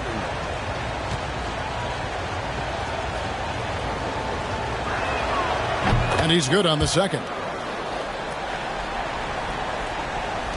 And the Grizzlies leading by 5. Pass to Concho. Jackson with it. Out to the right wing. From outside the arc. And he's good on the 3-ball. Concho's got 5 points in the quarter. The team-first mindset of Jackson, willing to get the ball to his open guys. And the Hornets call time here. And he hasn't gotten anything to go. You can see the frustration mounting as a result. His team, not in great shape either. And now we present our New Balance Player of the Game, Ja Morant. Sensational game for him in terms of shooting efficiency. He's taken nothing but high percentage shots. That's how he's managed to hit over 60% from the field. I mean, making just about everything he's looked at. The better he played, the more these fans got revved up. And that continued to play out over the course of his amazing performance. Morant against Ball. Plumlee trying to break loose. That one's good, and the Grizzly lead is cut down now to just 6 points with that basket from Ball. Grizzlies have gone 3 of 8 here in the fourth quarter. Morant outside.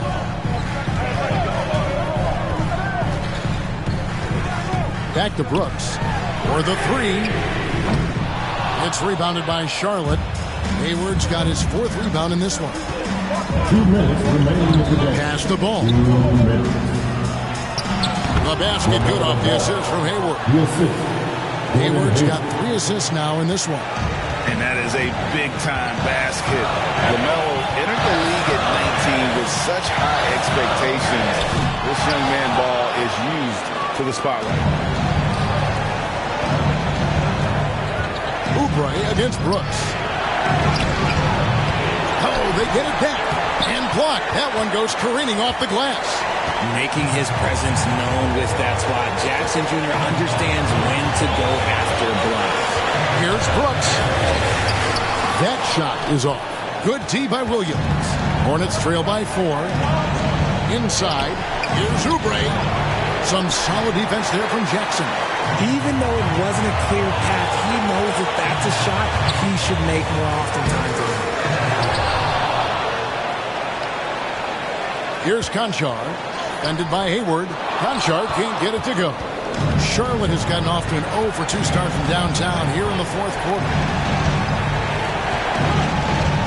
Morant with the steal. And out of bounds as the Hornets gain possession.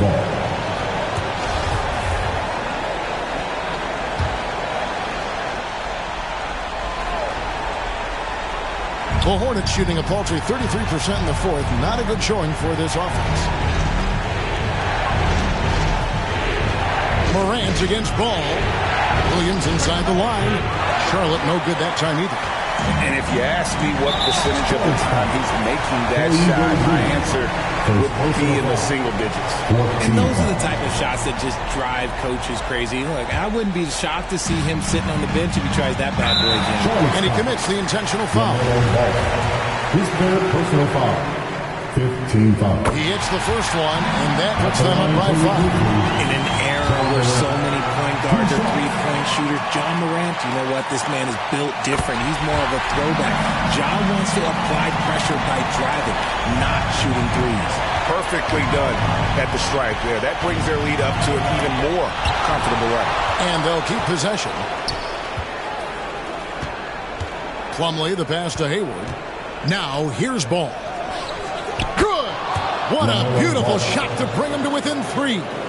And Ball ready for these moments, showing he wants the rock in his hands. Yeah, you can't let him hold the ball and just milk those last seconds away. John Conchar at the line for 2. Second free throw, no good that time. He really wanted that one. And the Hornets call time here. They're trailing by 4. 16 seconds left in the game. Guys, what's your take? They're trying to stay alive. They've got to work quickly. Yeah, no time to waste. They basically have to execute things perfectly from here on out. Let me hear you once again. And so it's Williams who brings it up for the Charlotte Hornets. Three-pointer, Hayward. Ball from long range. Yes! And what a sensational bucket to bring them within 1. And Ball continues to show he can drain threes. The defense must adjust or he is going to keep doing damage. At the line for Memphis, John Conchar taking 2 shots. First free throw is good, and that will put them up by 2.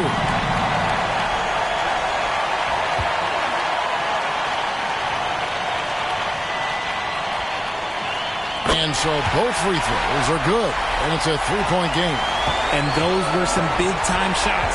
Those free throws helping make this a 3-point game. Oubre can't get it to go. So a close game sees Memphis take this one. That was a fun night of basketball. Fabulous finish as they continued to wait out until the very last moment to seal. And there are so many times when you see these tight games won at home, that advantage of having that crowd behind you oftentimes is the ultimate X factor. All right, David, thank you. Well, folks, that's going to do it for now.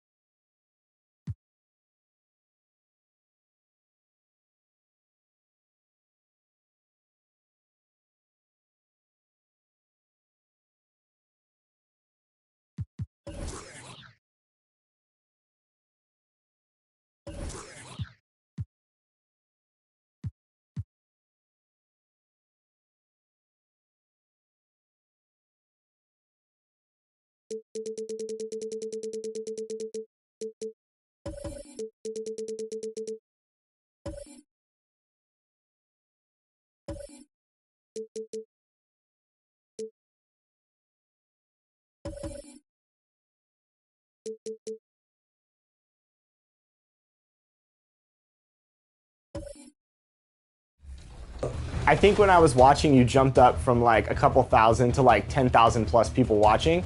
Did that make you more nervous, or? When I started to have like 1,000 in chat, I'm not gonna lie, it was just pure adrenaline. You know, I stayed up like so long and there was that many people, it was like overwhelming. I was just like, let's go, chat. 9 more. Let's go. So season 3 hits, you're going out. Welcome and thanks for joining 2K Sports. Allie, it's all yours. Anthony Edwards is on. Oh, tremendous, Allie. Thank you. So the opening lineup for the Timberwolves. The backcourt, it's Russell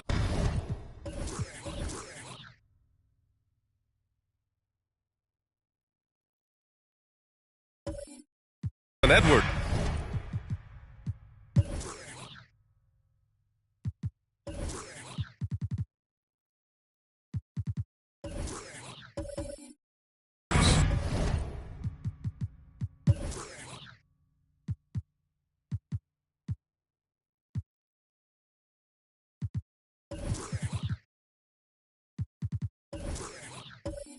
Rudy Gobert is out there with Jaden McDaniels, and it's Prince in at the small forward position. And for Detroit, they've got Duren.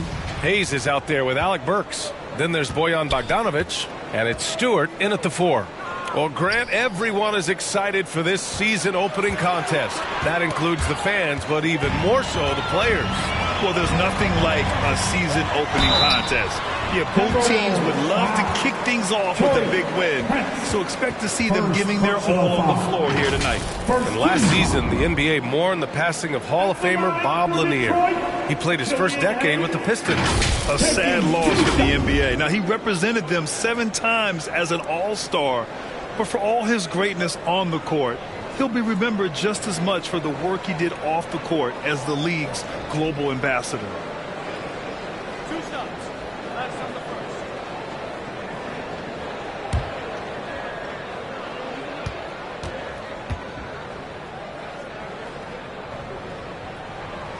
The first free throw is good.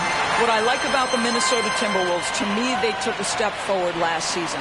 Finishing their highest conference finish since 2004, made it all the way up to the 7th spot in a very competitive West.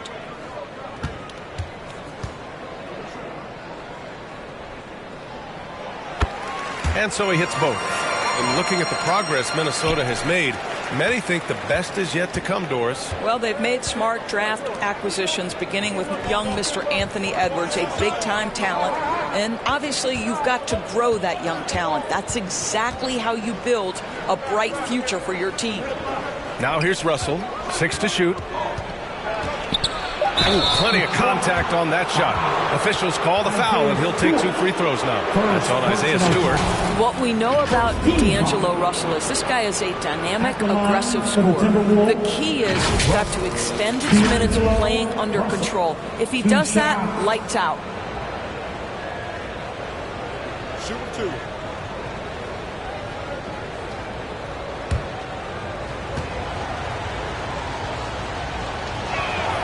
And he knocks down the first one.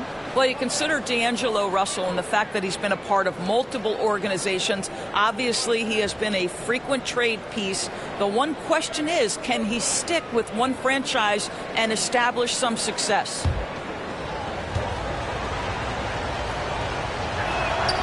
And he makes both free throws.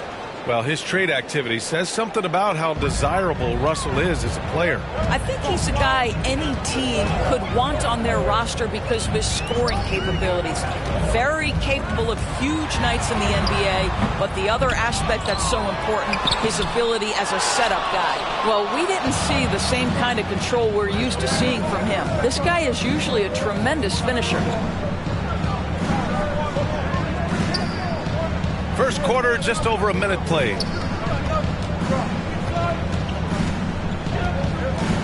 Outside McDaniels.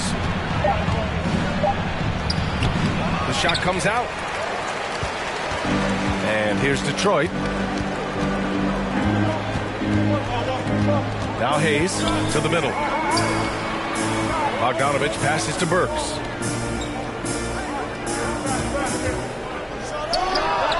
And the jumper falls for him. Well, there's an unpredictability to his offensive game. He is always keeping the defense off balance. Outside Edwards. Pass to Gobert. Here's Brent. Defended by Bogdanovich. Outside for Russell. Releases. Duren with a rebound. Boy, he was wide open. You wonder, did he overthink it? That's a missed opportunity. Here's Burks. Unable to get that one. So Minnesota will take it the other way. And they call an illegal screen here. All right, now let's have a look at who was really dominating the boards last season. Rudy Gobert on top. And this is someone who loves being aggressive on the glass. He proved it last season with how dominant he was collecting rebounds. Hayes against Russell. Hayes, the pass to Burks. Tries again. Minnesota with a rebound. Not a lot falling for him in this quarter. He's got to stay aggressive, try to break through. See if you can get an easy opportunity. Shot is good by Edwards. Taking the contact in the NBA, such a critical skill. Anthony Edwards, the frame and the game. Burks against Edwards. Burks passes to Stewart. Over McDaniels.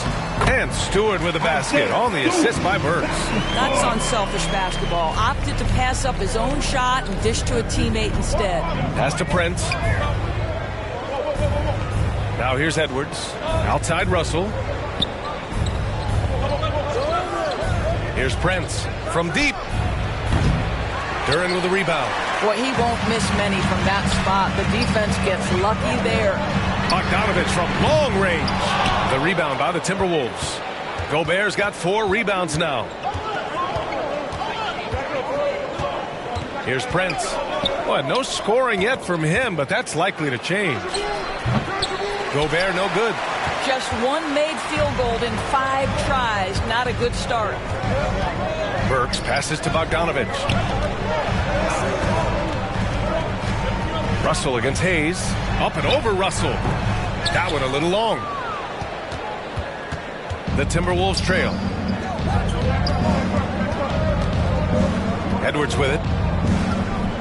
McDaniels up top.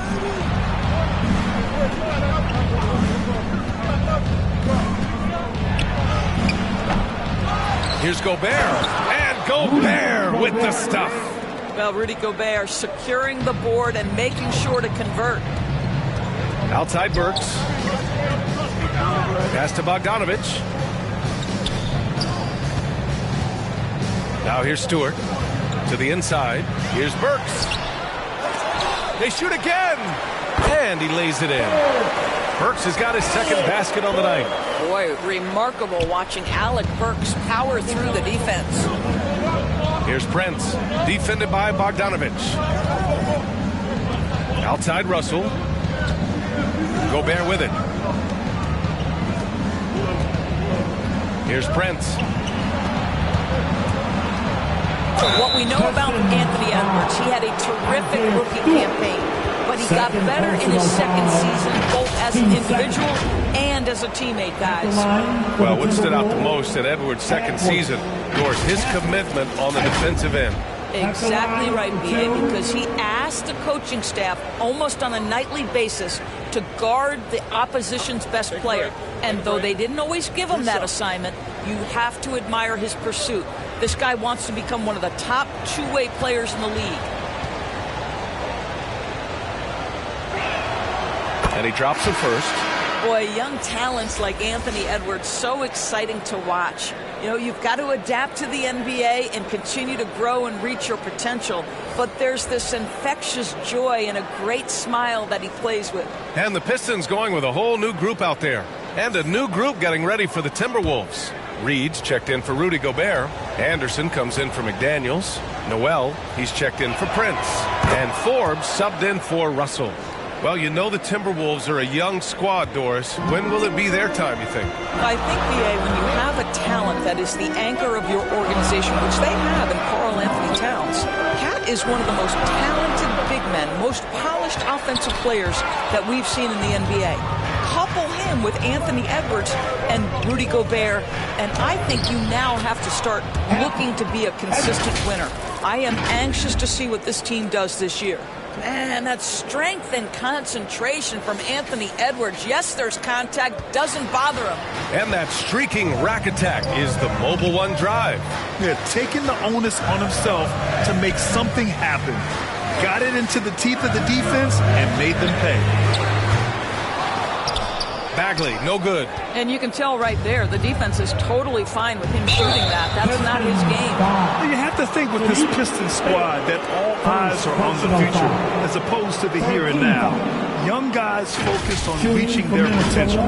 So where do you see the ceiling for this younger Pistons team as they continue to grow? You know, it's always difficult to predict the limits of a team. But as long as they continue to steadily develop, they could become a unit with playoff potential. 2 shots.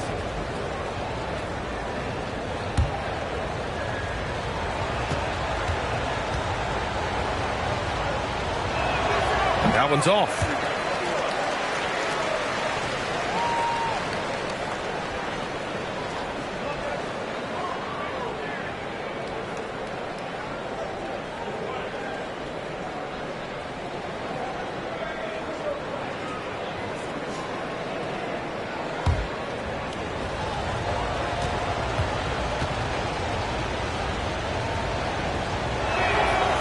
Second free throw, no good.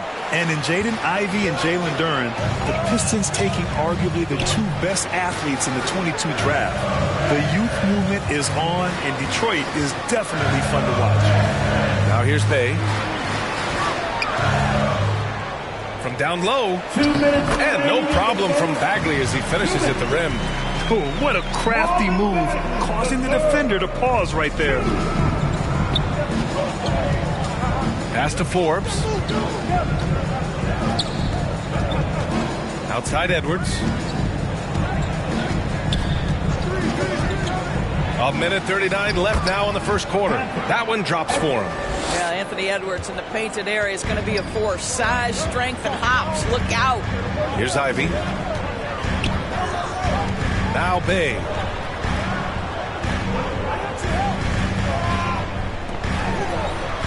Pass to Bagley. Bay outside. Shot clock at 5. No good with the triple. Minnesota in the lead. And here's Anderson. It's a 3-on-3 fast break. Here's Joseph. Inside. Here's Bay. And he dunks it down. I'll say a terrific read from Corey Joseph. He recognizes the overcommitment of the defense and takes advantage. Pass to Noel. Here's Forbes. Looking for his first basket still in this one. It's Edwards on the wing. He's covered by Bay. Edwards can't hit. Got to credit the defense. They found a way to stop him, and that's never an easy task. Over to the wing. Outside Bagley. Lets it go from deep. Minnesota with a rebound. Pass to Noel. Now here's Anderson. He's covered by Bagley. Here's Edwards. Can't cash it in from close range. Tie game in Detroit. And quarter number 2 will get underway just after this short break. The Timberwolves. 12.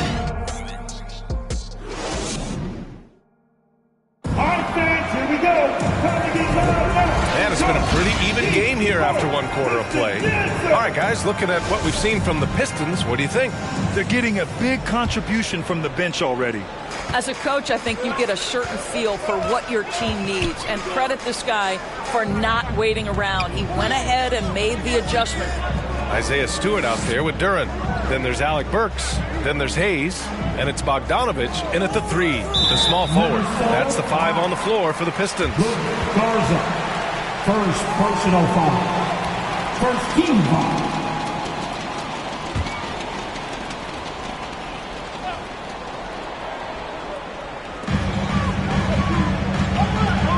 Russell against Hayes. Just 5 to shoot. On the wing, Burks. Hitting his 3rd shot in 7 looks. You know, Grant, sometimes with certain flagrant fouls, you'll hear people say it was a dirty play, but not a dirty player. But when does it become both? Well, we all understand, B.A., dirty plays aren't good for the game, but sometimes a flagrant foul will happen. A lot of times, though, you have to factor in a pattern of behavior. I really believe players who have a history of being called for a lot of flagrant fouls plays a big role in how it's perceived. Impressive one-hand slam right there, B.A. Man, as long as he's confident about it, I'm good with it. Maybe use 2 hands next time. He knows where he is. Here's Prince. Boy, he's been patient so far. Nothing yet on the scoreboard. Good on the shot. Now, it's not just Taurean Prince's defense that makes him an impactful player. This guy understands how to play in pick and roll. What a nice job. And that replay showed how sensational that drive truly was. And I love the way he played downhill on that drive. I love the attack mentality in a close game. Outside Burks. Pass to Hayes. Let's go with a 3. It doesn't go for him. And it's the Timberwolves taking it the other way. And this is their first time matched up with the Pistons this year. And they swept the team last season, got the upper hand, and sustained the momentum. Well, a year ago, there was a big gap in talent between the two teams. But changes are always made, and we'll see how they match up this time around. Here's Bogdanovich. The Timberwolves getting their last shot to go.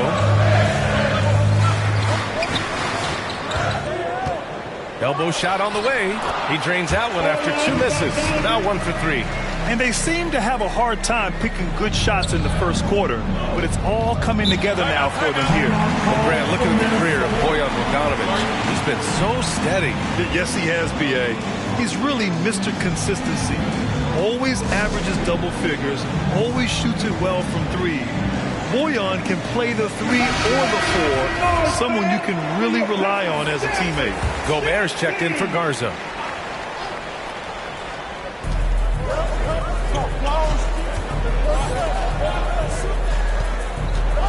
Pass to Gobert. Here's Noel. Here's Prince. Another miss by Minnesota. For Detroit, they've gotten 3 of 4 field goals in the second quarter. Oh, and he got fouled on his way up. He'll head to the line to shoot 2. I am never sure that Bojan Bogdanović gets the credit for being an elite basketball player, especially when it comes to his scoring ability. Bojan Bogdanović at the line for 2.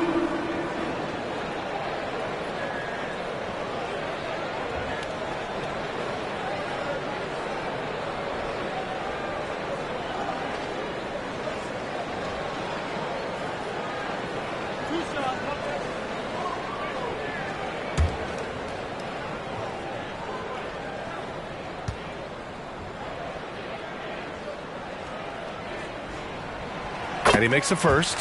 And Bogdanović doesn't do anything flashy necessarily.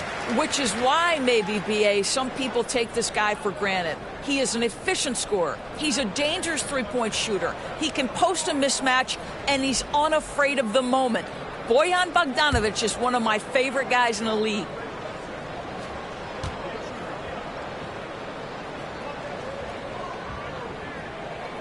Hits both from the stripe. You want to contest this guy's shot, but you absolutely don't want to send him to the line. He will make you pay. Pass to Prince. Here's Noel. The 3. Kept alive. Gobert. And he battles for the ball. Gets the second chance bucket. Well, the painted area might as well be Rudy Gobert's domain. He uses every bit of that size and length to assert his dominance. Now here's Bogdanović. Really played well against Charlotte in his last game. Burks for 3. Rudy Gobert with a rebound.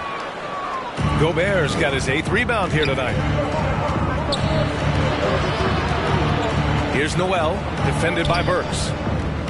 Pass to Russell. Now here's McDaniels. To the paint. Here's Prince. And that was good. Prince has got 6 here in the corner. High activity, challenging the heart of the defense. Taurean Prince is not afraid to mix it up. There's Bogdanović with the 3. Connects from downtown. What a beautiful stroke from range. Defensively, you've got to try to take him out of his comfort zone. Pass to McDaniels. Over Stewart. Duren with a rebound. Duren's got 5 rebounds in the game. Here's Burks. And the layup is good off the glass. Burks has got 8. Well, you love the cleverness of Alec Burks. My goodness, how remarkable is that into the lane and finish? Here's Prince. He has 6. Shoots. Duren with a rebound. He forced that one. Not a productive trip up the floor. And in a way, by taking that one, he's bailing out the defense. It's just too easy to stop. Now here's McDaniels. Now quiet so far offensively, searching for his first points of the game. Offensive board. And it goes. As the official calls the foul, count it, and he'll shoot one more at the line. All right, guys, what do you think about the offensive approach we've seen so far for Detroit? They've done a great job facilitating shooters. Their early game has seen a lot of hot passes and has kept the defense guessing as well. Yeah, and their assertiveness in the paint so far tonight has been impactful. They're really making it hard for the interior defense. One shot.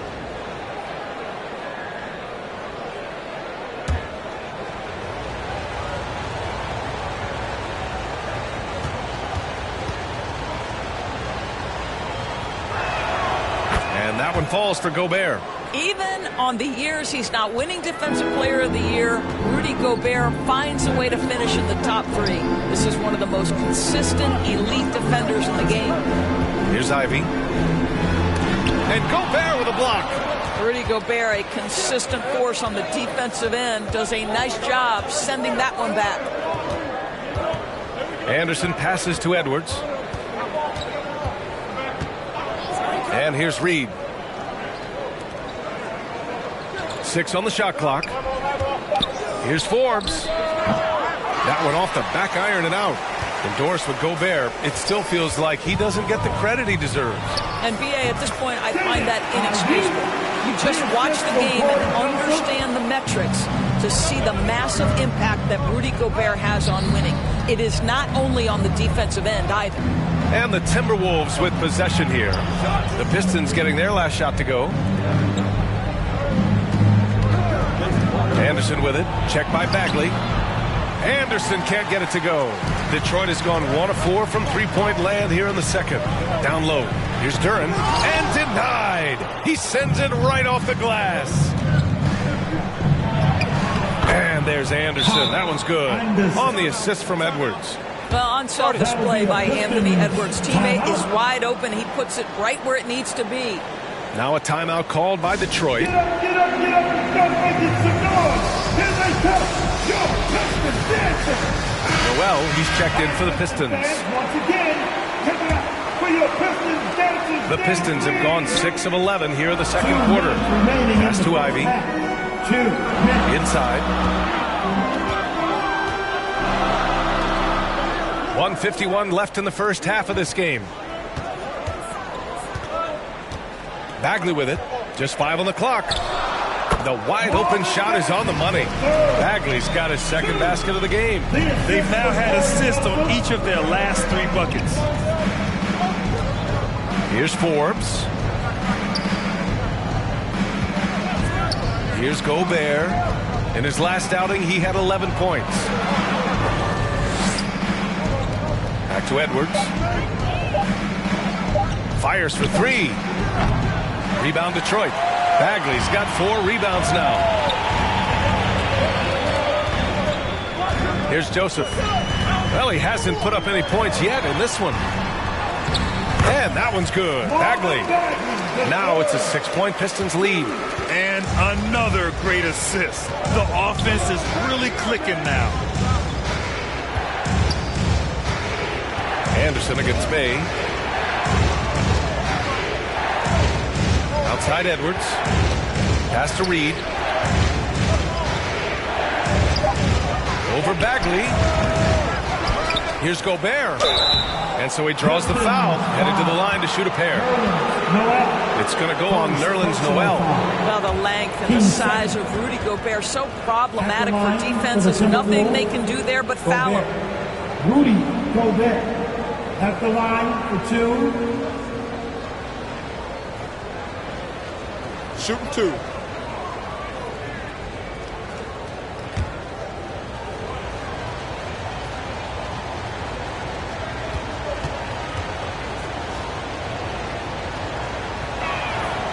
That free throw, no good.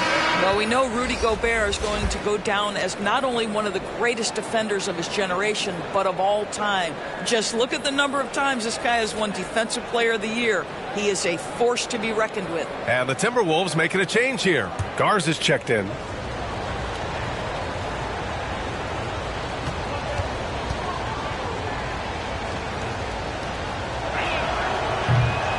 And no luck at the stripe this time. Second one won't fall. He wasn't quite as assertive as he needed to be in the first quarter, but now he's taking a more head-on approach and getting himself to the line. At his size, you simply cannot give up that kind of deep positioning to Nerlens Noel. Here's Forbes. The Pistons getting their last shot to go. Now Anderson. outside Edwards. Three-pointer. And it falls for him. He's now 4 of 7 from the field. The work that Anthony Edwards is putting in as a shooter is there. That range shot so important. Nice three-point look right there. Ivy. And he's going to the line for 2. The official saw contact while he was going up. First personal Heady play to stop that easy layup right there. I mean, make him earn it at the line. At the line for your Pistons. Ivy, 2 shots.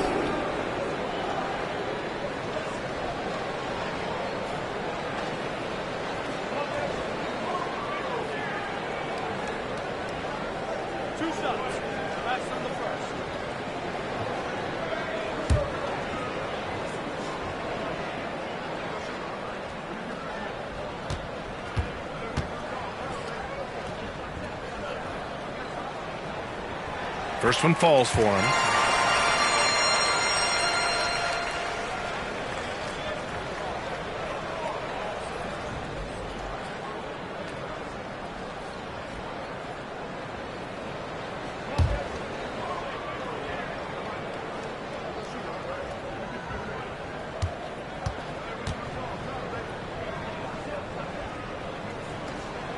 Both good from the line that time. Just 4 seconds left in the first half. With 1 on the clock. And that's not going to go. And so that brings the first half to a close. Pistons ahead, leading by 7. And we'll step away briefly, but gets you right back out there for the start of the third quarter, right after the break. And now, the 2K Sports Halftime Show. Ernie Johnson here with Shaq and Kenny, and a favorite time of the year as we're halfway through one of the first games of this fresh NBA season. It was a closely contested first quarter for Detroit. The period wrapped up with the teams on level ground and the score tied. They went into the half with a 7-point lead after executing well in the second quarter. Taking a look at the Pistons, Shaq, what'd you think?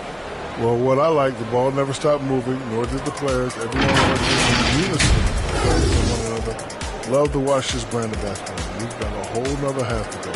So excited, I'm so excited, I'm so excited.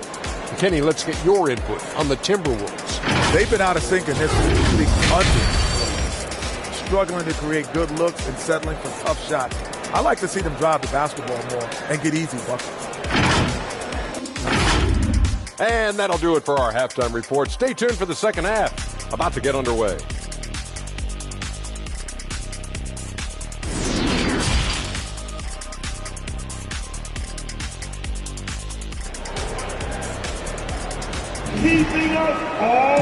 Well, for those just tuning in, thanks for being with us. Second half of this game still to play.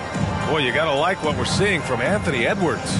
Through the first 2 quarters, he's been on fire. Explosive offensive performance. Boy, he has been shouldering the load. Aggressive, skilled, talented, and thus far unstoppable. And we've got third quarter basketball here. 2 quarters in the books. The Pistons leading. Kicking off the second half, here's Chris Finch's 5. The backcourt, it's Russell and Edwards. Jaden McDaniels out there with Rudy Gobert. And it's Prince in at the 3 spot. Now here's Burks.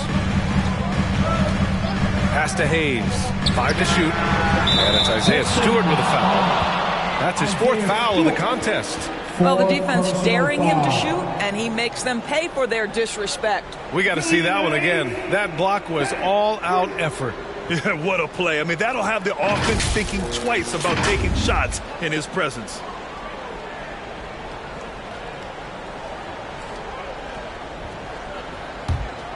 Minnesota shooting only 38% from the floor. Not great. Russell against Hayes. Pulls up. Offensive rebound, Timberwolves. The Pistons shooting the ball at 48% so far. To the inside. And he got the whistle on the way up. So he'll be headed to the line for a pair. Rudy Gobert picks one up. First team foul. At the line for your Pistons. You're taking 2 shots.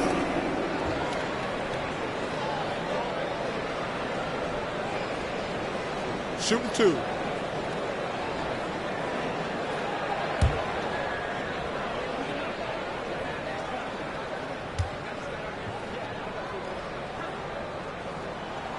First free throw is good.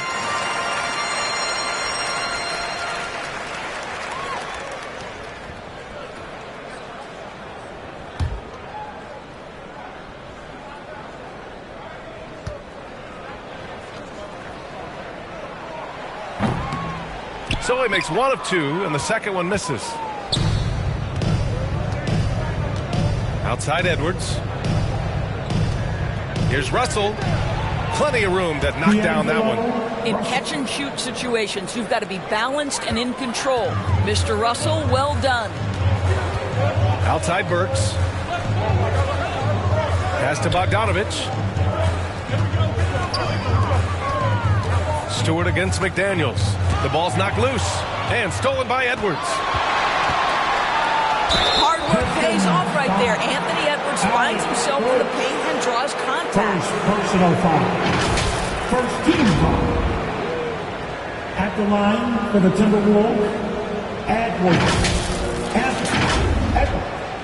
2 shots.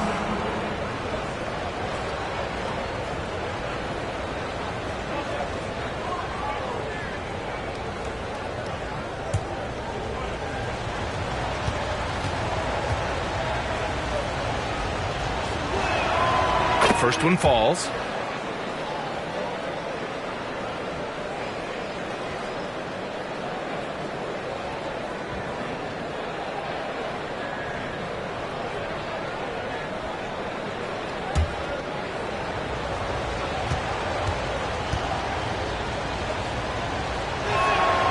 Good on both. Hayes with it. 5 points in the game. Outside Burks. Pass to Bogdanovich. Now Stewart. McDaniels covering. Hayes against Russell. Here's Duren. Down to 5 on the shot clock. Over Gobert. Duren, no good. A perfect example of how to protect the rim. That boy, to have someone back there who can erase your mistakes. What a big-time asset defensively. Here's Brent. 6 points for him. Here's McDaniels. Tipped. And he recovers it. Another shot. Ooh, and once again, off the mark by Minnesota. Well, the Pistons shooting 47% in this one. Looking efficient. Outside Burks with the drive. He drains it. Made half his shots. He's 5 for 10 now. Woo, just selling the defense on the pump fake. Not quite 2.5 minutes played here in the second half. Outside Russell. Back to Edwards. Pass to Prince. This one for 3. Nails it from 3. Prince has got 9.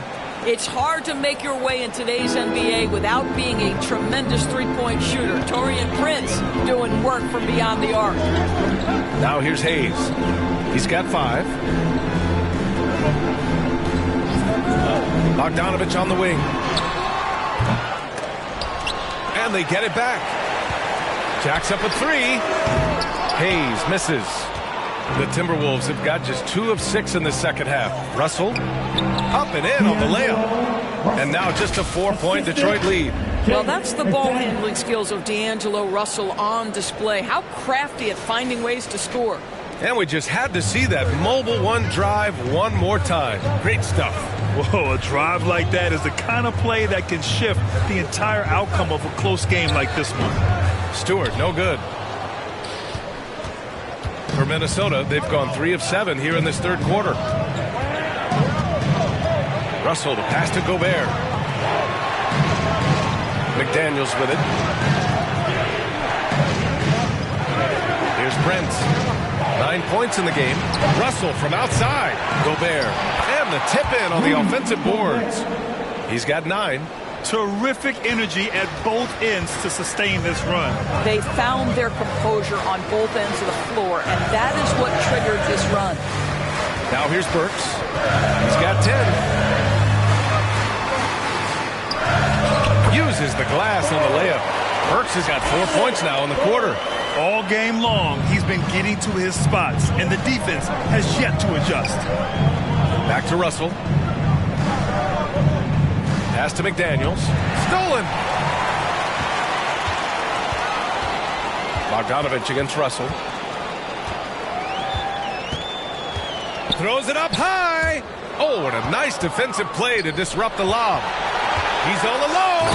Throw it down on the breakaway jam. Well, that's the defensive impact of Anthony Edwards making the steal and setting up easy offense. Detroit calls timeout.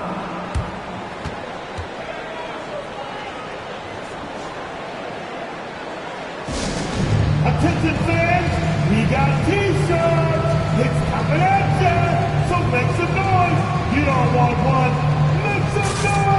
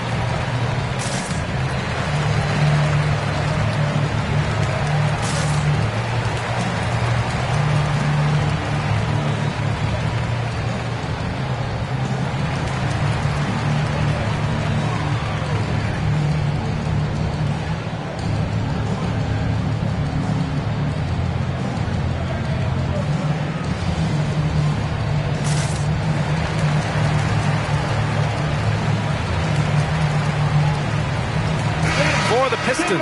Bagley's checked in for Stewart. Bay comes in for Bogdanovich. And Ivy subbed in for Burks. And the Timberwolves making a change here.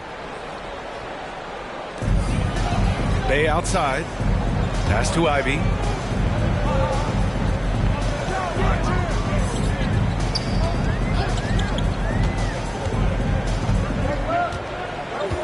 Shot clock at 5. Back to Bay. Edwards pulls it in. The battle of the boards has been something to watch. Here's Forbes. Still getting warmed up offensively. No buckets yet in the game from him. For the lead. Kept alive by Minnesota. This for the tie. No luck on that one. Detroit has gone 1 of 2 shooting from the perimeter since halftime. Hayes against Russell. So it'll be 2 free throws. He was fouled in the act of shooting. No debate there. He got hammered. Team second. And a moment here to take a look at the scoring breakdown for the Pistons. Well, the coaching staff has to love what they're seeing on offense. There's so many assists because how this team is moving the ball. They've also been scoring on the break with how difficult it is to get buckets in the half court. Take a break. Anytime you can push the ball in transition for easy ones, that's big time.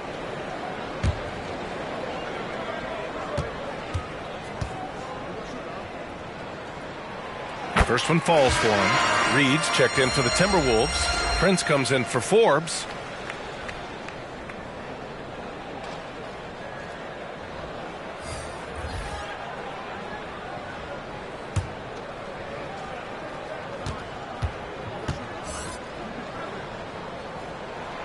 That one falls, so he hits both of them.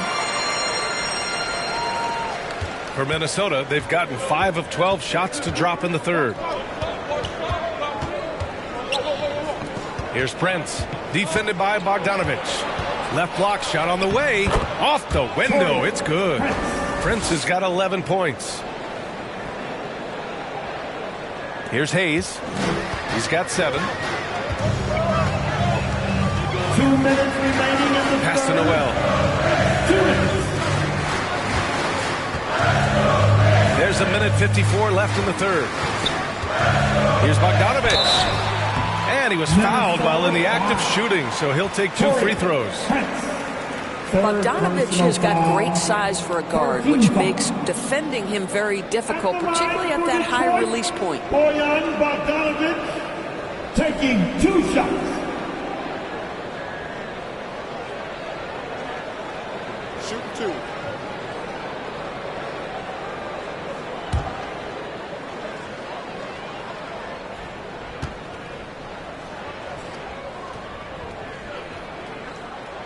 And that one falls for Bogdanovic.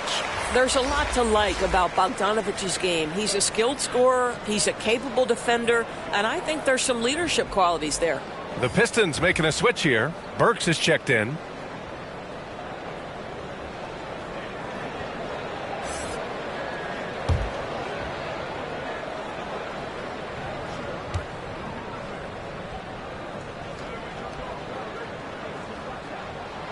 Hits both from the stripe.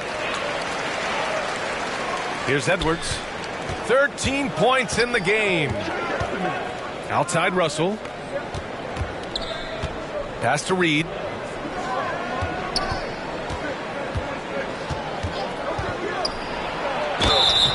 Oh, and there's the whistle on the shot.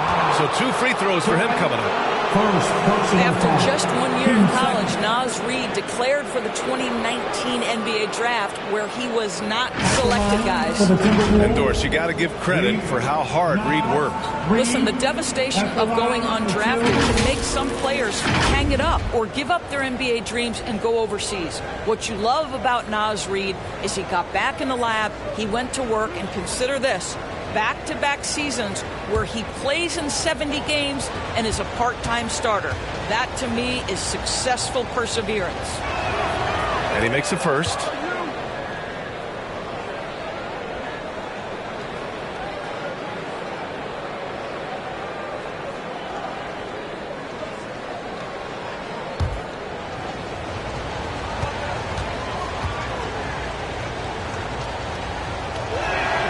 And that's good as he hits both shots. And they've done well from the free throw line this half. No misses yet. The Pistons leading. Outside Bogdanovic. To the middle. Pass to Burks.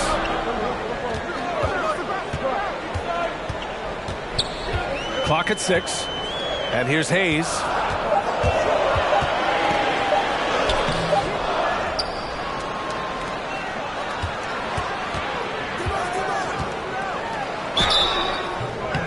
Foul called on the way up.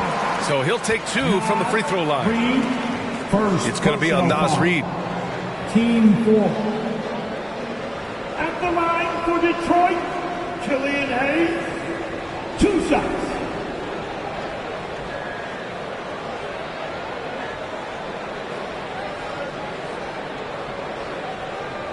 Shoot 2.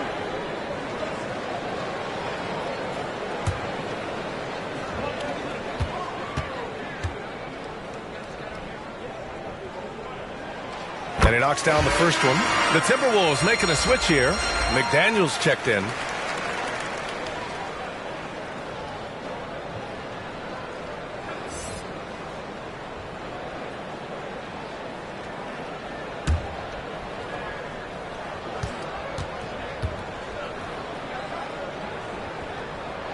He's perfect from the line this time. The Timberwolves have gone 6 of 13 to open up this second half. Outside Edwards. Hayes against Russell. Here's Prince. Ooh, once again off the mark by Minnesota. The Pistons have gone cold here in this third quarter. Just 3 of 9. Here's Burks. Oh, rejected by McDaniels. 36 seconds left in the third quarter. Here's Prince. Oh, and he got fouled on his way up. He'll head to the line to shoot 2. Second personal foul. One of the hardest things to deal with Taurean Prince is trying to match his energy. This guy goes all out every time. Taurean Prince taking 2 shots.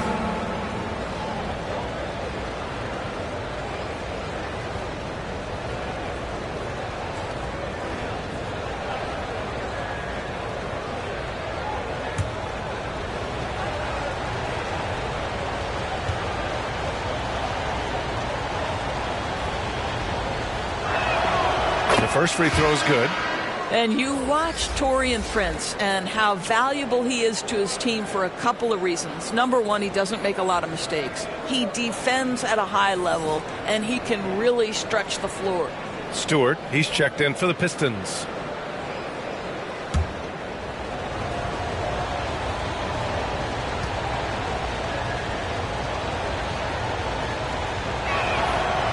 That one misses. Detroit has gone 1 of 2 shooting from the perimeter since halftime. Hayes up top, guarded by Russell. To the paint. Here's Stewart. The putback. Great positioning on the putback. And the Pistons lead by 5. Oh, phenomenal hustle. He has a knack for those boards. Man, he is tenacious when that ball goes up. Here's Edwards. Offline from the top of the key. Coaches loathe empty possessions. You've got to be able to hit the easy ones. And that'll do it for the third quarter. The Pistons on top, up 5. And we're coming right back. Be sure to stay with us as we get set for quarter number 4.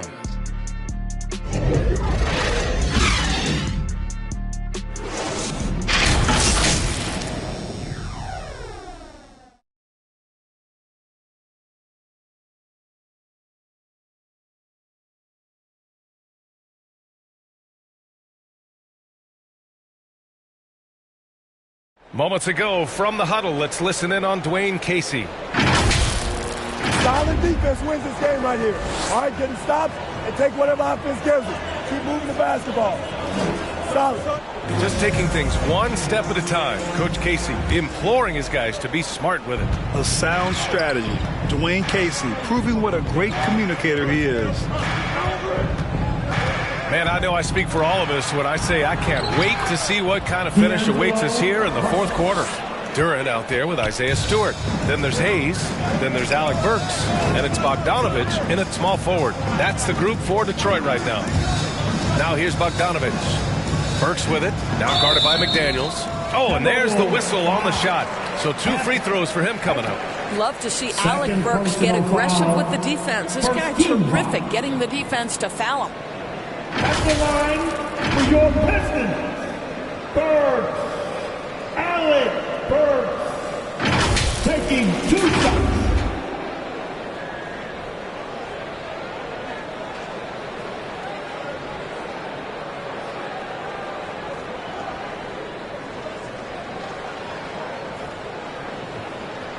Shoot 2.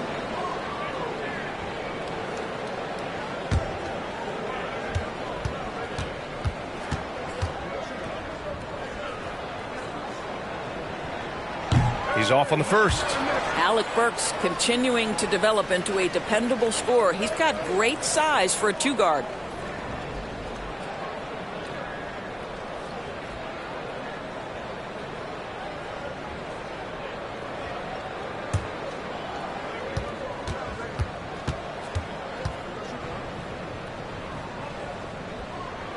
He hits the second from the line.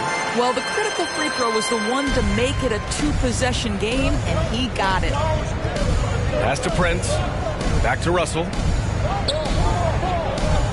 Outside Edwards. Shot is up. And that misses everything.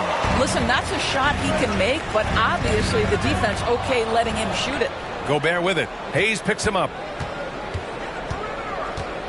Here's Russell. That shot missing. And Detroit the other way now. They've led by as many as 11. Here's Stewart. And finished off by Stewart. Well, how about the good rounds from Bogdanovich showing off his ability to find the open man count. A few possessions into the fourth. Just over a minute played. Left side McDaniels. Duran with a rebound. Duran's got 11 rebounds in the game.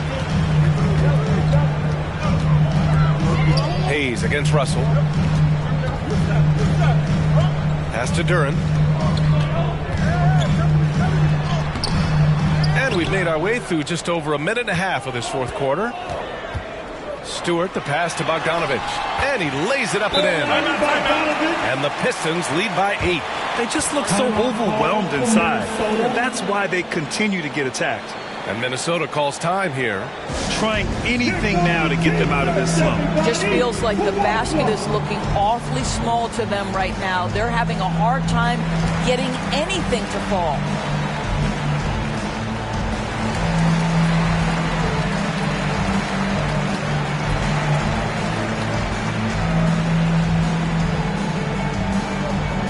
Here comes the fun, Detroit. It's the Piston Dancers.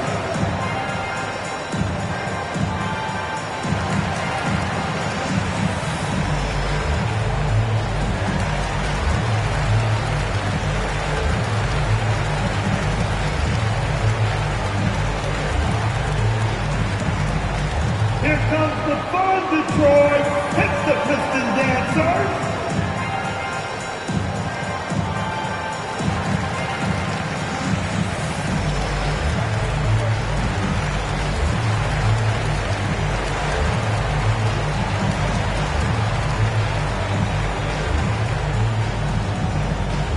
Keeping us all in motion.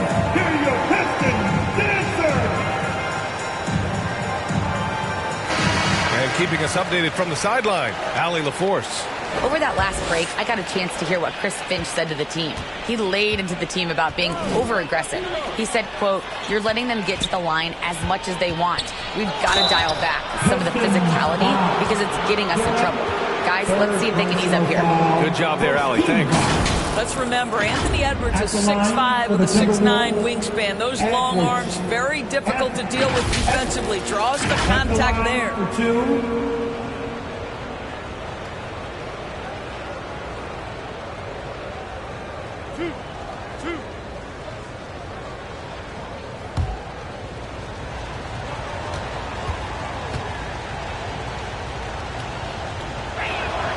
And the first one at the line is good. They're finding a rhythm from the line as they try to cut into this deficit.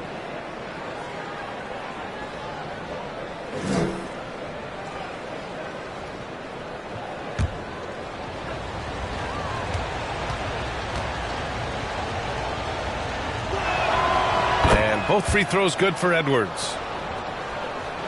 2 minutes gone by here in the fourth. The Pistons have gone 2 of 3 to open the fourth quarter. Outside Bogdanovich. Pass to Burks. Outside Bogdanovich. 5 on the clock. Inside. Tipped. And it's going to be out of bounds.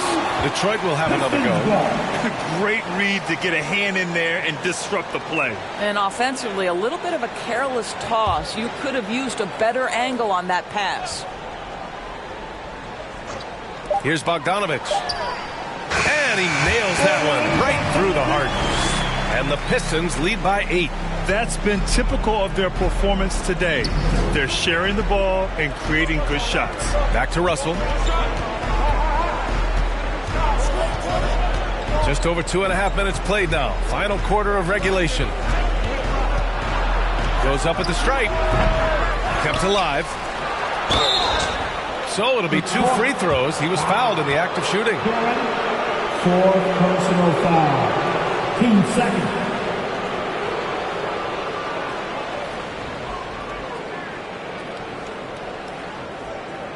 Shooting for Minnesota, McDaniels. Jay McDaniels. 2 shots.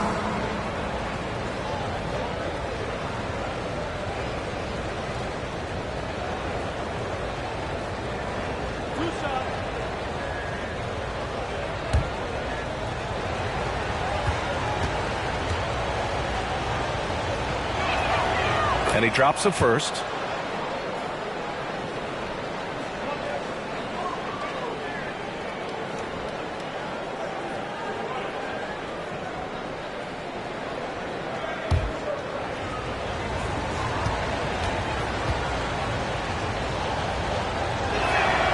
And so he hits both.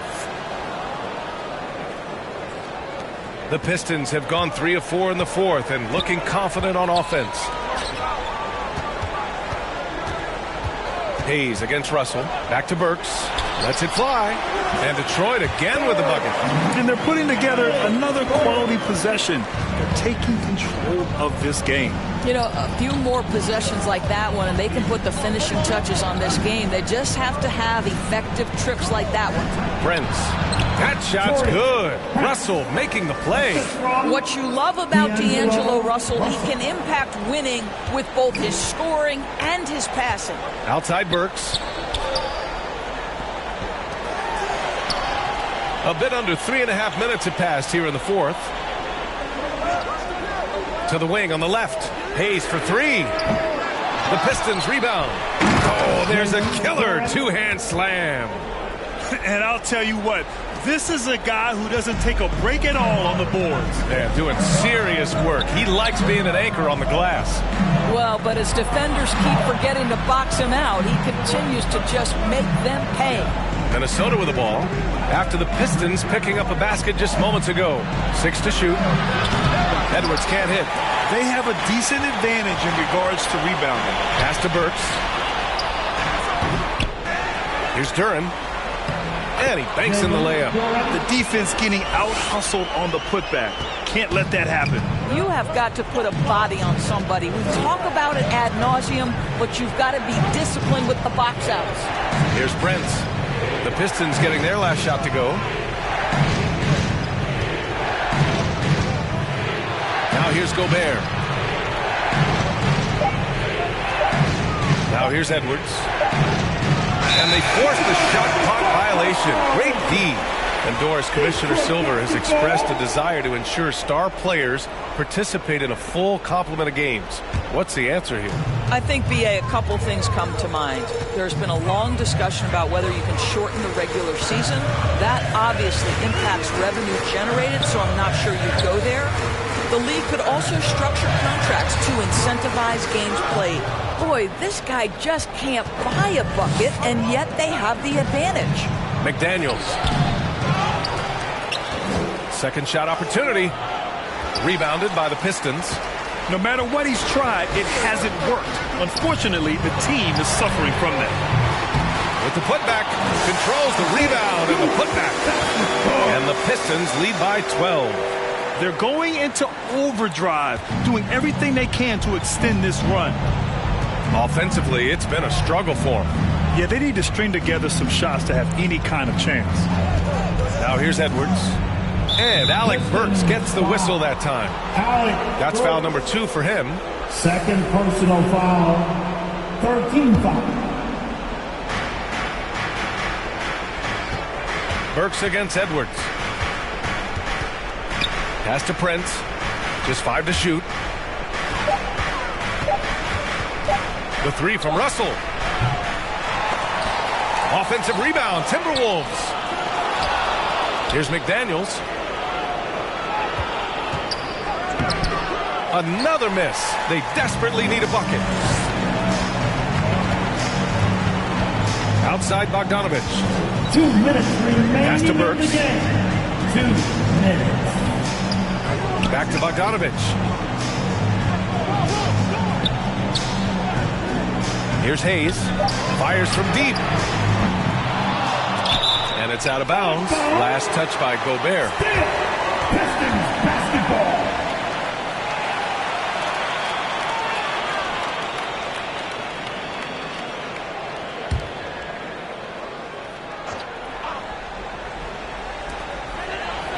Stewart finds Hayes to the middle.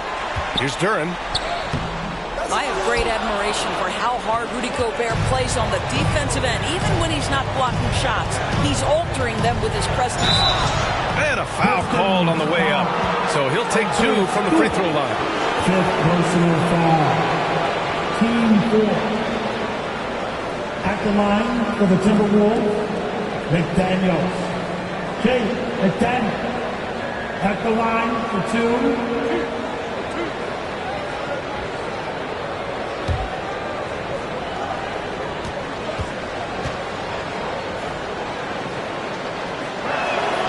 First free throw is good.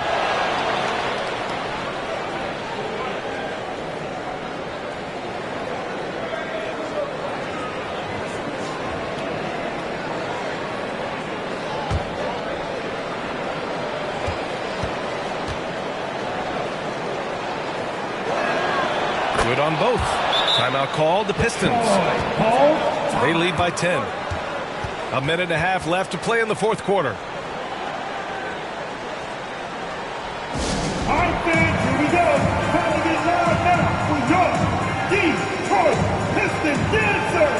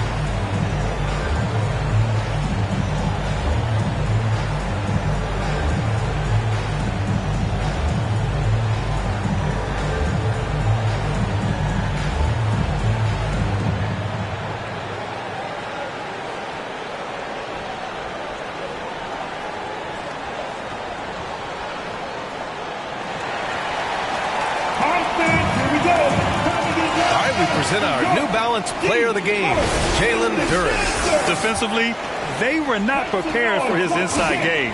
They were not able to deny him the ball, and once he got it, he was so quick and able to get to work. Just a masterful performance in the paint tonight. He had this crowd on their feet almost all night, rewarding their cheers with an electric performance. Now here's Bogdanovich. Pass to Hayes. There's a minute 17 left in the final quarter. Down to 5 on the shot clock. Fires it. And it's off the back of the rim. No good. Boy, a miss like that will drive any scorer crazy, especially with the defender giving a cushion. And there's Russell on the assist by Edwards. Well, you like to see D'Angelo Russell work his way to the inside. Proves he has some touch in the paint. And we just had to take one more look at that great drive. You know, that's the kind of play that can really start a run. He knows a little momentum can get them back even. Now here's Burks. Pass to Bogdanovich. Here's Duren. Defended by Gobert. And here's Hayes from downtown. And he can't get that one. After the strong first half, this guy has not been the same. And largely a no-show right here. Shot is good by Edwards. Well, you can see Anthony Edwards trying to probe and create an opportunity to get off the dribble drive. Sees that window and exploits it.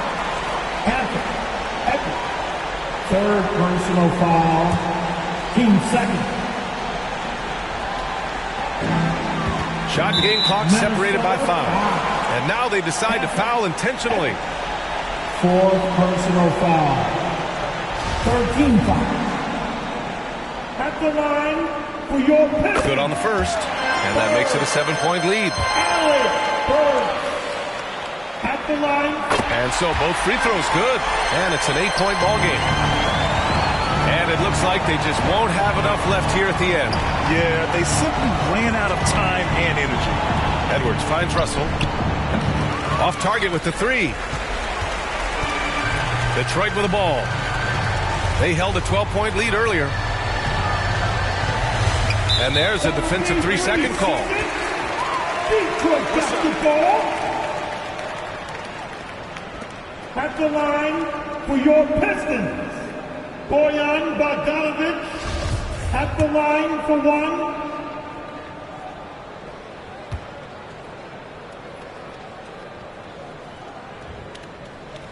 And the technical free throw is good. Oh, what a performer this guy is. Game is on the line. He stands up and delivers.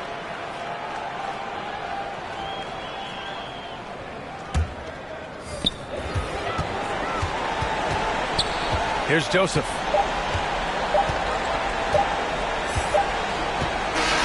And so it's Detroit with the W. A competitive game. You have to feel like this crowd gave him a little extra edge. Yeah, they really fed off the energy. You saw their activity level go up. Just a tremendous performance. And that's going to do it tonight, folks, for our broadcast. For Doris Burke, Allie LaForce, and Grant Hill, and our entire crew, this is Brian Anderson thanking you for tuning in. We'll see you next time.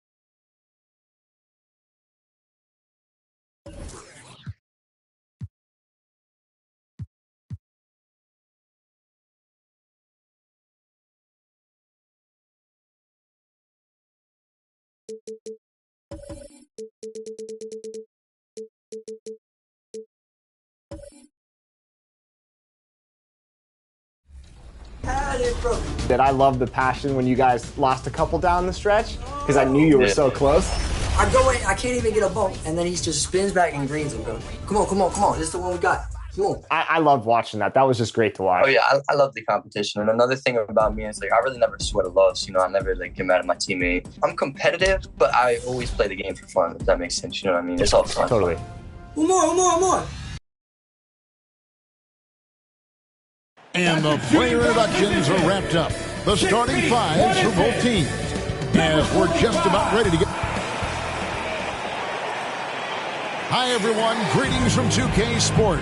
DAJ. Thank you, Kevin. You're exactly right. They're both dead-eye shooters. Aren't they?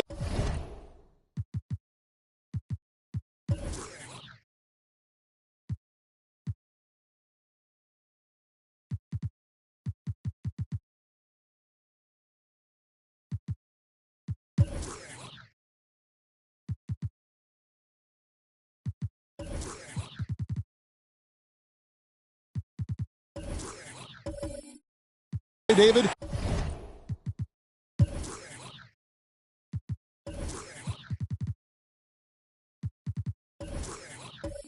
We appreciate that report. Thank you. And now the Golden State Warriors starters.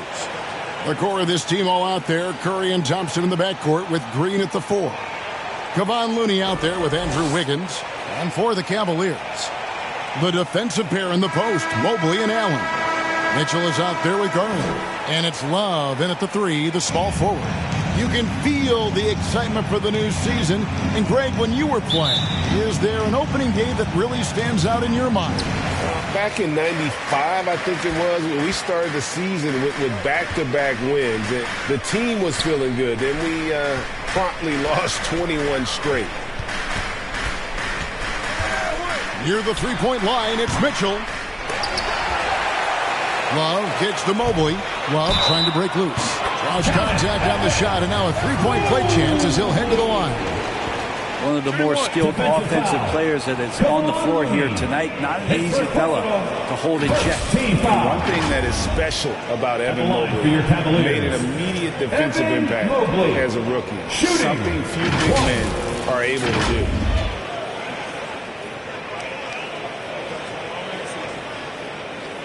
What's up?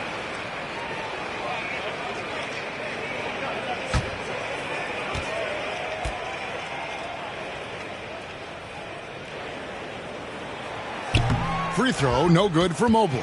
As you said, very few rookie big men, Greg, can shape a defense like Mobley did. Kind of reminds you of the impact Tim Duncan had with his defense. But Mobley can protect the rim and stay in front of guards on the perimeter.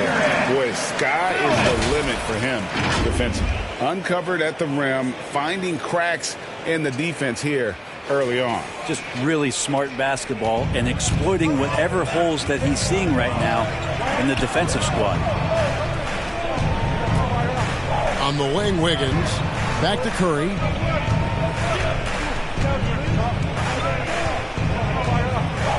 Outside, Green. Shot clock at 5. Mobley with the block.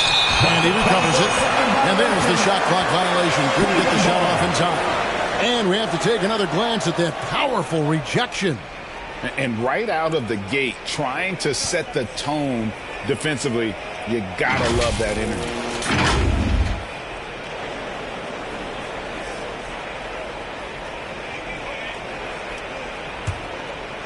For Cleveland, they've gone 2 of 3 here to start out the game. Garland with it. Now defended by Wiggins. The slam dunk by Garland. That's pretty crazy. Garland at his size getting way up. On the wing, Thompson. Curry deciding where to go with it. Shot clock at 6. Back to Thompson. Fires from deep.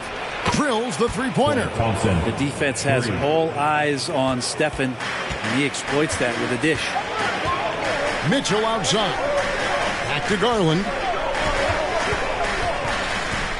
Shoots over Curry. Garland, no good. So Over Cleveland, their last game, a win against the Mavericks in Dallas. Here's Green. A strong finish under heavy pressure all over. Just Draymond's overall strength on the inside to get in there and find his way to a tough basket in the paint. Back to Garland. Mobley outside. And the shot is good. Really, the defense is helpless to stop a layup right there. Just too much of an advantage in terms of the mismatch. And the Warriors decide to take their first time out here. Their last encounter was in San Francisco. And really brought an impressive physicality to that matchup, drawing a ton of fouls and, of course, went on to win. No doubt that's what made the difference. The aggression they showed, attacking, drawing contact. It got them points at the line and made foul trouble a big concern on the other side.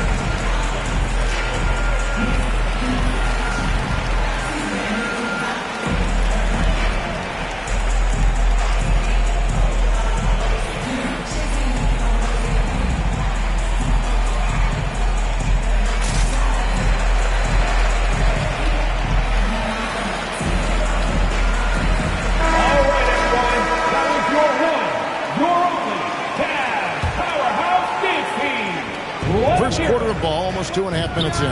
Yes, that goes in. Green's got his second bucket of the game to go. Well, if the defense is going to back up that much, Draymond's got to step into the mid-range shot, and he took it that time. Wiggins against Love. Mobley looking it over. Allen trying to break free. Controls the rebound and puts it back up and in. And the coaching staff and this team, they count on Allen for those second chance opportunities, so he collects 2 more. Curry passes to Wiggins. He kicks it to Thompson. Back to Wiggins. Outside, Green. Shoots from 12. Offensive rebound. Looney. And there's the bucket. Staying with it on the offensive glass. Getting it done. Kind of a simple job for Looney out there, but he's willing to do it. Gets into the middle and fights for that board. Love the pass to Mobley. On the wing, Mitchell. He's covered by Thompson. Mobley dishes to Garland. Curry with some nice D. His touch has left him in this quarter. Nowhere close to the kind of output they need from him. GA with their 4th title, the combination of Steph, Clay, and Draymond Green, the single most successful trio in the last half-century in the NBA. And some would argue the best trio of all time. The most wins in the finals ever by a trio who each made an All-NBA team. There are many shots that Klay Thompson can hit, including that one. That's called a floater. For 3, Mitchell. The Cavaliers again can't hit. And it's the Warriors' ball. They're on a 14-4 run right now. Pass to Curry. From past the arc. Jarrett Allen grabs the miss. Having a hand up in your face makes such a difference to a shooter. As good as you can do without getting a block there to defend. Here's Mitchell. And another miss by Cleveland. And right from the start, Kevin, they've been pounding the glass. Most of those 50-50 balls also going their way. The Cavaliers trail by 4. Some tough offensive sets. They want to turn it around. Yeah, right now you just need a bucket to get some momentum. Back to Love. He dishes it to Allen. Cleveland moving the ball around. Here's Mobley. Plays it up and banks it in. Mobley's got 6 points. And a better box out saves them 2 points there. It didn't seem like anybody was really aware there to go and collect that rebound in the possession. Looney finds Thompson. Curry outside. Curry with another miss. Cavaliers have gone 6 of 14 shooting the ball since the start of the game. There's the triple. The shot by Mitchell, no good. And so Green will bring it up for the Golden State Warriors. Curry with it. Garland picks him up from 12 feet out. And there's Stephen Curry on the assist from Green. Green's got 3 assists tonight. Every time they get scored on during this run, it's come from inside the paint. Timeout is called. First of the game for the Cavaliers. And as good as Draymond Green has been on the floor, this guy will be an all-time broadcaster, already a popular podcast. Great TV studio appearances as well.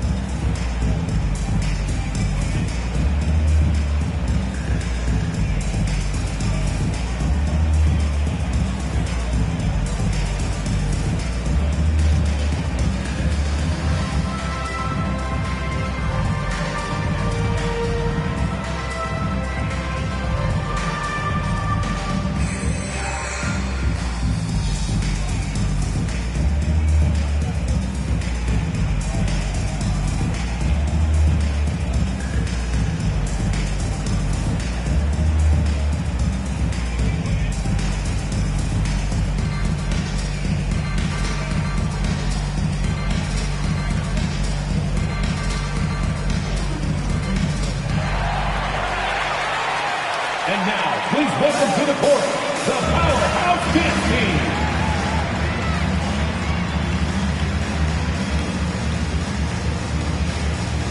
And it's a completely new group on the floor for the Cavaliers. Powerhouse Dance Team. The Cavaliers trail by 4. And Draymond Green, the next broadcasting star. You've watched his work. Why is that? And Kevin, I think his basketball IQ is incredible. And we see that when he plays, but he can also vocalize it to the audience. And of course, Draymond is not afraid to say what he thinks. Just 3 to shoot. Here's Neto. He's off on that one. The Warriors go the other way with it. 1:31 left here in the opening quarter. Kuminga the pass to DiVincenzo. Now here's Wiseman. He's guarded closely. Whistle blows. Bucket is good. And he'll have a chance at the line to make it a 3-point play. Attacking the rack to great effect. And Brent, unfortunately, the young career of James Wiseman has been plagued by injuries. Yeah, it's been really tough, Kevin, with that meniscus injury, 39 games into his career. He had his surgery, and then he was trying to come back, and multiple setbacks in his pathway to try to get back on the floor and become an impact player as the first overall pick a couple years ago. It kept him out the entirety of last season. Hopefully, this is the year where we see him fully healthy. That free throw good from Wiseman. James Wiseman just so tantalizing. You see that 7-foot frame, those long arms, a rare combo guy out there. It's going to be great to watch him grow. Lopez outside. Over Wiseman. Here's Osman. And contact on the shot, so he'll be shooting free throws here. All the officials are all over that one. It's his first trip to the line. You know, this is not an area where they expect him to contribute. He's a guy that shot below 70% last season.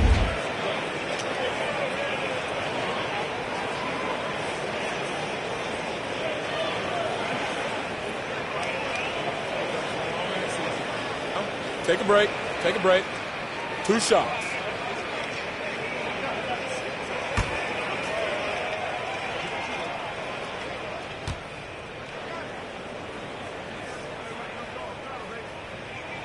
First free throw is good.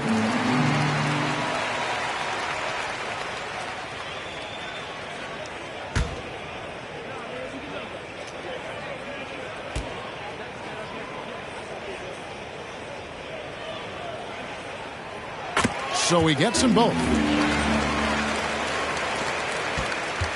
Warriors leading by 5. Stolen by LeVert.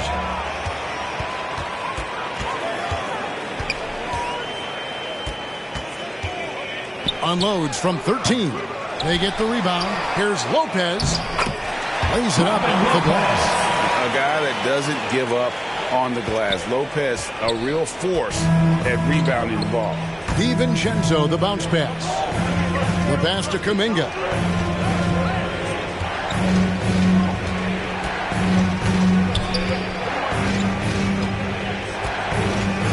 Back to Poole. Clock at 6. The Warriors keep it going. A new 14-second shot clock. And it's sent back by Lopez. And the space Lopez is able to cover on defense, using that size and length to reject the shots. Okoro passes to LeVert. Shoots over Kuminga. Off target from the wing. And still a close game as the first quarter comes to a close. Warriors lead by 3. It's the NBA on 2K Sports from Cleveland.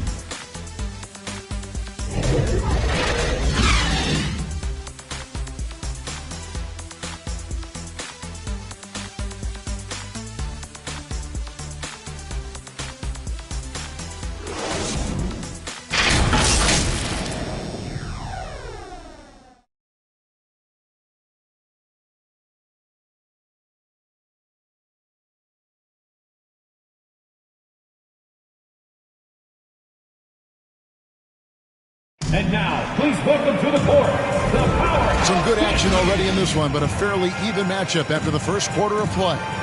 And taking a look at the Warriors' performance here, guys. What are your thoughts? Well, their effort on the defensive end has set the tone for this game.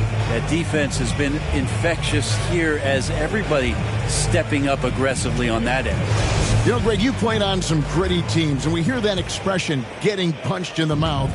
And it's not usually literal, but what's that look like on the floor? What's it feel like on the court? Kevin, you're just out hustling and out muscling the team. At times you'll see it, they kind of checked out mentally, and I'll tell you what, it is one of the best feelings in sport. The defensive pair in the post, Mobley and Allen.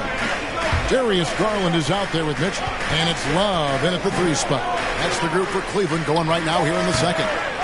Love, no good. I'd love to see them impose themselves a little more on the backboard. That's a great way to find confidence. Always a surefire way to get back in the game.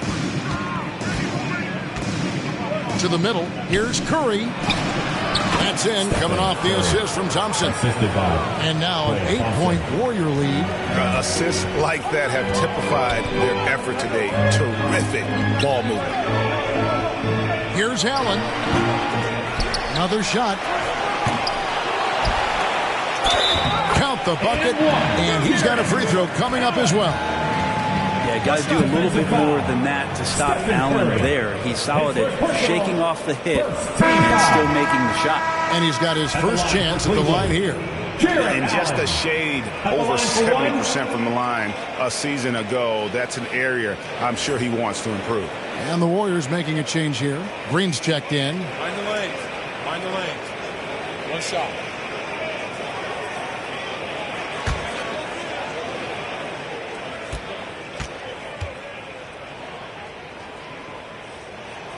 Free throw, good. Allen. And Allen provides 3 things consistently when he's playing. He'll rebound, he'll score a little bit, and he'll definitely give you rim protection. So not a guy trying to shoot a bunch of 3. Curry's shot is off. It's Garland with the ball for Cleveland. Next up will be a home game matched up against the Pacers. Allen, that's good. Defense has got to respect it. Once Allen gets that close, he has that ability to score the ball. And that was the Mobile One drive. Well worth a second look. And the awareness of his footwork and body on that drive. Wow. Thompson against Mobley. Got loose. And a bit of a battle here for the ball. The official signals a jump ball here. It's a jump ball.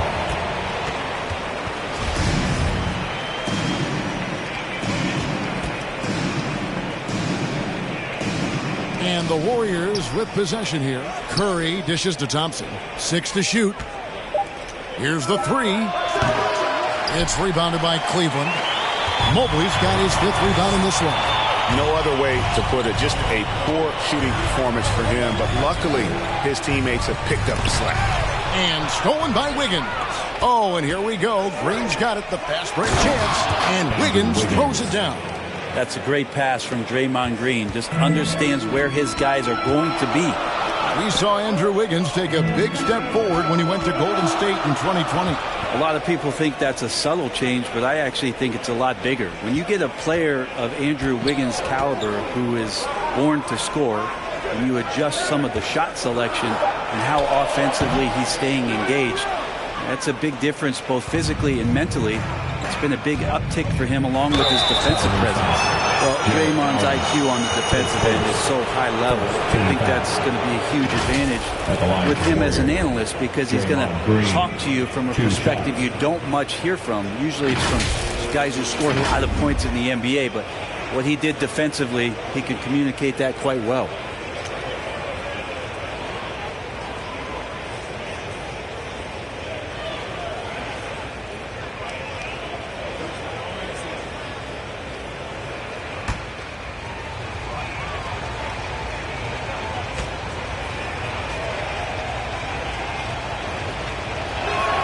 And the first one drops. Green's broadcasting has even helped his opponents in some cases. Yours probably has too, Kevin, in some instances. But with Draymond, I think what's cool is guys are listening. And when Draymond starts to talk about some of the techniques he uses or some of the things he's looking out for, guys understand that that could improve their game. So why not take it from one of the best in the business?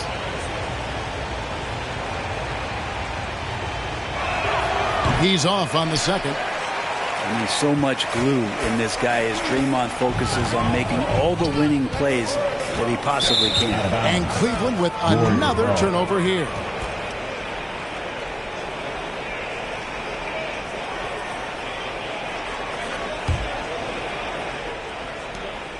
Warriors leading by 6. Now a timeout called by Golden State. And as things present themselves throughout a game, teams have to adapt on the fly. And timeouts are a wonderful opportunity to just settle in and recollect the thoughts of your entire team. Not just the guys playing, but the entire team.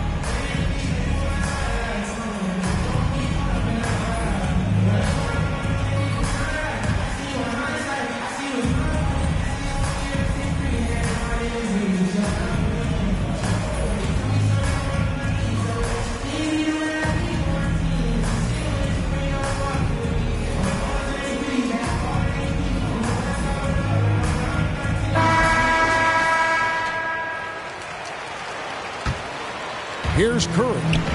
38 points for him last game against Indiana. Let's us not forget about the work on the glass. His effort level was a 10 that night out of 10. Pass to Wiggins.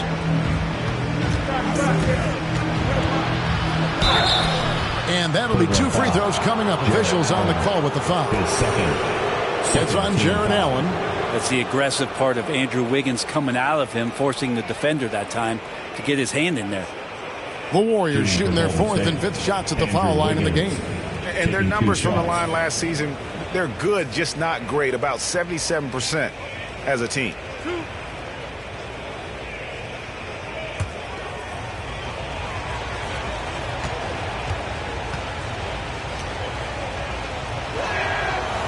He misses the free throw. And Andrew Wiggins came into this league as such a special talent. It's so great to see all of that blossoming this far into his career.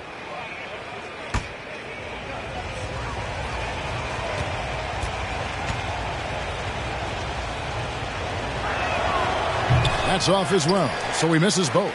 Yeah, nice job of drawing the contact and creating opportunities at the line.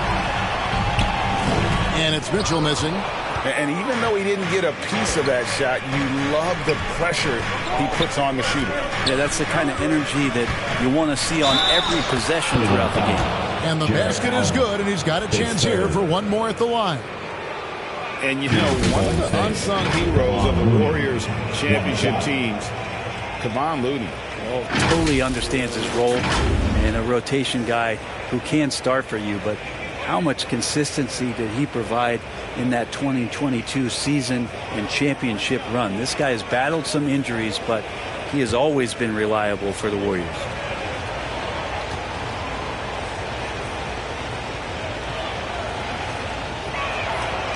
And Looney no good on that one. If you have the good fortune of playing next to superstars in this league, there are certain guys who thrive in that environment, and Kevon Looney has been one of them. Offensive rebound, Allen. And they call the foul, so a chance at the line for one more coming up.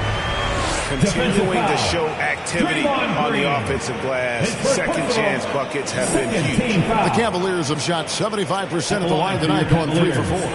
Jarrett Allen. One shot.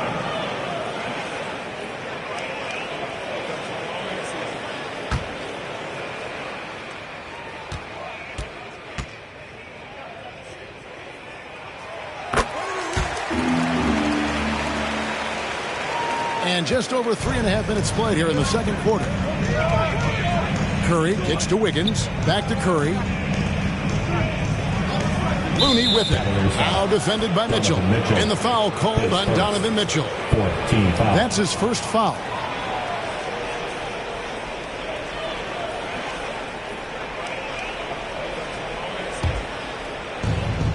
Thompson outside, down low. Green passes to Looney. And oh boy, a lot of contact there, but he gets the call and will shoot 2. Well, the defender was all over Kevon Looney, and he got physical right back. That's a nice play. The Warriors shooting their 7th and 8th free throw attempts for the game right here.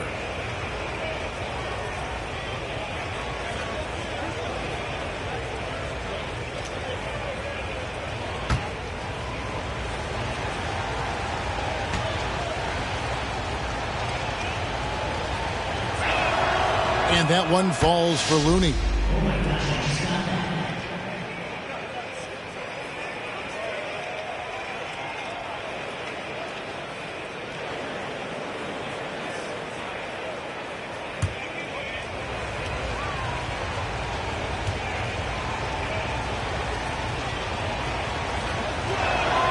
And so Looney nails both of them.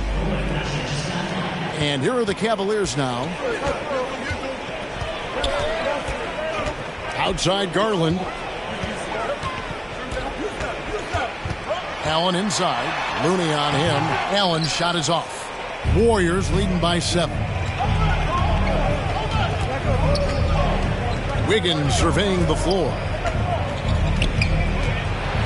Passes it to Looney. And that's collected by Love. And Love's got the ball here for the Cleveland Cavaliers. And the foul called on Kevon Looney. That'll be his second foul of the game. And now only one away from being in the penalty. And the Cavaliers making a change here. Okoro's checked in. The Warriors also with a sub. Green, he's checked in for Draymond Green.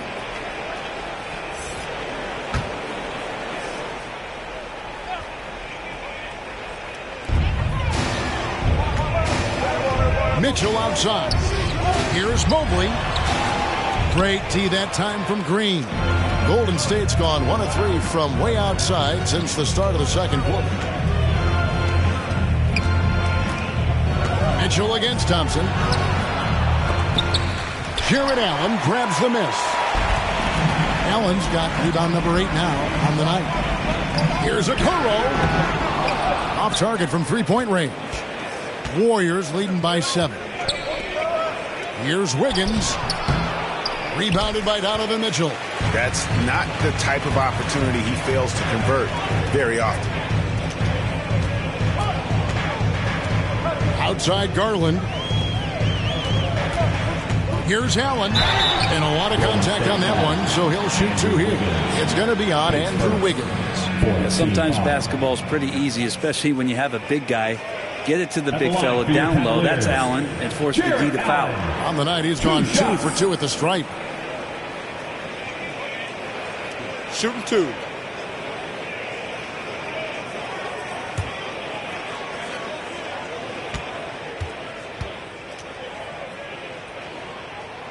And he knocks down the first one. Well, it's interesting to watch him because he's putting his body on the line to get to the line. We didn't see this during the first quarter, but he's making up for it here. Looking at who's out there now for the Cavaliers. Cedi Osman, he's checked in for Evan Mobley. Karis LeVert comes in for Donovan Mitchell. And Raul Neto subbed in for Garland. And so he's able to get 1 of 2. Warriors leading by 6. Now, here's Poole. No points in the game yet for him. And there's the feed to Green. Chalk up 2 there. And Poole's vision developing right in front of us. Cleveland's gone 0-2 from deep here in the second. Timeout call, Cleveland. As the teams head into this timeout, a chance for the coaches now to map out some plays for the next few minutes and a chance for the players to rehydrate with some Gatorade. That's important if they want to make sure they don't wear down later in the game. Absolutely. Over the course of a game, you have to stay hydrated.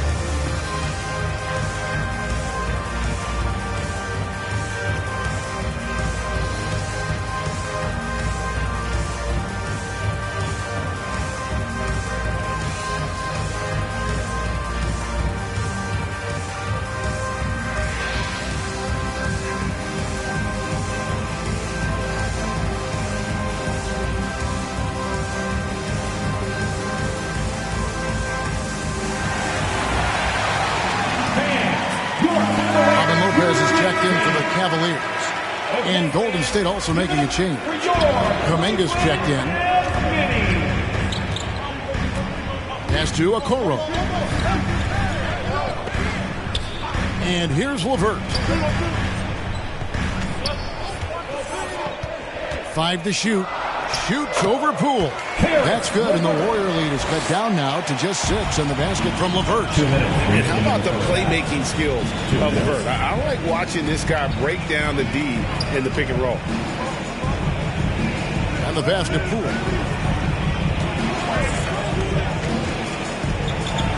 And that one clearly a foul. Gets the whistle, and 2 shots coming up. And Jordan Poole has stepped onto the NBA stage and not ever backed down from a challenge. He plays with tremendous confidence. And he's got his first free throw of the game.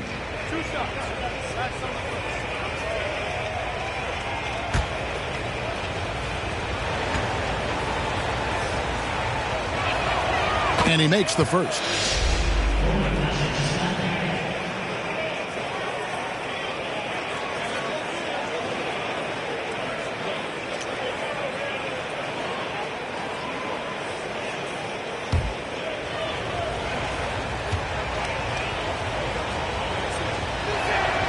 Both free throws good from Poole. Well, you can tell he's feeling confident right now at the line, and when he's on, he can be lights out. Neto, the pass to Okoro. Back to Neto. Lopez inside, defended by Looney. That one's in there. The Warrior lead is cut down to 6 in the bucket from Lopez. And at 277 pounds, Lopez absorbs contact well. Difficult to deter him on the way up. Pass to Looney. And the officials calling for a 3-second violation. The Warriors making a switch here. Weissman's checked in. James Wiseman.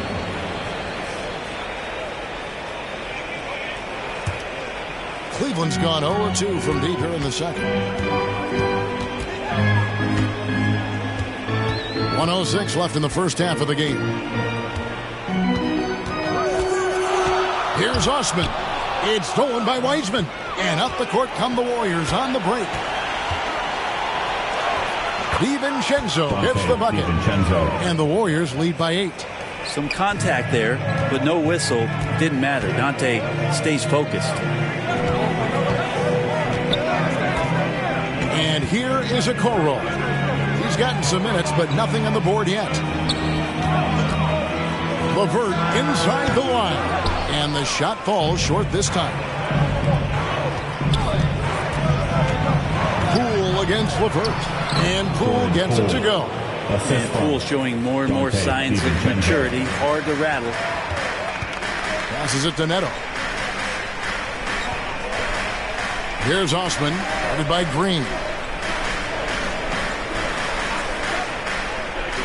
We've got 13 seconds left to play in the first half. 5 on the clock. Neto, that's a two-pointer. The Cavaliers again can't hit. And so it's the Golden State Warriors with a 10-point lead. Some breathing room heading into the break. They've been playing some ferocious defense. It's time now to go courtside as we send you over to David Aldridge from the sideline. David, take it away. Thanks very much, Steve. Some great engagement defensively. What's happening that's good at that end of the floor? I think they're just playing hard, rotating, playing for each other, and they've done a better job of avoiding fouls and just playing through. Steve, thanks for your time. Back to you. Thank you, David, for that interview, and we'll see you back here after the break for third quarter basketball. The 2K Sports Halftime Show. Ernie Johnson here with Shaq and Kenny, and a favorite time of the year as we're halfway through one of the first games of this fresh NBA season. Golden State found themselves in a close game in the first. They trailed by as many as 6 points in the first period. An excellent second quarter from these guys, and they lead by 10 at the half. Big fella, what's your take on Golden State so far? They're playing with speed, pushing the ball up, turnovers and long rebounds, running every chance they get. Because we all know scoring on the break is so much easier than finding open shots in half court. Kenny, let's get your insight on Cleveland. A combination of poor shooting and poor shot selection. That's what I take. They need to be more patient, run the offense all the way through, and let everyone touch the ball. Otherwise, they're playing into the other team's hands. And that's going to do it for us here. The second half of action is coming your way.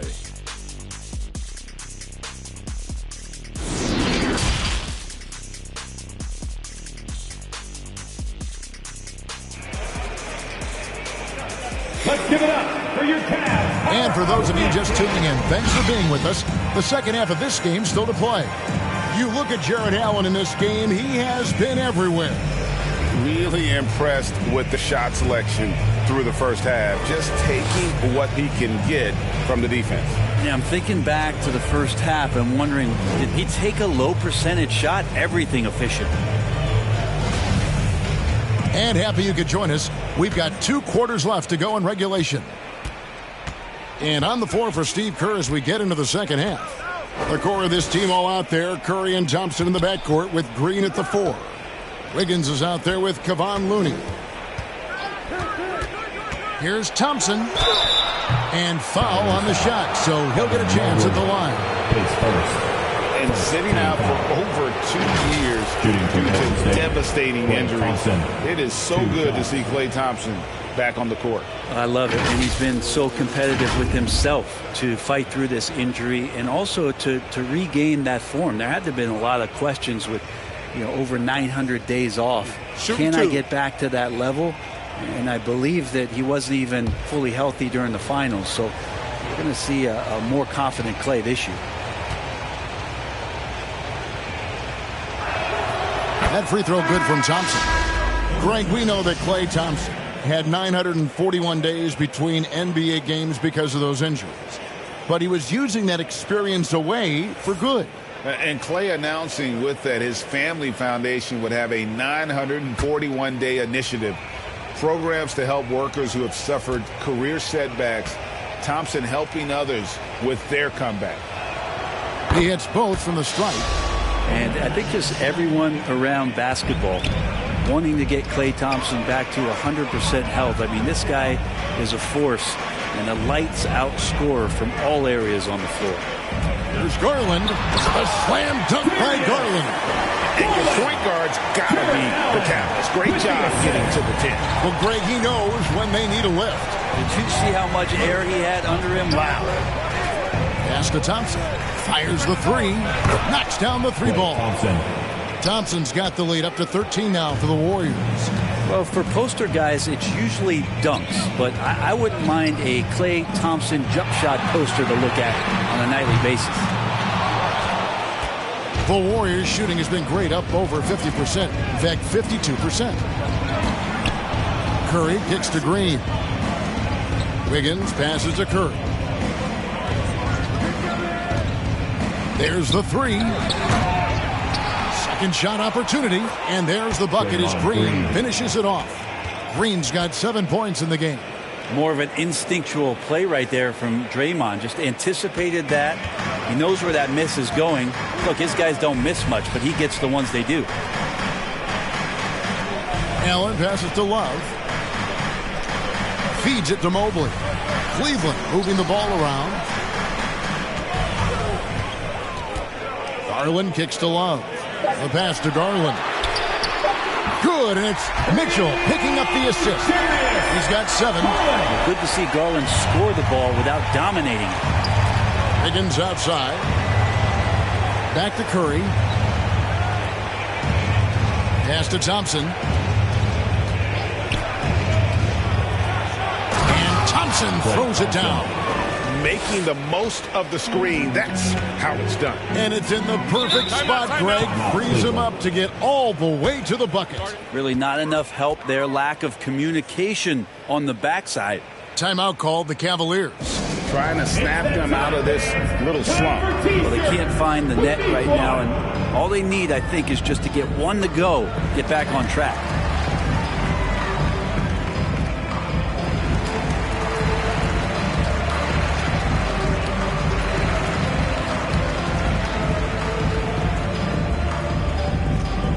Okay, everyone, look who's running onto the court. Your Cavs powerhouse dance team.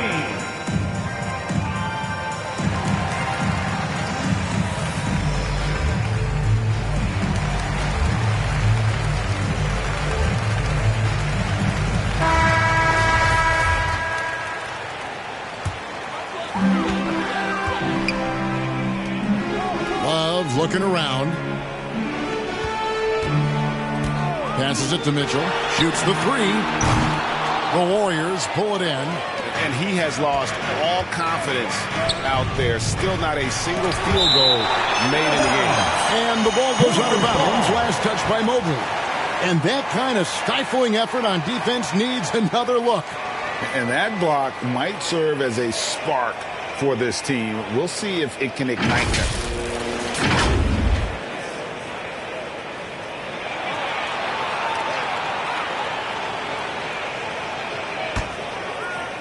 A little over 2.5 minutes off the clock in this final half of play.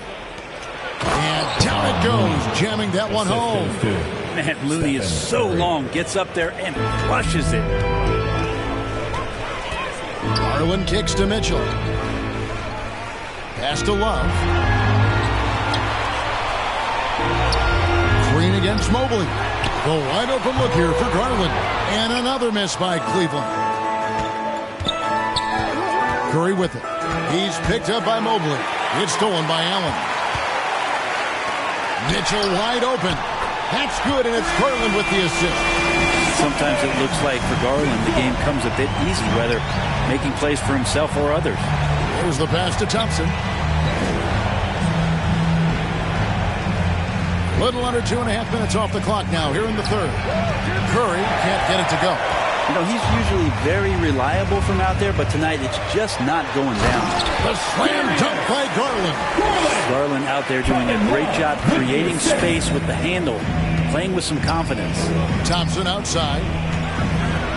And he jams it right over Jared Allen. Wow! Man, you don't see Clay get up like that all that often. That was impressive. You gotta love strong defense, especially when it comes in the form of harsh rejections. Wow. Yeah, quick thinking pays off big. What a block.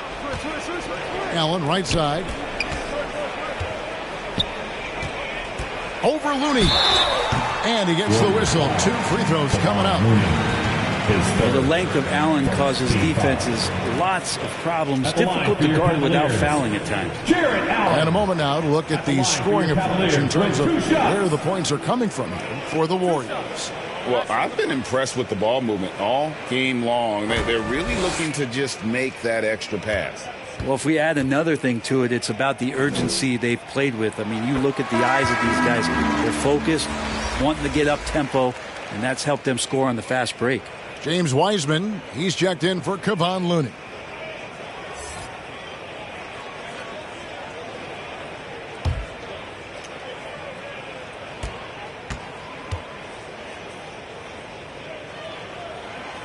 And Allen drops them both. And it's Curry with the ball, bringing it up for the Golden State Warriors. 11-point game. Thompson passes to Green. This one for 3. Thompson misses. I'm not sure how he finds himself in so much space there. He's kicking himself for whiffing a bit on that one. Garland the pass to Allen. He gets it to fall. That makes it just a single-digit lead. Allen's got 17 now. Allen letting the offense know that you can lean on him from time to time. Pass to Thompson. Golden State moving it around. Curry can't get it to go. The Cavaliers trail by 9. Wallace with it. He's still scoreless so far in this one. And the call on the shot that sends him to the line. It's going to be on Andrew Wiggins. Love is confident when it comes to attacking the defense, especially when he gets closer and closer to the rim. The Cavaliers have made 7 out of 9 when they've stepped to the line. And going back a season ago, they were a pretty average team at the line, about 76% altogether.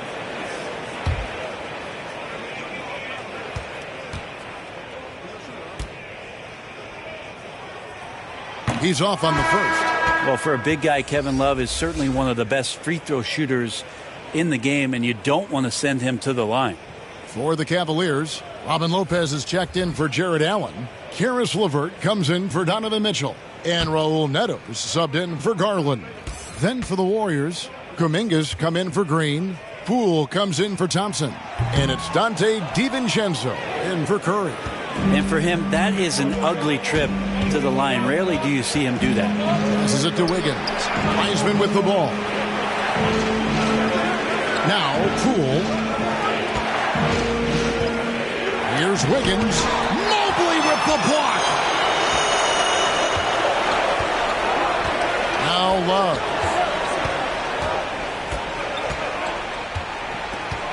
Lopez outside. LeVert against Poole. LeVert the pass to Mobley. Just 4 to shoot. And here's Neto outside. And the rebound goes to the Warriors. Wiseman's got 4 rebounds now tonight. Here's DiVincenzo. And he uses the glass on the layup. And the Warriors lead by 11. DiVincenzo has to be agile on the interior, and that time finds a way to get it done. And that was another look at the fantastic Mobile One drive that happened a moment ago. He's doing everything he can to put this game to bed, and great score there to help his team. Here's Lopez. He can't get that one to fall. The Warriors go the other way with it. To the inside. Shooting foul as the whistle blows. He'll shoot 2 free throws. And Wiggins anticipated that one. He saw the foul coming, and he made sure to get that one off. So far in the game, he's 0 of 2 at the line.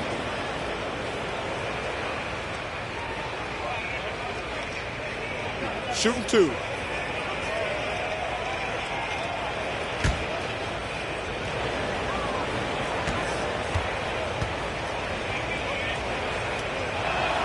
That free throw, no good. A different look now for Cleveland. Cedi Osman, he's checked in for Mobley. And it's Okoro in for Kevin Love. JaMychal Green, he's checked in for Golden State.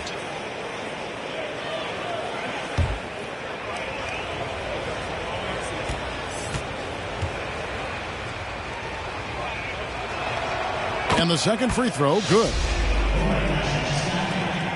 1:43 left in the third quarter of the game. Guys are looking for a spark here. Yeah, a cold stretch offensively, for sure.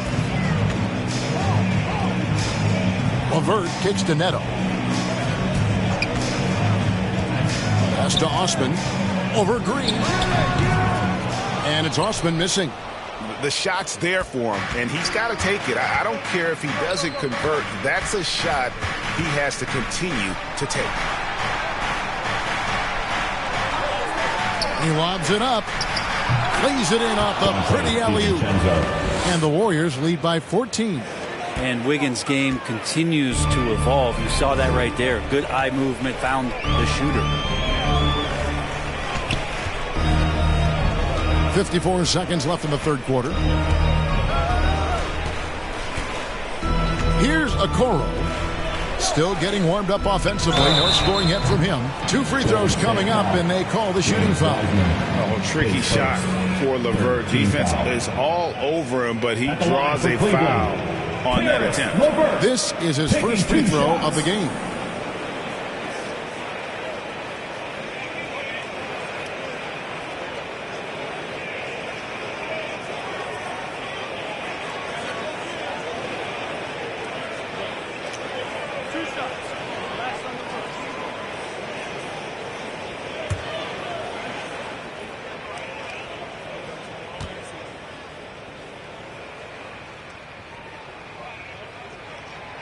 That one is off. A different look now for Cleveland. Jared Allen comes in for Robin Lopez. And it's Garland in for Raul Neto. And then for Golden State, Klay Thompson, he's checked in for Jordan Poole. And Curry subbed in for Dante DiVincenzo.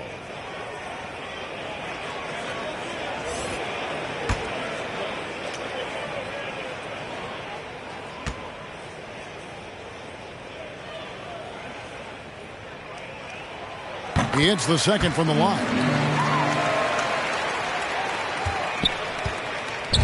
43 seconds left in the third. Curry with the bounce pass. The pass to Green.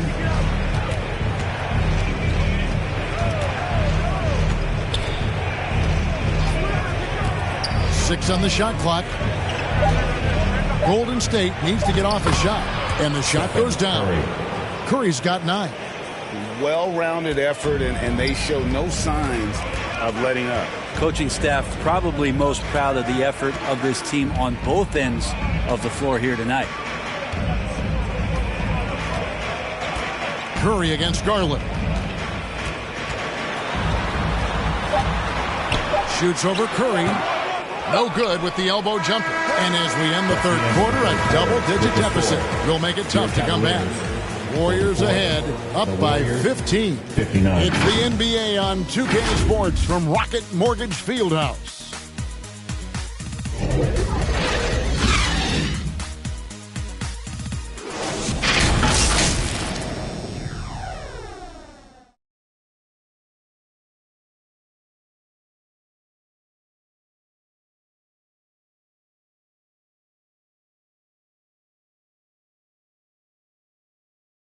While we have the chance now, folks, let's go to our State Farm assist of the game.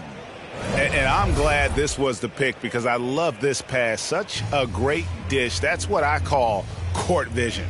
Well, a great job with the eyes. And what separates great playmakers, as we know, is peripheral vision.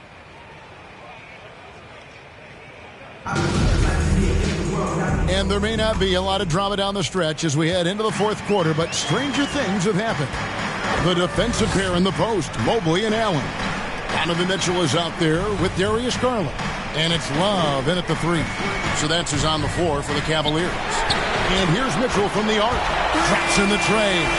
After not having a 3 during the first half, he's made 2 now this second half, and he looks hungry for more. Thompson passes to Green. Wiggins up top. He's guarded by Love. Count it. And the Warriors lead by 14. And how about Wiggins' ability to slither in there and slip past the contact for a finish? And great camera work showing up on the AT&T 5G Slam Cam. Mitchell outside. Pass to Love. Allen surveying the D. Pass to Garland. A 3-ball. Another 3 for Cleveland. Boy, they've been terrific from beyond here in the second. Thompson outside. Green kicks to Wiggins.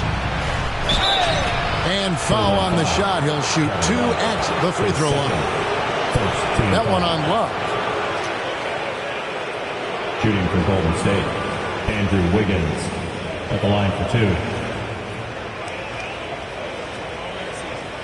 Shooting 2.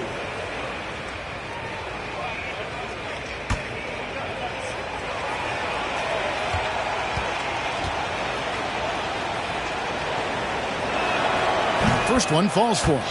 And they didn't shoot it very well from the line in the first half, but they've gotten much better since halftime, and it's helped them to secure the lead.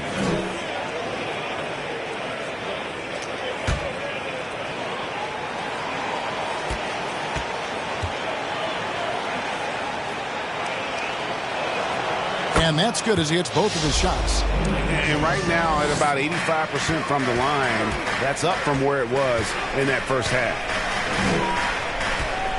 Garland the pass to Mobley.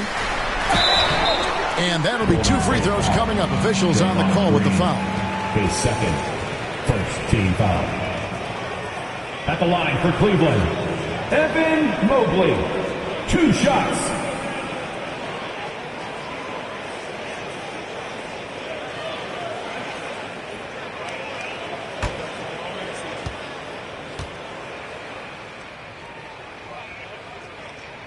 First free throw is good.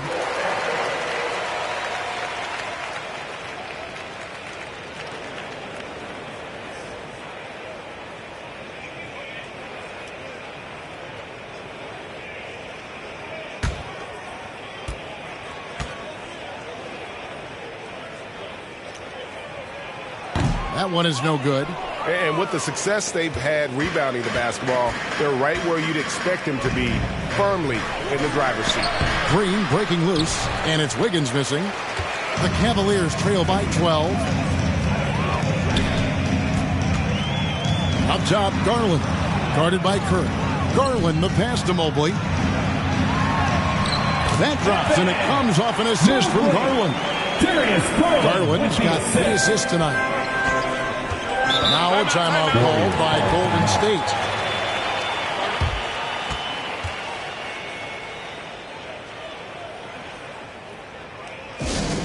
And the loudest section gets t-shirts. Let me hear you make some noise.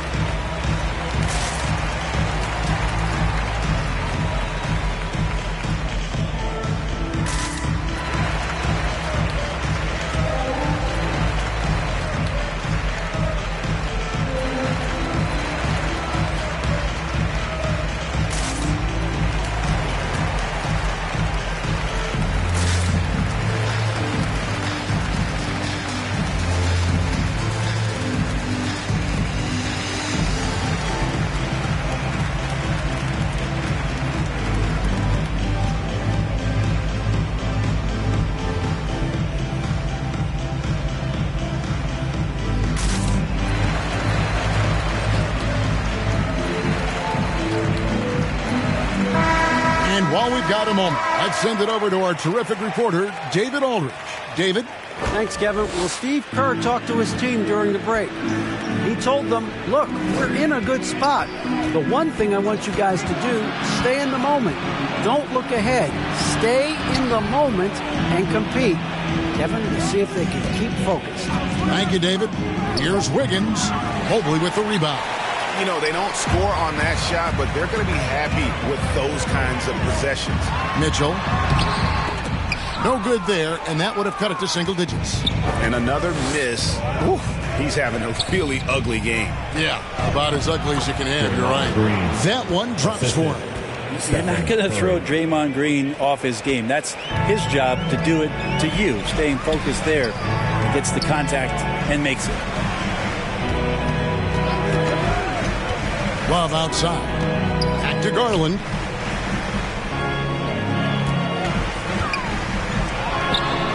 And again, it's Cleveland.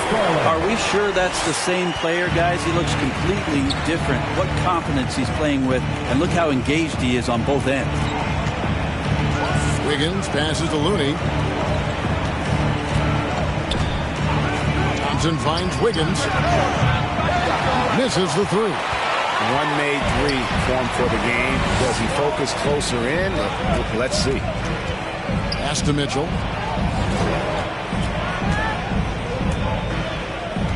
A double-team Love. Lets it go from deep. That's good, and the Warrior lead is cut to just 7 points in the basket for Mitchell. Wow, has he flipped the switch at halftime. Much more effective here in the second half. Shoots from 14, and it's sent back by Allen. Out to the wing.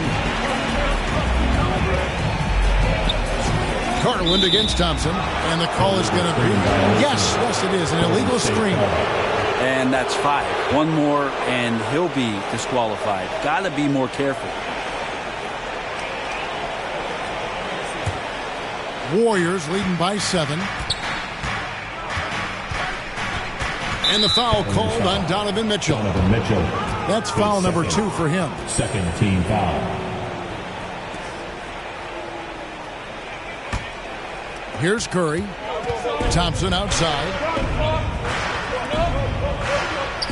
Some nice passing by Golden State. Curry with a wide open look. Well, there's more he could have done in this game for sure, but it hasn't kept them from pulling ahead. Here's Mitchell. Kicks it out to Garland. Shoots over Curry. 5 to shoot. Thompson with it. He's picked up by Mobley. And there's the pass to Curry. Here's Wiggins. Pass to Thompson. Lots of room. Jarrett Allen grabs the miss. Allen's got double-digit rebounds now in the game. And here's Love for 3. The second chance effort. Count it! And he'll have a chance for a 3-point play. And it goes on Draymond Green. Okay, nice job here in the second half. Field goal percentage is way up from what it was at halftime. It's just barely above 30%. At the line for Cleveland, Evan Mobley, shooting 1.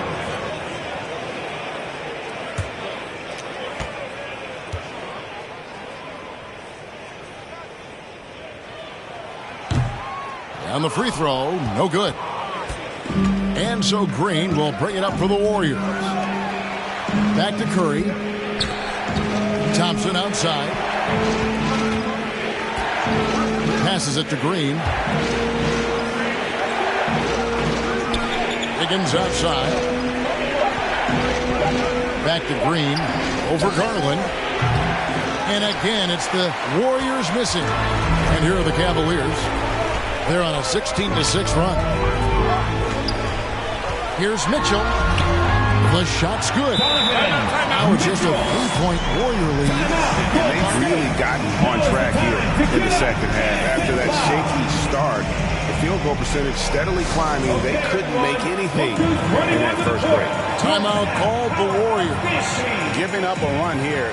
Can they turn it around? It's hard to say right now. At this point, I've seen the coaches run through 2 or 3 iterations of defense. Is there a fourth? I'm not sure.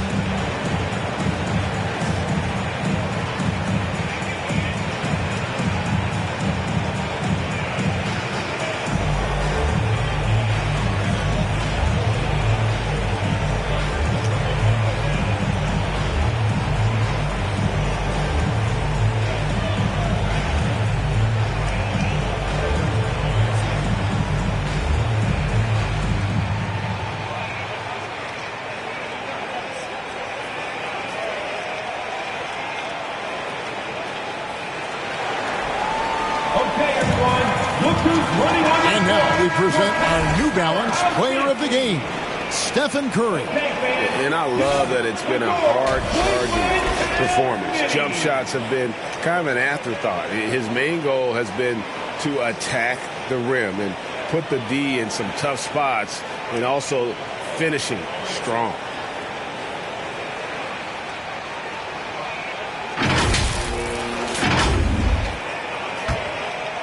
Here's Curry.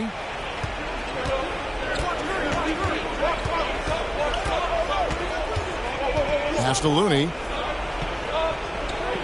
In the corner, it's Wiggins.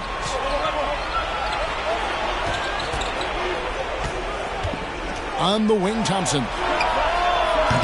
And the Warriors miss again. The Cavaliers on offense. They're on an 18-6 run. Locked up there for Allen. An emphatic LU jam. And Jared Allen, one of the best rim runners we have in the league. What a dunk. Curry dishes to Thompson. Back to Curry. Wiggins outside. From deep. And again, it's the Warriors missing. The feed to Allen. Inside. That's good for Mitchell on the assist by Allen. And that's 13 points for Donovan Mitchell. And this is the time in the game when you want to go to your stars. Mitchell delivering. Mitchell against Curry.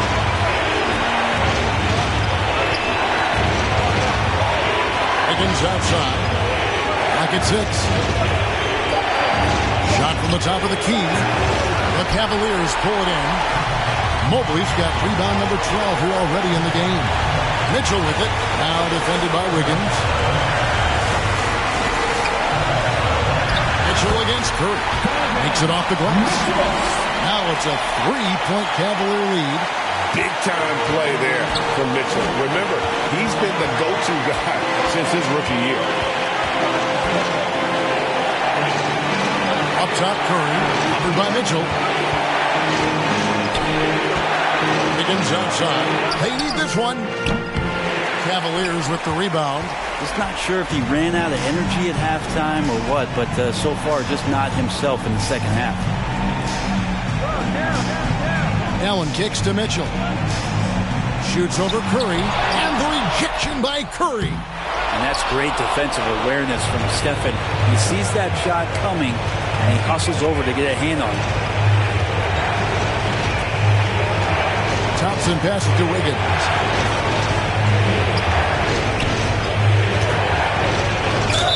And 2 free throws coming up. Unable to get that one to go with all the contact. And so he's picked up his final foul. He will sit for the rest of this game. Andrew Wiggins, 2 shots.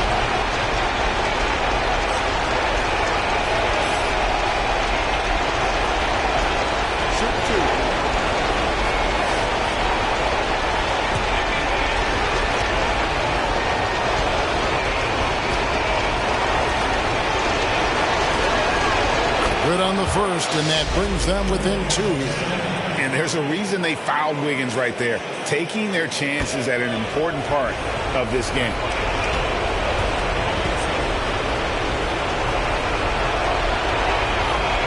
And he is unable to get the second one. And they commit an intentional foul. We'll see another one of those so they can get into the penalty area. Honestly, just doing what they have to in order to get the basketball back. And the Cavaliers call time here. They're up by 2. 7 seconds left in the fourth quarter. Come on, fans. Stand up and make some noise. 7 seconds left in the fourth quarter of this one. And now we've got the intentional foul. 14 foul. At the line for your Cavaliers, Donovan Mitchell. At the line for your Cavaliers with 2 shots.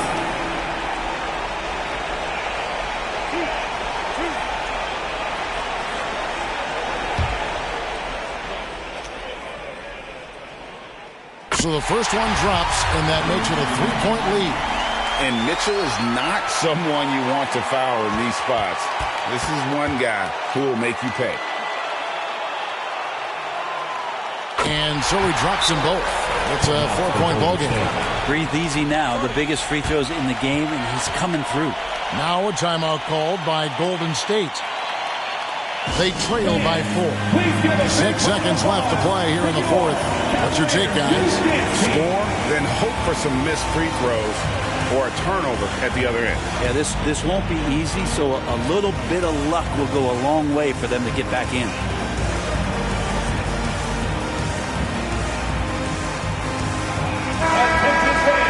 It's time for the cutest dance team in the NBA. Your Cleveland Cavs Mini. 6 seconds left in the fourth quarter. Places one from 3. 3 points. Oh, man, the baby-faced assassin stepping up right there. Such a great scorer, and what a situational step to get it done. No choice but to foul there, but he's probably the last guy we want to see on the line. Donovan Mitchell taking 2 shots.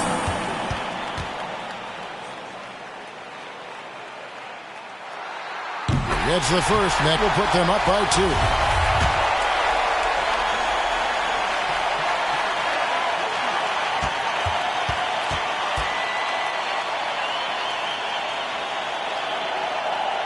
So he gets them both, and it's a 3-point game. And the perfect time to be perfect at the line. Only a 3 can tie it now. So it's a narrow win for the Cavaliers pulling it out. What a show they put on here at home tonight. I mean, these are those games that feel so great to win, and really, it's like a knife in the gut to lose. You gotta love being on edge of your seat and just wondering what's going to happen. How is this thing going to play out? And now we'll send it over to David Aldridge, who is standing by courtside. David. Thanks very much. Kevin, big job tonight in winning the game. What do you learn about your team when you win a game like this?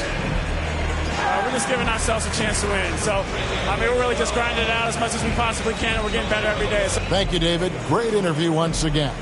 And that's going to do it tonight, folks, for our broadcast. For Brett Berry, Greg